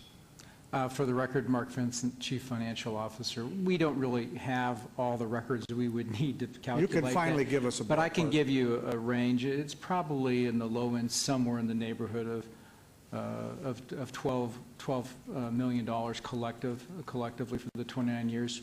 On the high end, maybe it's I've been told a larger figure, Mark. Which is it, 30 million or 12 million? No, the number I just gave you is my best guess today, based upon the realization that the agreement only covers one of the large islands, and it only technically covers one portion of the fire district tax rate. Well, then I can pretty well guess it's a lot bigger than 12 million. Manager Fretwell? It's interesting because we're dealing with a 1985 agreement that didn't contemplate that large island on the west side of the freeway, on the west side of 95. And while we ran some initial calculations to include that area and at the full fire district rate, including the override, that number was in excess of 20 million. It was probably closer to 30. And so, but we don't have, because we never amended the map in the 85 agreement, it would be difficult to include that, which is why we scaled this amount back to the amount we sent to the county last week. Okay, so what we've got is a big number regardless. And the thing that irritates me is that the city has not acted over all these years. Again, it's person to person sometimes in the communication, not manager to manager, but council to commissioner and vice versa, that said, well, you know, we'll get to it, or we're going to stick you with this money one of these days. But it now is beyond conversation. I've heard that word conversation here, or sit down and meet kind of words. If we were at that point, the county manager would have responded politely with an affirmative in that regard to our letters, and he has not. County manager is doing his duty as an employee of the county commissioners. The county commissioners, I would, without a doubt, are telling him, why should we pay them? They haven't asked.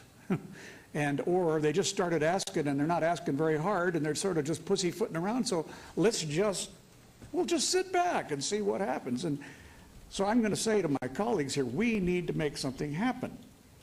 I'm not suggesting today that we sue them, because I don't think we have to. I think we've got to meet them face to face on this issue, not in a conversational point of view, but in a business-like point.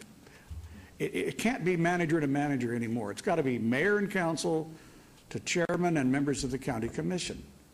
The correspondence has to be structured in such a fashion, because this is now a political issue. It is no longer just simply sophisticated high finance. It would appear that the county is simply pushing us around because they feel like they can get away with it. And you can't do that. I mean, look, the county ginned up, the commissioners unanimously ginned up. For those of you, it doesn't really matter what side of the stadium issue you were on last year. The point is that over an imaginary $1 million, $1 million, some say 1.5 or 6, the county unanimously resolved and went in public and to the state to protest our decision to move forward on the stadium, because they thought they were going to lose. They had unrealized revenues of $1 million plus that they thought they would lose if it was built. Not that it was going to take it out of their treasury, but that in fact it's money that they might have gained if the stadium in the Symphony Park had gone ahead. Did you see the county commissioners reluctant to talk to us or pussyfoot around and say, we hope we don't lose tax money that we haven't got if you build this, but if you do, share good luck? Hell no, they went and said, we don't want it because we are going to lose money. So they did their very best to kill that proposal. That doesn't sound like people who just want to engage in conversation. So we don't put our different shoes on and our different hats on, then we are going to continue to be taken advantage of by the county. So there has to be serious correspondence from our elected officials to their elected officials saying it's time to pay up. Let's get together right now. We say there's a number, you say that maybe there's a number, and the county, our city manager has said, maybe there's other ways, maybe in trade. But how do we know? Because the county commission chairman hasn't said yes, and my commissioner has not said yes, let's do this. I've only talked to one, Larry Brown, who has said, yeah, we owe the money. Well, hell, if they owe the money and at least one rational commissioner says yes, then maybe there's 3 others for a majority to get them on board. But right now, I really believe that it is time to stop just talking and send a stronger message followed by something more serious. And that's the only thing I can figure out that's going to wake up the county commission on this. It's a big deal. It's not fair for our taxpayers to pay for service in county areas. If you're living in a house across the street from a county island, you're paying a tax for fire service that's going to your neighbor that he's not paying. Hell, he's paying it, but he's giving it to somebody else who's using it to support some other part of their government. That's just not right. And I'm incensed about it, and I just feel like, and I hope you don't consider me a hothead here, you just consider me someone who's, like you all, interested in getting the best break for our taxpayers, and I know you all feel that way, so there's nobody arguing against me on that. But it's time to stop conversing. It's time to stop using half measures, gentlemanly-like little probing about whether or not you would like to do business with us. No, I think you got to send the demand letter, and here it is. And the implication is we're going to go to the district court if you don't pay something or you don't start to get serious with us and treat us with the respect that we're due. Thank you. Councilman Barlow. Thank you. Betsy, assist me with this question in regards to how did this oversight or deliberate action on our part come to be? Well, let me see if I might not totally understand your question, but let me take a stab. How did we find out about the oversight of the reimbursement? We had an audit completed a couple of years ago where there were many recommendations rolled out, from the ICMA Public Safety Group. They came in, reviewed our fire department. They gave us a series of recommendations. One of them was related to interlocal and automatic aid agreements. They identified this as one where the city was not being reimbursed for the services we were providing to the islands. They also identified a bunch of other stuff that we're still working on, things like who maintains fire hydrants, whether it's the water district or us, a bunch of stuff. So the chief has been steadily working through those recommendations, as he's reported to you on occasion. This is one of them. We have had informal conversations. We've had meetings at the staff level. We've had letter exchanges as a result of that identification to try and figure out a workout.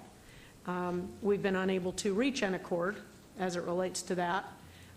And it was a time to either send, as the councilman said, a letter with a bill saying, we've tried to work this out, we've been able to, here's what's due, which is what I sent. And we'd still like to work with you to work out a better arrangement going forward if that's what you'd like to do. We have yet to hear a response. So that's how this all came to be.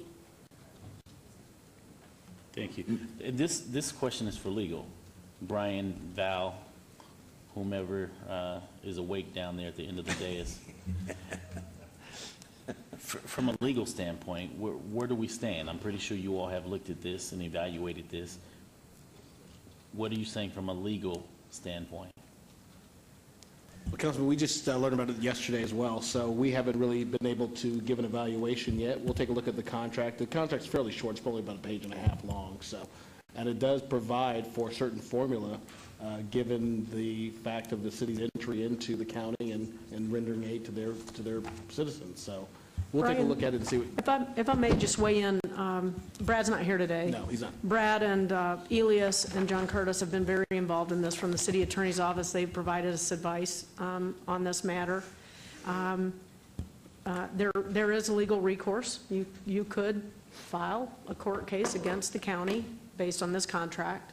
I'm sure there would be pros and cons to that. I don't know that that's not ordinarily something we would talk about at the dais. That's something we go into closed session about, and if that's what y'all would like to do, we can go into closed session for that now, and we can get Elias and John down, and I don't know where Brad is, but if Brad's available, maybe by phone, and have him brief you all on the merits of a court case.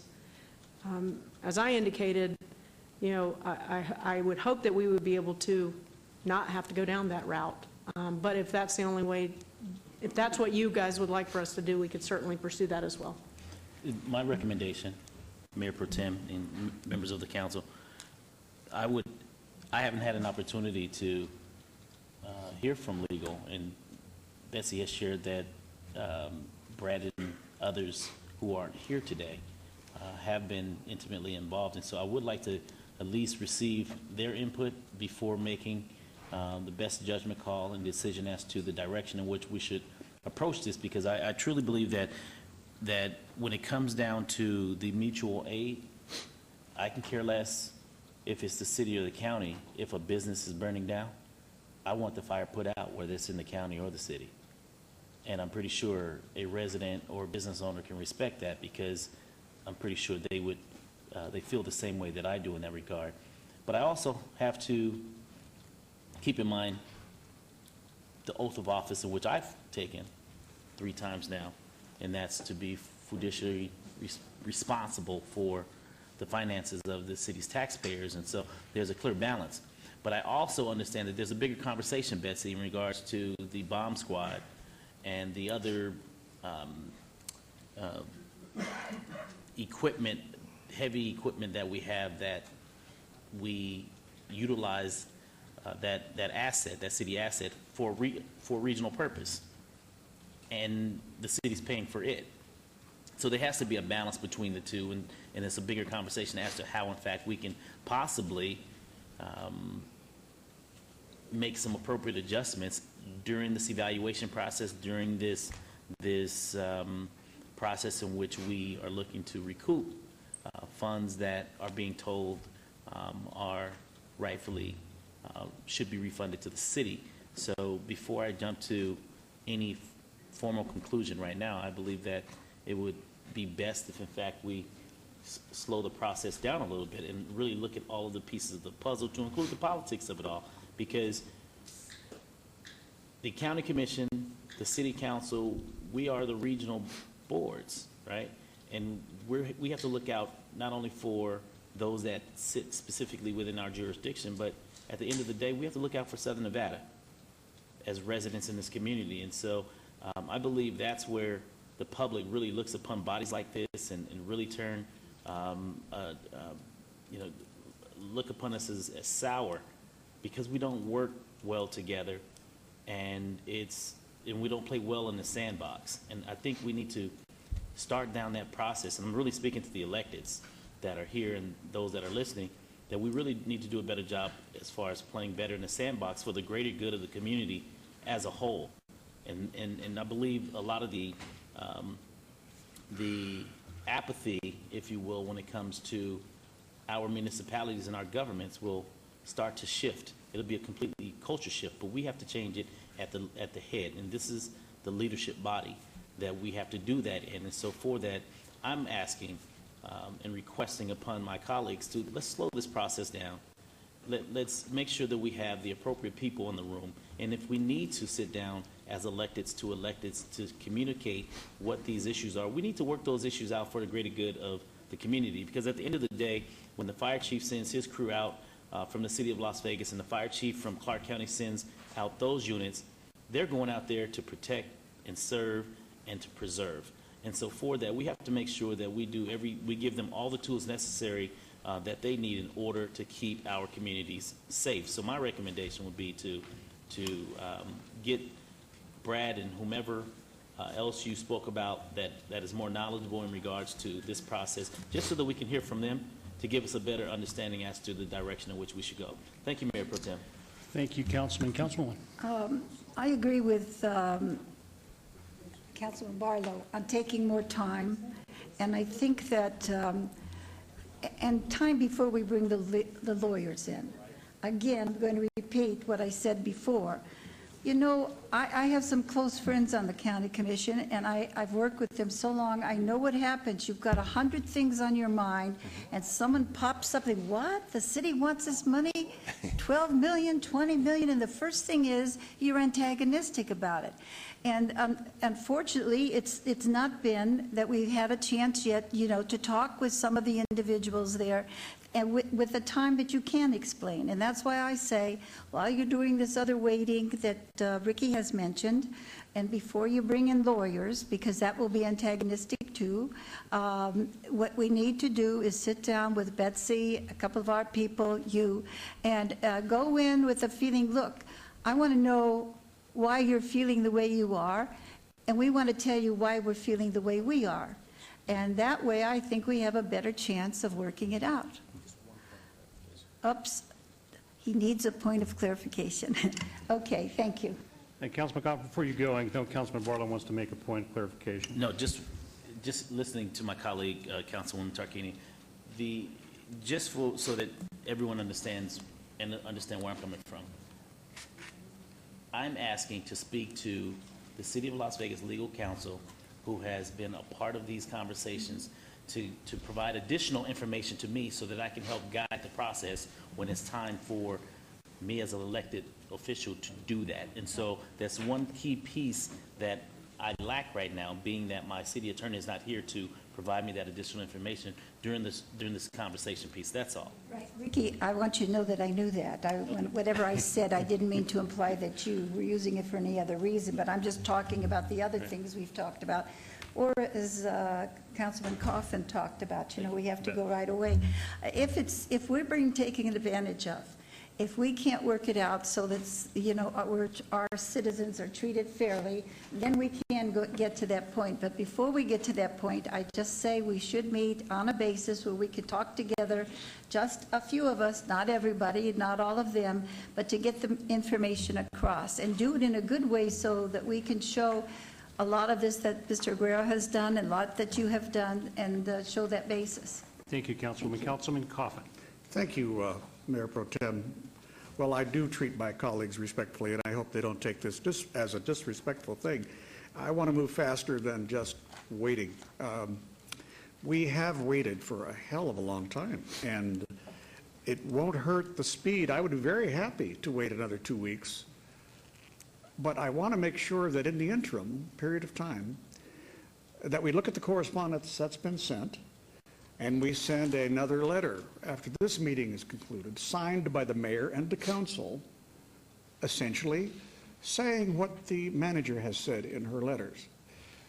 To get that out, directly addressing it to the commission chairman and the members of the county commission, that we are now the names behind the request, that it is no longer simply manager to manager.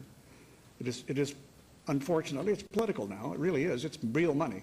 So we have to just do this personally. In the meantime, I mean, I think we can wait a couple of weeks, but I think we ought to have something on the agenda. I think we should send this letter now and study it to death for the next 2 weeks and have something on our agenda for 2 weeks from now. Good idea. That will make us take action. Good idea. Good idea. Councilman Beers. Thank you. Thank you, Mayor Pro Tem. It seems a little ironic to have this discussion during Fire Prevention Week. Or appropriate. Can we perhaps equip our mayor and Commissioner Sisolak with smoothbore pistols and have them do 30 paces and duel? That's how we would settle this back in pioneer days, is it not? I would, thank you for the recognition, Mayor Pro Tem. I would agree with Councilman Barlow and Councilwoman Tarkanian. I've talked with 3 commissioners in the last 8 days, and the one 8 days ago was not aware of this. The one last Saturday night was, the one on Monday morning was. And so I believe that the commission has had less than a week to consider this. And although I've only served on this body for about 3.5 years, I've yet to have anyone accuse the city of moving too quickly on something. So I would suggest that we follow our customs here and slow down and let them have some time to think about it, and let Betsy and Mr. Burnett have some continued discussions, and let's let this thing evolve for a little while before we lawyer up. Okay. Thank you, Councilman Beers. And just to echo everyone's concerns, this has been some very good dialogue on this issue, Ms. Fretwell and Chief. I think you're kind of getting the gist of what we probably are all concerned with. I cannot, and I don't think any of us can really disagree with Councilman Coffin's position about moving swiftly. Look what's happened. Let's get this taken care of as fast as we can. I also think, however, that we as the city, and Councilman Barlow pointed out, we're the board for the city, as the county commissioners are the board for the county. Let's demonstrate the leadership that our folks elected us to do and work with them, because they will do the same. Councilman Beers is absolutely right. The county commissioners have only been informed of this. They've only had a few days to digest this, and it's unfortunate that that is the case. And we have other issues that we are continuing to deal with the county. Ms. Fretwell is not done just with this single item with Clark County. They are our partner in a lot of things, and we want a solid business relationship with them for the benefit of the residents of Southern Nevada, both Las Vegas and Clark County. I think all of us feel the same way about the other local governments. A great, solid relationship with North Las Vegas and Henderson as well for us. It just makes good policy and good sense for the entire region. That being said, Ms. Fretwell, I think my recommendation, all of our recommendations are going to be to let's bring this item back for discussion in 2 weeks. I do know that the county commissioners are aware of it now. They're going to be watching us today, what we're going to do, as is Mr. Burnett, I'm sure. You have the ability now to reach out to him, and I think with the mayor's blessing as well as this council's blessing, to shake the tree a little bit and say, hey, we need to sit down and start talking about this. Chief, I think you probably need to be part of that dialogue with them to figure out how we go down the road here. Certainly support what Councilman Anthony suggested about rewriting that agreement, how we do that agreement. Is this one good enough? I mean, if the county and the city just adhere to this one, is that good enough? I think we need to really evaluate that. I know what their legal team told them, and I know what our legal team has told us. I'm not sure that's the right route we want to go today. So let's take the high road. Let's demonstrate that we are leaders in this community and work with the county manager as well as the county commissioners and try to find some resolve to this issue. Does that sound good? No motion is necessary. We'll have this item again in 2 weeks. Does that sound good? Oh, we do need a motion? I will obey this item for 2 weeks. That is the motion. Thank you. Luann, the date? Mayor Pro Tem, what you may be able to do, because we don't know that this item is posted for whatever action might need to be taken in 2 weeks, so I have a recommendation that, that you tell us to continue negotiations with Clark County over the next 2 weeks, put in a new item on in 2 weeks for a report and possible action on this matter regarding this automatic aid agreement. And I will make sure that I brief you all between now and then, and that we have Brad and his team brief you all between now and then so that you're fully apprised of all that information. That way we can start fresh in 2 weeks based on what we learn over the course of the next 2 weeks, if that's reasonable for you. That's my motion as amended. Thank you. Mayor Pro Tem? Okay, Councilman. And Jeremy, thank you so much for always giving us such good information and data. Before we post. Councilman Beers, please. Thank you. I've been advised by counsel that I need to disclose a couple of things. One is that I'm married to a UNR graduate. I am a UNLV graduate, and so now for more than 30 years we've had a little cannon on one side of the hearth or the other. It's coming back to my side now. But in a similar spirit, she is also an employee of Clark County. And that is actually the substance of my disclosure. I've talked to counsel. She does not work in fire or emergency services. Counsel has advised me that I must disclose but vote on this matter.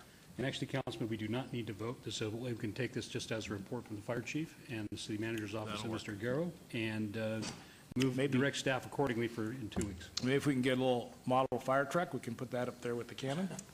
With the moving cannon. back and forth, depending on the prevailing winds of politics. Okay, thank you. Jeremy, thank you very much. Good to see you, as always. All right, moving on to agenda item 45. This is recommending committee bill eligibles for adoption at this meeting is bill number 201572. Councilman Barlow, would you like to have this bill read? Yes, sir. Mr. Steele, please. Yes, thank you, Mr. Mayor Pro Tem. After I read the bill, I would like to explain what happened at recommending committee yesterday and describe the First Amendment that's in front of you and that's also been made available to the clerk for distribution if anybody from the public wants that bill. Bill number 2015-72, First Amendment, an ordinance to temporarily waive the business license fee otherwise required of a medical marijuana cultivation facility located outside the city that will supply medical marijuana products to licensed medical marijuana establishments located within the city and to provide for other related matters. The committee discussed and subsequent to their vote yesterday, I prepared a First Amendment.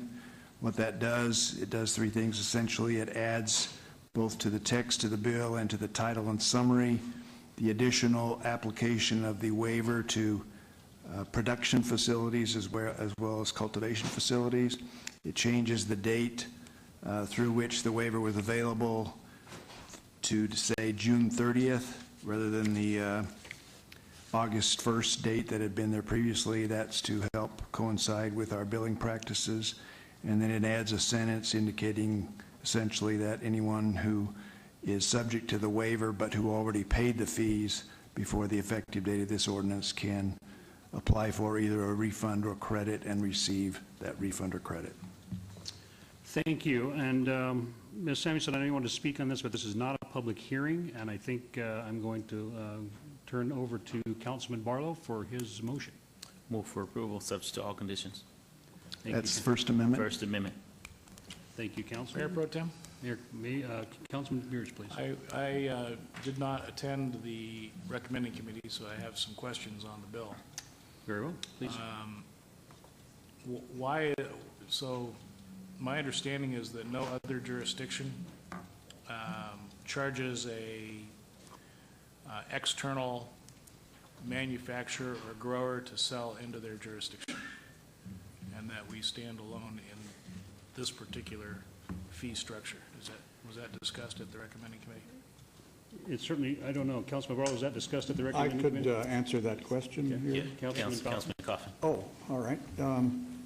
Yeah, as a sponsor of the bill, I owe you the explanation. The dilemma we face is in the rules we set up over a year ago to create compensation for the privilege of doing business inside the city. We set up a different mechanism of fee collection compared to the other bodies, North Las Vegas, Henderson, and the county. So in essence, we set up a flat fee, in this case $20,000, for a person who's growing marijuana, cultivating it, or producing, in essence, in kitchens, the infused kinds of and/or baked products. Well, what happened is that we assumed too much. We assumed that there would be a plentiful supply of those things grown within the city limits. And so therefore, there would be no problem accessing product. The dispensaries would have no problem accessing product. But in fact, what we find is that because there are so many dozens of, maybe hundreds, of strains of marijuana and the proportions of THC and CBD and all the things that we've become accustomed to, not every grower wants to sell to somebody in the city, a dispensary, for a relatively small amount of revenue and have to pay $20,000. It's a real high maintenance sort of permission to counter. And so we've had testimony in actually 2 meetings. Now, that was our second meeting about how it would work, and it works against us. So the economics, they distort the market. We've created a problem for a distortion here. The other entities charge a percentage of a gross. So that's not too bad. I mean, it's like, yeah, you pay as you go, but it certainly is different than a flat fee. And a flat fee, it could be cheaper in the end than paying by gross. But you don't know because you can't get any product for our dispensaries to sell, so we can't get revenue from dispensary sales. So we can't get any money if we don't give a little here. And that's the point, is I started receiving complaints because most of the dispensaries are in Ward 3. And I began to understand this problem a few months ago, as people were on the threshold of getting product. But there was this problem. Why should I supply you, Joe Dispensary A, if you only need a little bit, a few $100s per month of the product that we have? Why should I pay $20,000 for the privilege? So it really became a real problem. We technically don't even allow the local dispensary, the city dispensary, to pay or reimburse the county or the North Las Vegas grower or the Mesquite grower, whoever it is, for getting the product in. So we're stuck. Our dispensaries eventually will catch up to the product because the growers will catch up. But right now we've only got 1 grower in the city limits that's moved forward with any progress out of the 5 that were permitted. And this is only a temporary waiver. The waiver would expire June 30th next year. When I started this out, it was almost a year. Now we're down to 9 months waiver. But it'll get some product coming in so that our dispensaries, our retail dispensaries, will have something to sell. I hope that's a somewhat clear answer. Councilman Beers? Thank you. So is there an assumption built into the amendment here that come next June 30th, the outside the city growers and manufacturers, having had a taste of selling into City of Las Vegas dispensaries, will be happy to plunk down $20,000 each? That's what they say. That's what a grower manufacturer said? Not that they have much choice, because I have no intention of asking for an extension of the waiver. Well, one of the problems that pioneers always face is realization 25 miles down the right hand of the fork that the left hand of the fork was the right one. And I'll be voting in favor of your ordinance and the amendment, but I would caution us that it's entirely possible that we're wrong. Just as to get to this juncture is in essence a realization that we made a mistake. I'm not sure that this fixes it, and we may be better off both in terms of providing for the medical marijuana patients accessibility. And quite frankly, the proceeds that the city is going to receive from regulating this, that we are not doing the best we can on either count by having a large fixed fee here in place of the same percentage approach that the other jurisdictions Well, I certainly are can following. share And- your feelings on this. We didn't know a year and a half ago when we started really setting up these rules, how it would work in the marketplace as well as regulating. What we did know is that, and as you know from your experience as an accountant, it's much easier to audit somebody when they've got a flat fee. They have to pay that. It's like a gaming license fee is a gross, not a net. In this case, a gross paid as you go is probably a better deal for the supplier. But we thought, you know, that way no one can cheat. No one makes any fudging of the numbers. You pay 20 for the privilege. We'll know, and also I think in 9 months, we'll probably have more people growing and producing with their kitchens inside the city limits. And one This thing is true as there's well, an equity Councilman. thing here I think we're trying to address. Anyway. Councilman, to point of both your concerns, we can always bring this back. I mean, this is a pioneer movement. Councilman Beers is right. We're going to make some mistakes along the way. So there is a vote on the floor. Please post. Did we make the motion? Yeah, the motion's on the floor. And that motion passes. Ms. Samuelson, I would imagine you are going to speak in favor of moving this forward. Thank you very much. We'll move on to 46. Let the record reflect that. Thanks again for the donuts. This is Bill number 2015-71. Councilman Barlow, would you like the bill read, please? Yes, sir. Thank you. Bill number 2015-71, an ordinance to amend the public facilities and services element of the Las Vegas 2020 master plan to update the utility plan regarding transmission line corridors and to provide for other related matters. Councilman for Barlow? approval. Move for approval. Ms. Cass, take your vote. Please post. Motion passes. We are on agenda item 47. This is bill number 2015-73. Councilman Barlow, would you like the bill read? Yes, sir. Bill number 2015-73, an ordinance to amend the city's licensing regulations pertaining to professional promoters to establish a procedure for the issuance of multi-vendor permits for temporary events at certain types of locations and to provide for other related matters. Move for approval. And there's a motion to approve. Please vote. And please post. That motion passes. On agenda item number 48, this is bill number 2015-75. Councilman Barlow, would you like the bill read? Yes, sir. Mr. Steve? Bill number 2015-75, First Amendment, an ordinance to amend the Unified Development Code to adjust the treatment of various land uses, including allowing several uses as conditional uses that previously required a special use permit, as well as allowing certain other uses as permitted uses rather than conditional uses, and providing for other related matters. Similarly, if I could take a moment here, similar to the first one, this bill was heard at recommending. There was a discussion about making certain changes which were recommended by the committee, and you have before you a First Amendment that reflects those changes. Of particular note, the auto rental use was originally proposed to be permitted as a conditional use in the C1 district, and the two sections that would have accomplished that were requested to be amended out, which required a renumbering, but those two provisions are gone. The two sections that addressed convalescent care facilities and nursing homes, there was a request to amend out the provision that would have allowed that use in the O zoning district as a conditional use, and that it was changed to require a special use permit in the O district, and that is also reflected in the First Amendment. There were a number renumberings that had to be done accordingly, but that's the essence of what the First Amendment contains. Okay, before you make a motion on that, Councilman Barlow, I do have a request from Neil Tomlinson who would like to make a comment about this agenda item with your permission. Please, Mr. Tomlinson.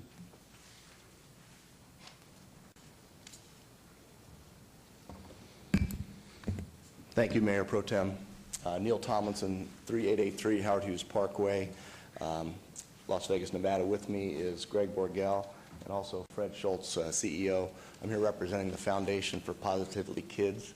The only reason we're here is this bill would potentially adversely impact a pending application that we have for a convalescent care facility for children over on West Charleston. So there's just a couple of points I'd just like to make for the record. The requirement that is now in the bill for a special use permit for convalescent care imposes upon our pending application an unnecessary burden and on others, since the merits of our project and others could be dealt with a condition requiring a public hearing for a development review at which neighbor input could be received and mitigation measures proposed. Our site development review is already pending. We have an October 13th date in front of the Planning Commission. It had previously been to the Planning Commission as well. The convalescent care use, in any event, is less impactful than a full-scale hospital would have been, which is also already permitted by right in the medical district here. So forcing our particular application into the special use permit process will delay a final hearing in our case until January of 2016, but we are in a position where we have to close or lose our financing before that time in December. So that imposes a substantial burden on us.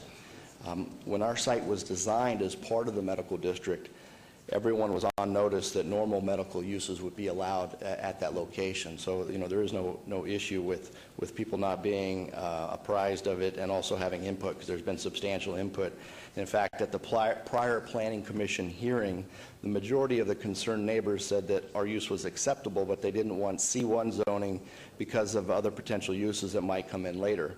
And the ordinance as originally proposed, there was no special use permit requirement.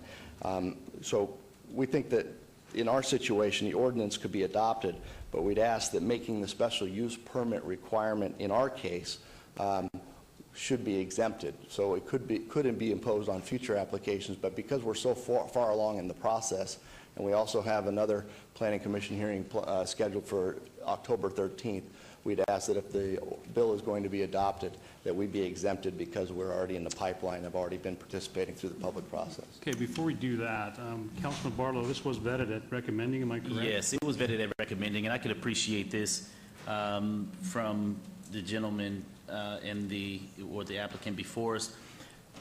As I shared in recommending on yesterday, that specifically as it relates to the rental car and the convalescent, we have both items coming before the city council. So you're not the only one in the pipeline that's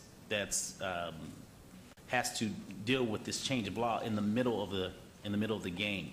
And so for that, what I don't want to see, as I shared at recommending on yesterday, is the fact that the control and the adverse effect of changing the law affects the entire city, not just one entity. And I understand that you're standing before us to protect your interests, but also you're being presumptive that the Planning Commission is going to vote in favor and keep your project on track as well. And I think that's something that's that you can't do, because you don't know how, in fact, Planning Commission nor the City Council, because what if it's not final action? It has to come before the City Council anyway. So as far as your scheduling, those are all the risks that one takes as a businessman as it relates to your development. But I have to look at it from the standpoint of the City of Las Vegas as a whole, because taking the special use permit out of the control of the City Council and placing it under conditional use because it fits your business model doesn't necessarily mean it fits the City of Las Vegas as a whole's business model, because it adversely affects other infill projects throughout the City of Las Vegas proper. And so for that, I'm not willing to change from that, because I have to look at this city as a whole, not just as a one infill project development. Now, having said that, that's not to stop your project. Your project can continue to move forward under the special use process, and what you would have to do anyway in relation to the development that's coming forward. So it's not that I'm against your project, because I really don't know too much about it outside of what I've been briefed on at the surface level, but it's more so protecting the mayor and council and our ability to look at all infill projects that could be ultimately affected, specifically when there's automobile rental entities looking to come into the city that will fall into areas that possibly residents and the council would not necessarily care for, to include other uses such as convalescent, if that makes any sense to you. It does, Councilman, thank you. I think that Mr. Brackell may have a couple of comments he wanted to add on top of mine. If I may, Mr. Burgill, absolutely, but we're getting off track here, guys. This should have been well vetted and And it was well recommending. vetted yesterday in recommending Mayor Pro Tem, so. I'm going to lead to my colleague, Councilman Barlow, in regards to what you'd like to do, Councilman. You have something you want to add to? Councilman Well, I Coffin. guess we're waiting for an answer, but I Yeah, do want well, to say that there is a new element that's been introduced today. Mr. Tomlinson indicated the financing is going to go away if there's a delay. Yesterday, Monday, we were told it was likely that it would continue for this. This is for children. This is this medical care for children. So we've got to figure out where we're going on this. If there is a way to carve it out in such a fashion, I would urge the council to consider that. I respect the fact that Councilwoman Tarkanian has been receiving some objections from neighbors, to the proposal, which I think are overstated. I think in many ways their fear is misplaced, but nevertheless they should be respected. But I think maybe because this is bollocksed up now and a very important project tied into a larger grand operation for which Councilman Barlow is very worried because of the possibility of car lots everywhere and other things in his area. It's peculiar, but it happens to be a very big fact he's got to live with. So what can we do that helps carve this baby up without having to kill it? Mayor Pro Tem, allow me to say this. Please, Councilman. This was, public comment was open and was left open yesterday at recommending, or Monday at recommending, for this, for everyone to have their say. And there was a number of residents that came out in opposition as well.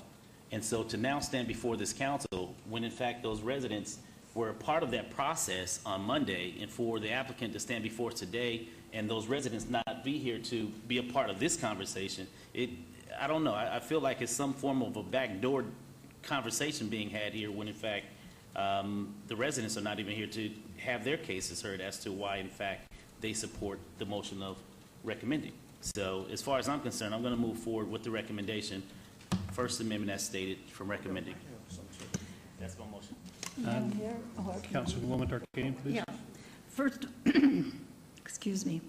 I wanted to mention, first of all, that if you had gone through without any change coming this way, I myself, as representing that area, would have moved to deny. And the reason is, what you were requesting at the time was spot zoning. And we are not going to spot zone in that area until maybe someone takes my place that believes in spot zoning, but not many of us do. So there wouldn't have been much of a chance in that.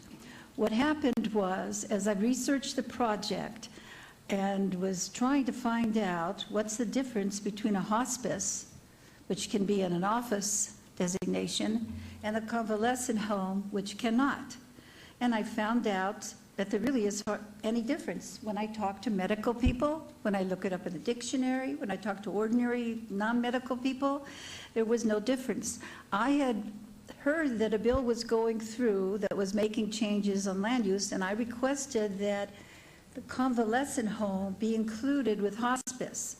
Now, I don't know how it got this way, the way it is now, because I wasn't involved with the bill. It was something that started before. However, to me, if we had just been able to take the convalescent and say, hey, there's no difference between that and hospice, that could have solved the problem, but it didn't go in that direction. So I really feel you're sort of lucky that we're still going right now, because at least we had a bill that tacked on, even if it didn't tack on the way I wanted it to. Thank you, Councilwoman. I appreciate your comments. And no disrespect to you, Mr. Borgel, to you, Mr. Schultz. This is an unusual circumstance. Councilman Barlow has made a motion. Please, let's all vote, please. And please post. Might I ask how we didn't just put convalescent home with hospice? If somebody on staff can let me know that. You don't have to let me know right now. Okay. We'll If anyone's listening to me on staff. That motion passes, and the mayor has returned. All righty, thank you.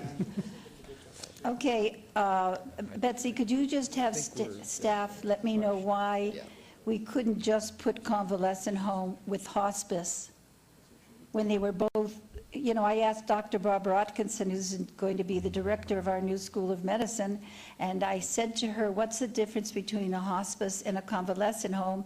And she said nothing. So that's, I would like to know why we couldn't do that. Thank you. I'll be happy to follow up on that for you. With the mayor's permission, I'll keep going. Agenda item 49 is bill number 2015-80. Councilman Barlow, would you like the bill read? Mr. Steed. Yes, sir.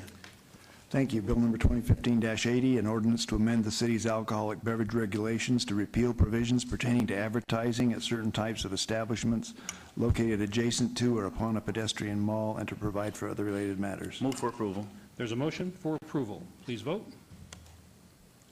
And please post. You got it, Mayor? You want me to keep going? Okay, I think I'm okay. Mayor, may I make Thank you. just a quick, I just want to give everybody a heads up that there's a leak in the clerk's office that may make the fire alarm system go off. So there's not a fire, and I just didn't want, you will be interrupted if it does go off. I just wanted you to be aware. Okay, so if it goes off, there's not a fire. Okay. Your Honor? Your Honor? Yes, please, Councilman Beers. Ms. Fretwell, are we closer to a city fire department, a city fire station, or a county fire station here? Well, the fire chief's still waiting here to meet with me at 2:30, so I think we're good to go for a while. Well, it's time to practice, right? Okay, thank you very much, Mayor Pro Tem. So we're on to agenda item 50, recommending committee bill eligible for adoption at a later meeting. Items 50 to 53, bills number 2015-76 through 2015-79 will be heard at a later meeting. Do they not need to be read? Later. Okay, we'll move on to new bills then. Okay. Okay, he is ready. All right, new bills, items 54 through 59. Bills number 2015-81 through 2015-86 will be heard at the recommending committee Monday, October 19th, 2015. City Attorney, to read new bills, please. Yes, thank you. Let me just note for the record that bill number 2015-84, which falls within that range, was stricken, so I will read that range remainder. without Thank you. Bill 84. Bill number 2015-81, an ordinance creating the City of Las Vegas, Nevada Special Improvement District number 812, Summerlin Village 24, ordering a street project, storm sewer project, sanitary sewer project, drainage project, and water project within the City of Las Vegas, Nevada, and providing other matters related thereto. Bill number 2015-82, an ordinance concerning the City of Las Vegas, Nevada Special Improvement District number 812, and assessing the cost of local improvements against the assessable property benefited by the local improvements and providing other matters related thereto. Bill number 2015-83, an ordinance authorizing the issuance and sale by the city of its Special Improvement District number 812, Summerlin Village 24, local improvement bonds, Series 2015, approving the form of certain documents with respect to such bonds, ratifying action taken by city officers toward the issuance of such bonds, and providing other matters related thereto. Bill number 2015-85, an ordinance to amend ordinance number 6456 regarding the extension of the corporate limits of the city, to correct the legal description of the annexed territory and to provide for other related matters pertaining to annexation ANX 59676. And Bill number 2015-86, an ordinance to amend the Unified Development Code to require a special use permit for short-term residential rentals with more than 4 bedrooms, establish minimum special use permit requirements pertaining thereto, and provide for other related matters. Thank you very much. These bills, 2015-81 through 2015-86, without the stricken one, are assigned to council members Barlow, Anthony, and Coffin, if you're all in town. Yes, Mayor. I didn't hear that one. You did? No, so I was abstaining because I wasn't hearing. So you wouldn't vote? You would have just normally not even vote? Well, I would have voted, but I... Excuse me 1 second, please.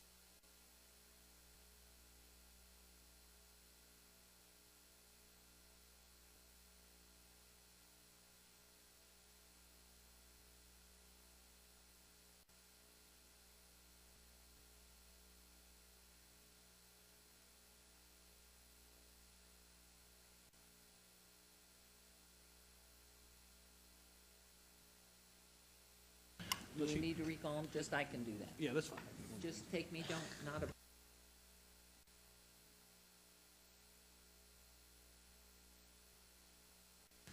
Okay, so are Councilman Barlow, Anthony, and Coffin, are you all in town? Yes, ma'am. And you're in town for that? I could never leave. I love it. You're a birthday boy. Okay, okay. So we will now move on to agenda item 60, correct? Through 63. Okay. Items 60 through 63 may be considered in one motion, one vote. They are considered routine, non-public, and public hearing items with no condition changes. Any person representing an application or a member of the public or member of the council not in agreement with the conditions and all standard conditions for the application recommended by staff should request to have that item removed from this portion of the agenda. So far, we're copacetic here? Yes. Agenda item 60, RQR 58986, applicant Clear Channel Outdoor owner Rees Board Paul and Hyatt Trust et al. On a request for required review of an approved special use permit U-0135-95 for an existing 40-foot tall, 14-foot by 48-foot off-premise sign at 1701 South Decatur, C1 Limited Commercial Zone, Ward 1, Councilwoman Tarkanian.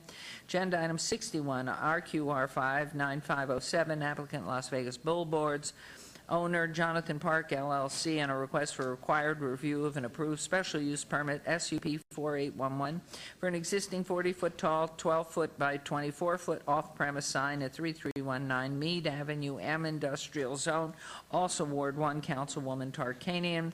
And number 62, RQR 59508, applicant Las Vegas Billboards LLC, owner Jonathan Park LLC, and a request for required review of an approved special use permit SUP 4812 for an existing 40-foot tall, 12-foot by 24-foot off-premise sign at 3542 Sirius Avenue, M Industrial Zone, Councilwoman Ward 1.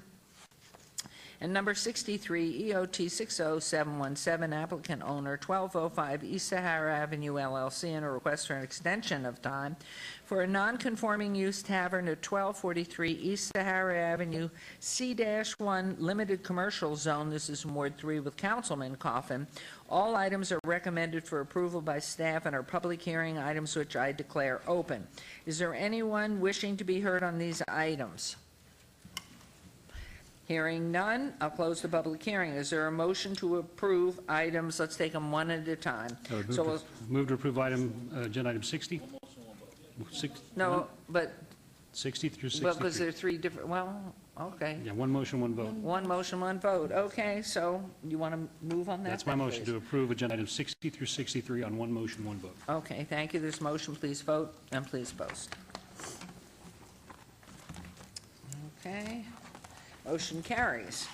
Agenda item 64, SDR 59931, public hearing, applicant owner Sahara Rancho Office Center for possible action or request for a site development plan review for two proposed commercial buildings totaling 18,611 square feet on 12.61 acres northeast corner of Rancho Drive in Sahara, C-1 Limited Commercial Zone, Ward 1, Councilwoman Tarkanian. Planning Commission and staff both recommend approval. It's a public hearing which I declare open. Is the applicant or representative present? Yes. Hi, Doc. You have to say who you are. David Steinberg, 7301 Peak Drive.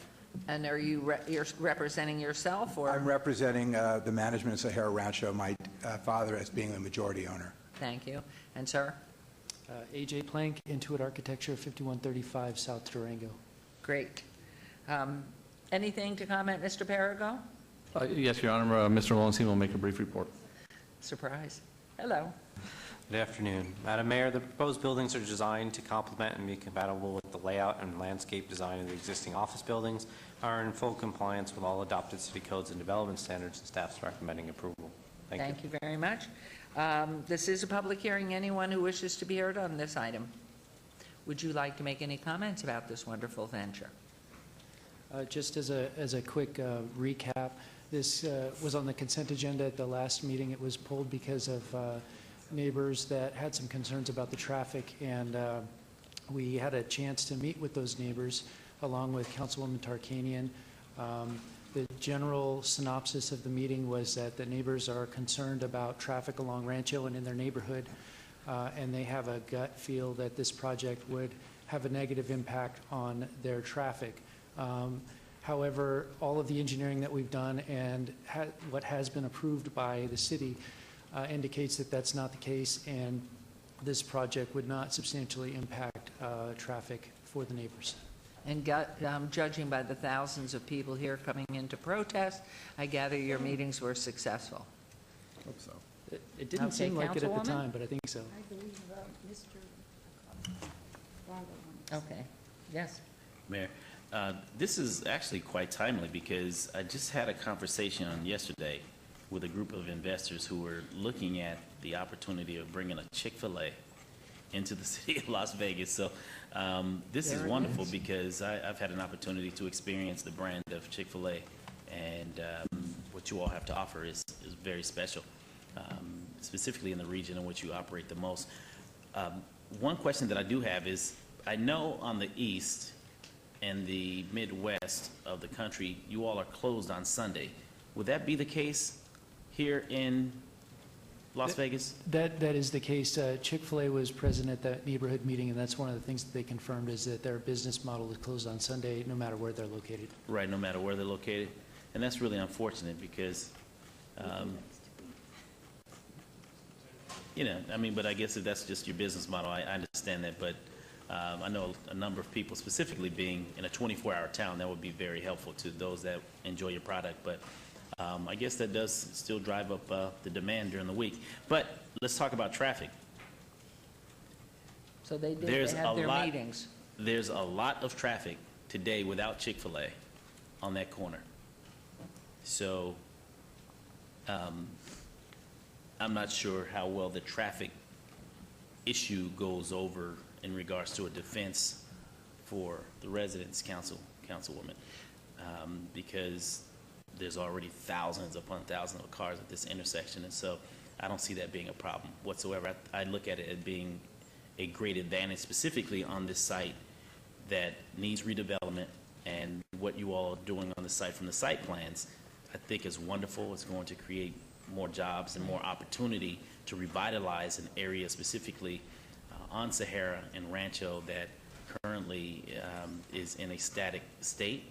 And I believe this will bring another level of development that will only enhance and improve the quality, the integrity, and the look of this particular corner.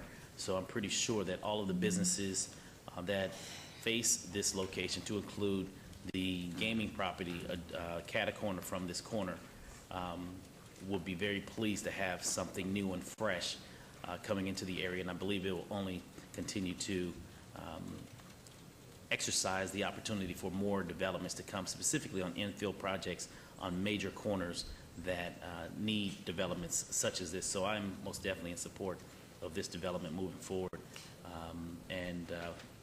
The final question is, when do you break ground and when do you open?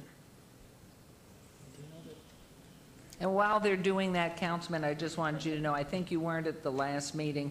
The concern of the residents was Glen Heather and Bryn Mawr not down at the corner because they knew the amount of traffic was there. It was more for the residents on the east side of Rancho, on the south side of Oakey, but I think obviously that's been attended to and they're comfortable with it. So he's hungry. That's why he needs a date when you're going to have it open. Right. I believe they'll be breaking ground first quarter of next year, and it's probably a 6 to 8 month build. 6 to 8 month build. Are you a hungry soul too? I am, yes. Please come forward and state your name. Ryan Robinson here representing Chick-fil-A with 4G Development Consultant. We're planning on breaking ground next spring for a late fall 2016 opening. And so while I have you, it was Brian? Yes, Ryan. Ryan? Ryan with an R. With an R. Ryan. Are you all looking for other locations? We are, yes, Okay. absolutely. Because Joseph Mitchell in the back, he'll be seeing you shortly, because I want to introduce you to a couple more sites that Okay. may be of interest to you. That'd be great. And if you don't Okay. like Thank those sites, every single county, every city, No, I city think- official here. I think we have a place by my house. Right. Too good looking. So there are plenty. Just stay in the confines of the city. Joe, if you'll see Ryan when we're done. Oh, look at this. I Thank you. never saw such competition for something so wonderful. Councilwoman, this is yours. Let's move this little baby. First of all, I wanted to thank everybody for the meeting that we had, the communication that we've had. I particularly want to thank the citizens of that area. They're very concerned, and the reason why they're concerned is there is so much traffic there right now, and they're wondering about the in and out. There is a problem still existing, but it's not really as related to what you're doing as what's going to be developing. That problem, and I spoke with David Bowers, I just want to put this on the record. David said that he would look into it and we would try and solve it through the city, is the people making U-turns at Bryn Mawr. They're not doing it at Glen Heather because it's too narrow, but there's a bulb in Bryn Mawr so they can move around. Bryn Mawr, excuse me, I'm sorry. Bryn Mawr. Thank you. It's my college. It's your college. How could I forget? You are really fortunate in that so many others have tried to get into that corner, and we couldn't get them, to meet the feelings of the citizens. You've covered everything well. You're the one story. You're trying to help very much. Chick-fil-A offered to help all they could. I hope they're right, and they keep that. And by the way, it's fine with me that the owner of the agency doesn't open on Sunday. I think that's something that if he believes in, he has a right to keep to that. I am going to ask you, please, I cannot do a quid pro quo here, but I have made some thoughts with the people who objected, and they've just been wonderful in trying to solve. They know that we're moving forward. They know that change is inevitable, but just working with them, if there are problems with traffic, that Chick-fil-A will help. You will help. Absolutely, we will help. Yes, we'd be willing to do that. Yeah, because the problem is, that traffic backs up on Sahara, and making a left turn out of Chick-fil-A has to be through the center line. It wasn't bad at 5 or 6. I went by there. It just is a congestion a little bit before in the morning part. But we're wonderfully glad to have you here. And I hope that sometime when you have your opening, you invite those neighbors that were concerned on Bryn Mawr.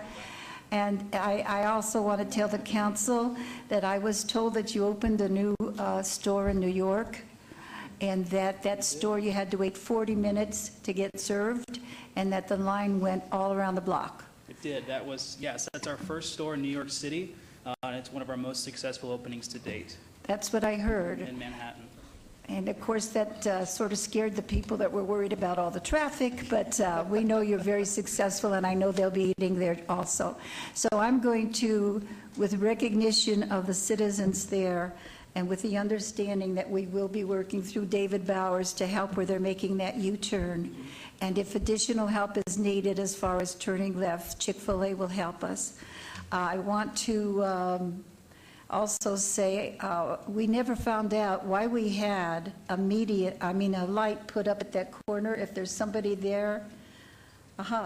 Yes, there's a light that was put up there right where the entrance leaves this area. And nobody has told us yet who put up that light, and it's been up there probably 5 or 6 years. So we would like to know who is planning on a light. A light might be a possibility, but the people who live there don't want a light because of the way the traffic, accumulates along there. And also, if anybody makes a right turn lane, or if they're going to add it, would they please go through my office so I can work with the people there and they understand? I'm just trying to look out for the citizens. They're good people. I know you're going to like them, and they're going to love your product. So I move to approve. Thank you. There's a motion to approve on agenda item 64. Please vote and please post. Unanimous. So you'll throw your cards around. They're ready for you all over. All over. Thank you very much. Thanks, Doc. Okay, agenda item 65, set the date of any appeals filed or required public hearings, please, I'd instruct the city clerk to set the public hearing dates and appeals from the City Planning Commission meetings and dangerous buildings or nuisance litter abatements. Thank you. Thank you very much.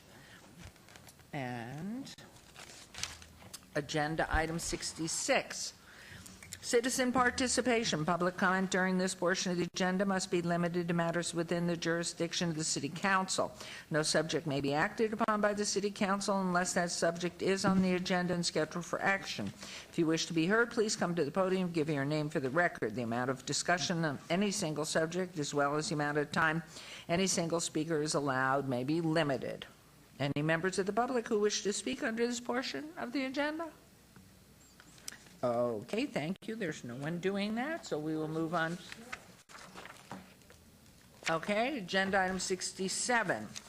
Council member recognition. Comments made by individual city council members during this portion of the agenda will not be acted upon by the city council unless that subject is on the agenda and scheduled for action. Of course, sir, I'm going to go left to right because we have to go to the birthday boy first. Do you have anything to say besides it's a wonderful day and it's your birthday? Thank you. It's a wonderful day. Thank you. Also, I want to say thank you to my colleagues and to the visitors who wished me happy birthday and brought cookies and things, and there's still time in the day, so I know that surely I'll be getting something monstrous before the end of the day. I want to say that I'm lucky to be here. I think about the fact that on May 27th, when I was hit by that drunk going nearly 100 miles an hour on the the 95 northbound up in Councilman Ross's area. I had no idea how close I was to terminal, shall we say, end of term limits. Would have been forced upon me rapidly there before I really intended to quit. And so I'm very lucky to have seen this birthday. And the drunk who did it, of course, has already pleaded guilty to 2 charges because he had no choice. Well, he could have pleaded innocent and dragged out the system, but he didn't. So I want to say thanks again, and how blessed I am to have received the care from our firefighters who were there on the scene in minutes, Metro, as well as the good folks at Mountain View Hospital and friends of Councilman Ross who were there that day and immediately reported to him that I was in there and who found his way in everything but surgical garb within 30 minutes to say hi. So you really have some contacts. Friends in low places always count for more than in high places. So yes, it's a lucky day to be here. And yes, I am 73 today, but that makes it easier for me to shoot my age in golf. And so I look upon it as a real pleasure. Maybe I'll take advantage of it. You're older than the vice president? Oh, I am by a little bit. Year. But I have more hair. You do. With that, I'm going to shut up. Okay, well, we Your wish Honor. you a happy birthday, and because we're a bit out of order, I was starting left to right, but I see as I turn the page, there's an agenda item 68, which is a public hearing regarding general obligation bonds, additionally secured by pledged revenues not to exceed $210 million that will be used for a what? small item. Mayor, I'm sorry. That's actually, after you finish this item, we have to stop this meeting and restart a new one to hear 68. Oh, okay. So finish 67. Okay, so here we go.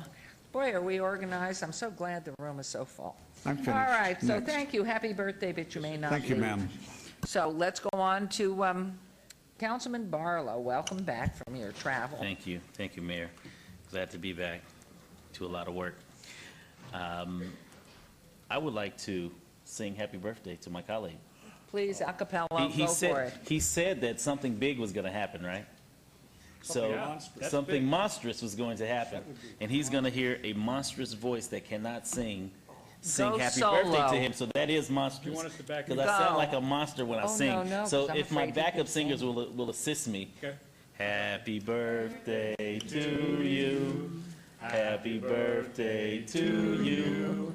Happy birthday, dear Councilman Bob. Bob. Happy Happy birthday birthday to to you. Cha Many cha more. cha. Many more. Thank you. Thank you.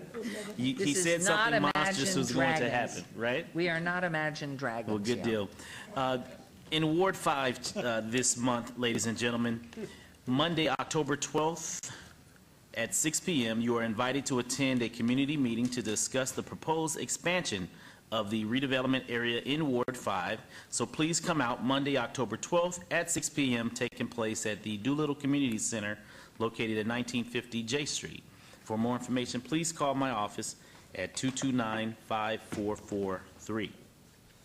The City of Las Vegas will host the 10th annual Las Vegas Intertribal Veterans Powwow at Lorenzi Park on October 24th and 25th. This event will honor veterans. Organizers will present the Warriors Medal of Valor Awards to attending veterans for their service to the military. So please, community, come out and participate with us. And for more information, you may call 443-3719. On Thursday, October 29th, from 6 p.m. to 8 p.m., Safe Fright Halloween Carnival, taking place at the Doolittle Community Center. Families are invited to join in for a fun evening of games, refreshments, jump house, and more. There will be also a costume contest for the best dressed family. Please call 229-6374 for more information. Also at the Doolittle Senior Center, Thursday, October 29th, from noon to 2 p.m., there is a Senior Ween Halloween costume contest, and this is for ages 50 plus. Must have a City of Las Vegas Senior Program membership to participate. Doolittle Senior Center is located at 1930 North J Street, and you may also call for more information 229-6125. You will enjoy an afternoon of fun, games, and music. Special guest judges will choose the best costume. On Thursday, October 29th, 11:30 a.m., Las Vegas Senior Center, Halloween party and luncheon for ages 50 plus. Registration opens September 1st. You must have a City of Las Vegas Senior Program membership to participate there as well. Event will take place at the Las Vegas Senior Center, which is located at 451 East Bonanza Road. Come dressed in your spooky, funny, scary Halloween costume to enjoy the luncheon and party. Fun games, candy, and prizes, and a fabulous meal will be a part of the annual event.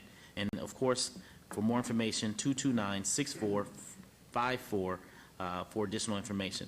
And of course, ladies and gentlemen, you may always follow me, as always, on Facebook, Twitter, and on my website at lasvegasnevada.gov/Ward5, or just send me an email with your email address to be listed on my e-newsletter, which goes out weekly. Or just feel free to call my office direct at 229-5443. Thank you, Mayor and Council. Thank you very much. Madam. We will be having several Halloween activities connected with family and children, but those will be after our next meeting, so I'll speak about those at that time. What I would like to say at this time is we're all taking a little bit of a rest because we had our RAM event, Remote Area Medical, at the Tarkanian Gym, and we served over 3,000 individuals from age 1 to probably 90.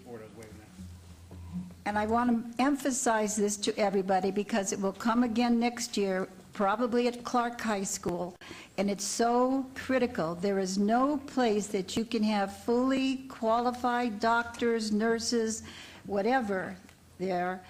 They gave HIV shots, they gave flu shots, they gave all kinds of shots absolutely free. They tested the vision, they ground the lens for the vision problem, and they let the child or the adult pick out the frames, all free.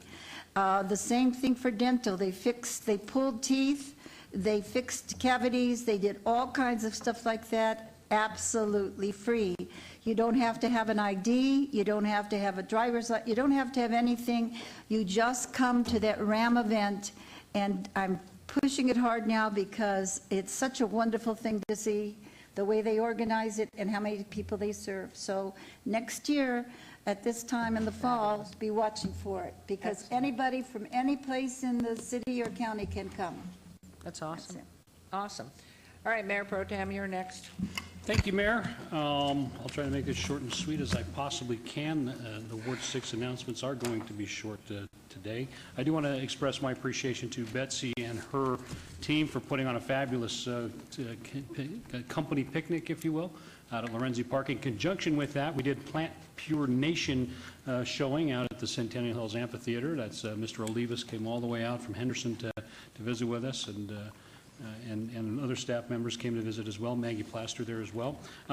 Coming up first is Fun Walk with Fido, Wednesday, October 14th. And why do I think you had something to do with this, Mayor? You got me doing the dog things again. I love Bring your friends with 2 or 4 legs and enjoy a morning run walk in the park. It is free at Centennial Hills Park. I will be there with my little monsters as well. And everyone knows where the Centennial Hills Park is, so come on out there and have some fun with me and my wife and my dogs. The next great thing coming out to the Northwest is save the date for the Nevada Department of Transportation open house, and this is critical. November 4th, 2014, from 4 to 7 p.m. I will have more details as they come about, but these are projects that are pertaining to the northwest part of the city of Las Vegas and Centennial Hills, and I've been working very closely with NDOT for a long time on the Centennial Bowl and the widening of US 95 and all the other great streets that are going to connect to that. So don't miss that, and I'll have more information as time goes on. And in our continued partnership with Nevada Child Seekers, we do have a missing young man. His name is Kelly Thomas. He's 17 years old, about 5'6", 120 pounds, blue eyes, blonde red hair. Last seen around September 13th in the area of East Bonanza and North Pecos Road. It was unknown what he was wearing. He does have lots of freckles and lots of tattoos on his arms. So anyone having any information of the whereabouts of this young man, please contact Las Vegas Metropolitan Police Department at 702-828-3111 or Nevada Child Seekers directly at 702-458-7009. And if you'd like to get in touch with me, it's easy to do. You can always go to the city's website, www.lasvegasnevada.gov. I'm also on Facebook and Twitter, or for the old-fashioned folks like me, pick up the phone and call me. So that's it, Mayor. Thank you very much. Thank you. And Councilman Anthony? Nothing, because he's moving us right along to this exciting number 68. Councilman Beers, you have made an indelible mark today, I'm afraid. An indelible mark. I mean, because Red Lobster, I will never look at it again the same way. Forever. Forever. You have really... Awesome. No. Well, maybe you can wash the memory of that out of your mind with some coffee. Okay. We'll have coffee with a councilman. Okay. But 2 days hence, this Friday at 7:30 to 9 o'clock, we'll be at the Bagel Cafe. The Venerable Bagel Cafe may well be the first dining establishment in Ward 2. It might well have been the first dining establishment in Ward 2, the Bagel Cafe. Anyway, we'll be out there from 7:30 to 9 o'clock having some coffee and bagels and some good conversation. Invite folks that live around that location to stop in on their way to work and say hi. Best food, best sandwiches. Yeah, it's very good. Awesome. I'd like to come. This weekend on Friday night, we're going to be having a cultural affairs concert at Bruce Trent Park. Bruce Trent right at Rampart in Vegas. 7 o'clock is the kickoff time. This is the FOG group. Oh, God. Okay. And they're actually a pretty talented a cappella quartet. They've got some YouTube videos out there that you can go take a look at. They basically do a fun version of classic rock without instruments. They make the instrumental noises with their mouths, I guess, and their noses and their lips and their armpits and stuff. Anyway, that'll be 7 o'clock Friday night. On Saturday day, we're going to be having the Ward 2 shredding event and drug turn-in. This happening at Piggott Elementary School on Red Hills Road. We'll be there from 10 to noon, taking boxes of old documents. We'll have a mobile shredding unit there. You can stand and watch it be shredded if you'd like to dig into the guts of the process. But if you would prefer, you can just drop it off and we'll make sure that it gets shredded. Also, we'll have city marshals out there. One of the problems that we face in a modern Western medicine world is a whole bunch of drugs that we don't take anymore. And if you throw them in the toilet, they end up polluting our water. If you throw them in the garbage, they end up polluting our landfill. And so the best approach is to burn them. And that is exactly what our city marshals will do. Once they take them off your hands, they will be incinerated. 10 to noon this Saturday.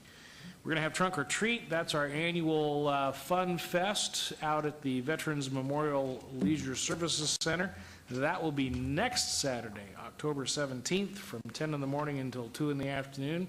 We've somehow managed year after year to talk about 100 classic car owners to bringing their classic cars out to the parking lot, setting them up, and filling the trunks full of candy, which attracts a whole bunch of costumed children, and it's even fun for the adults to watch. We'll have bands out there and dancing and fun stuff and booths and community vendors and games, and it's just a good time.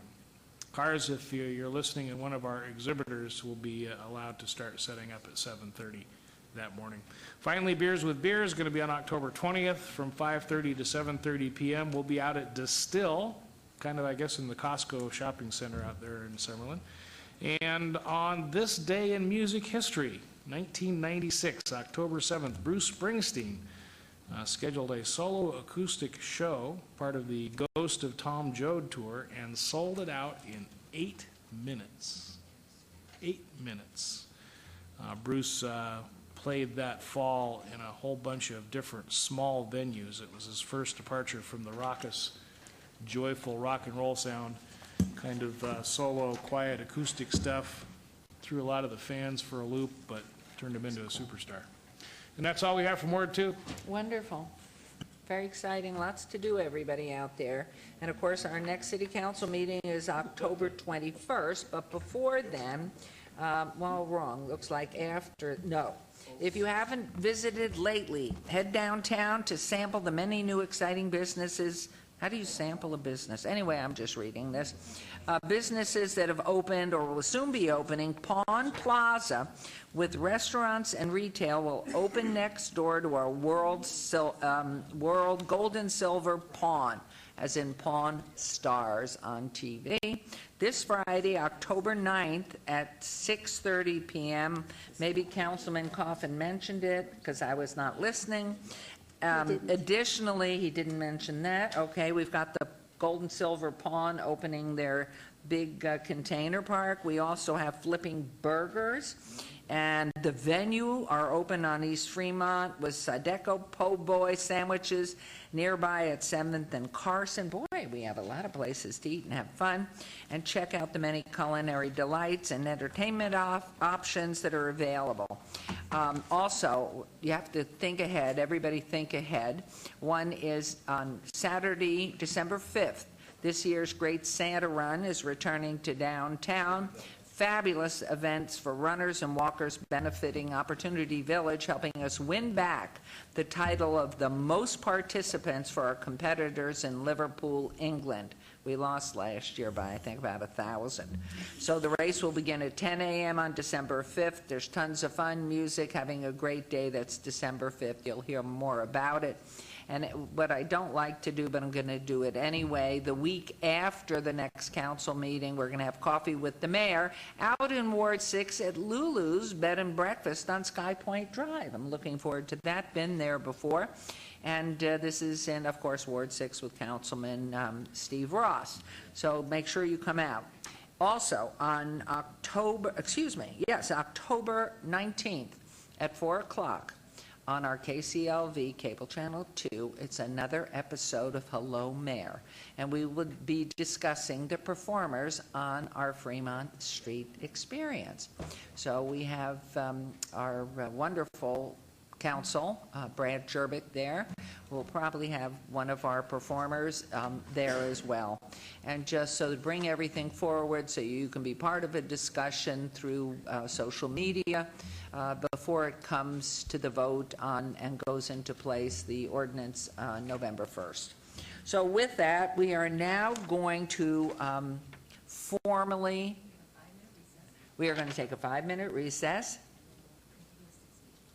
And then we will continue, we're recessed for 5 minutes, and then we will be back to discuss an exciting piece of information about general obligation bonds. So don't go away. This is the best part of the whole day. 5 minutes.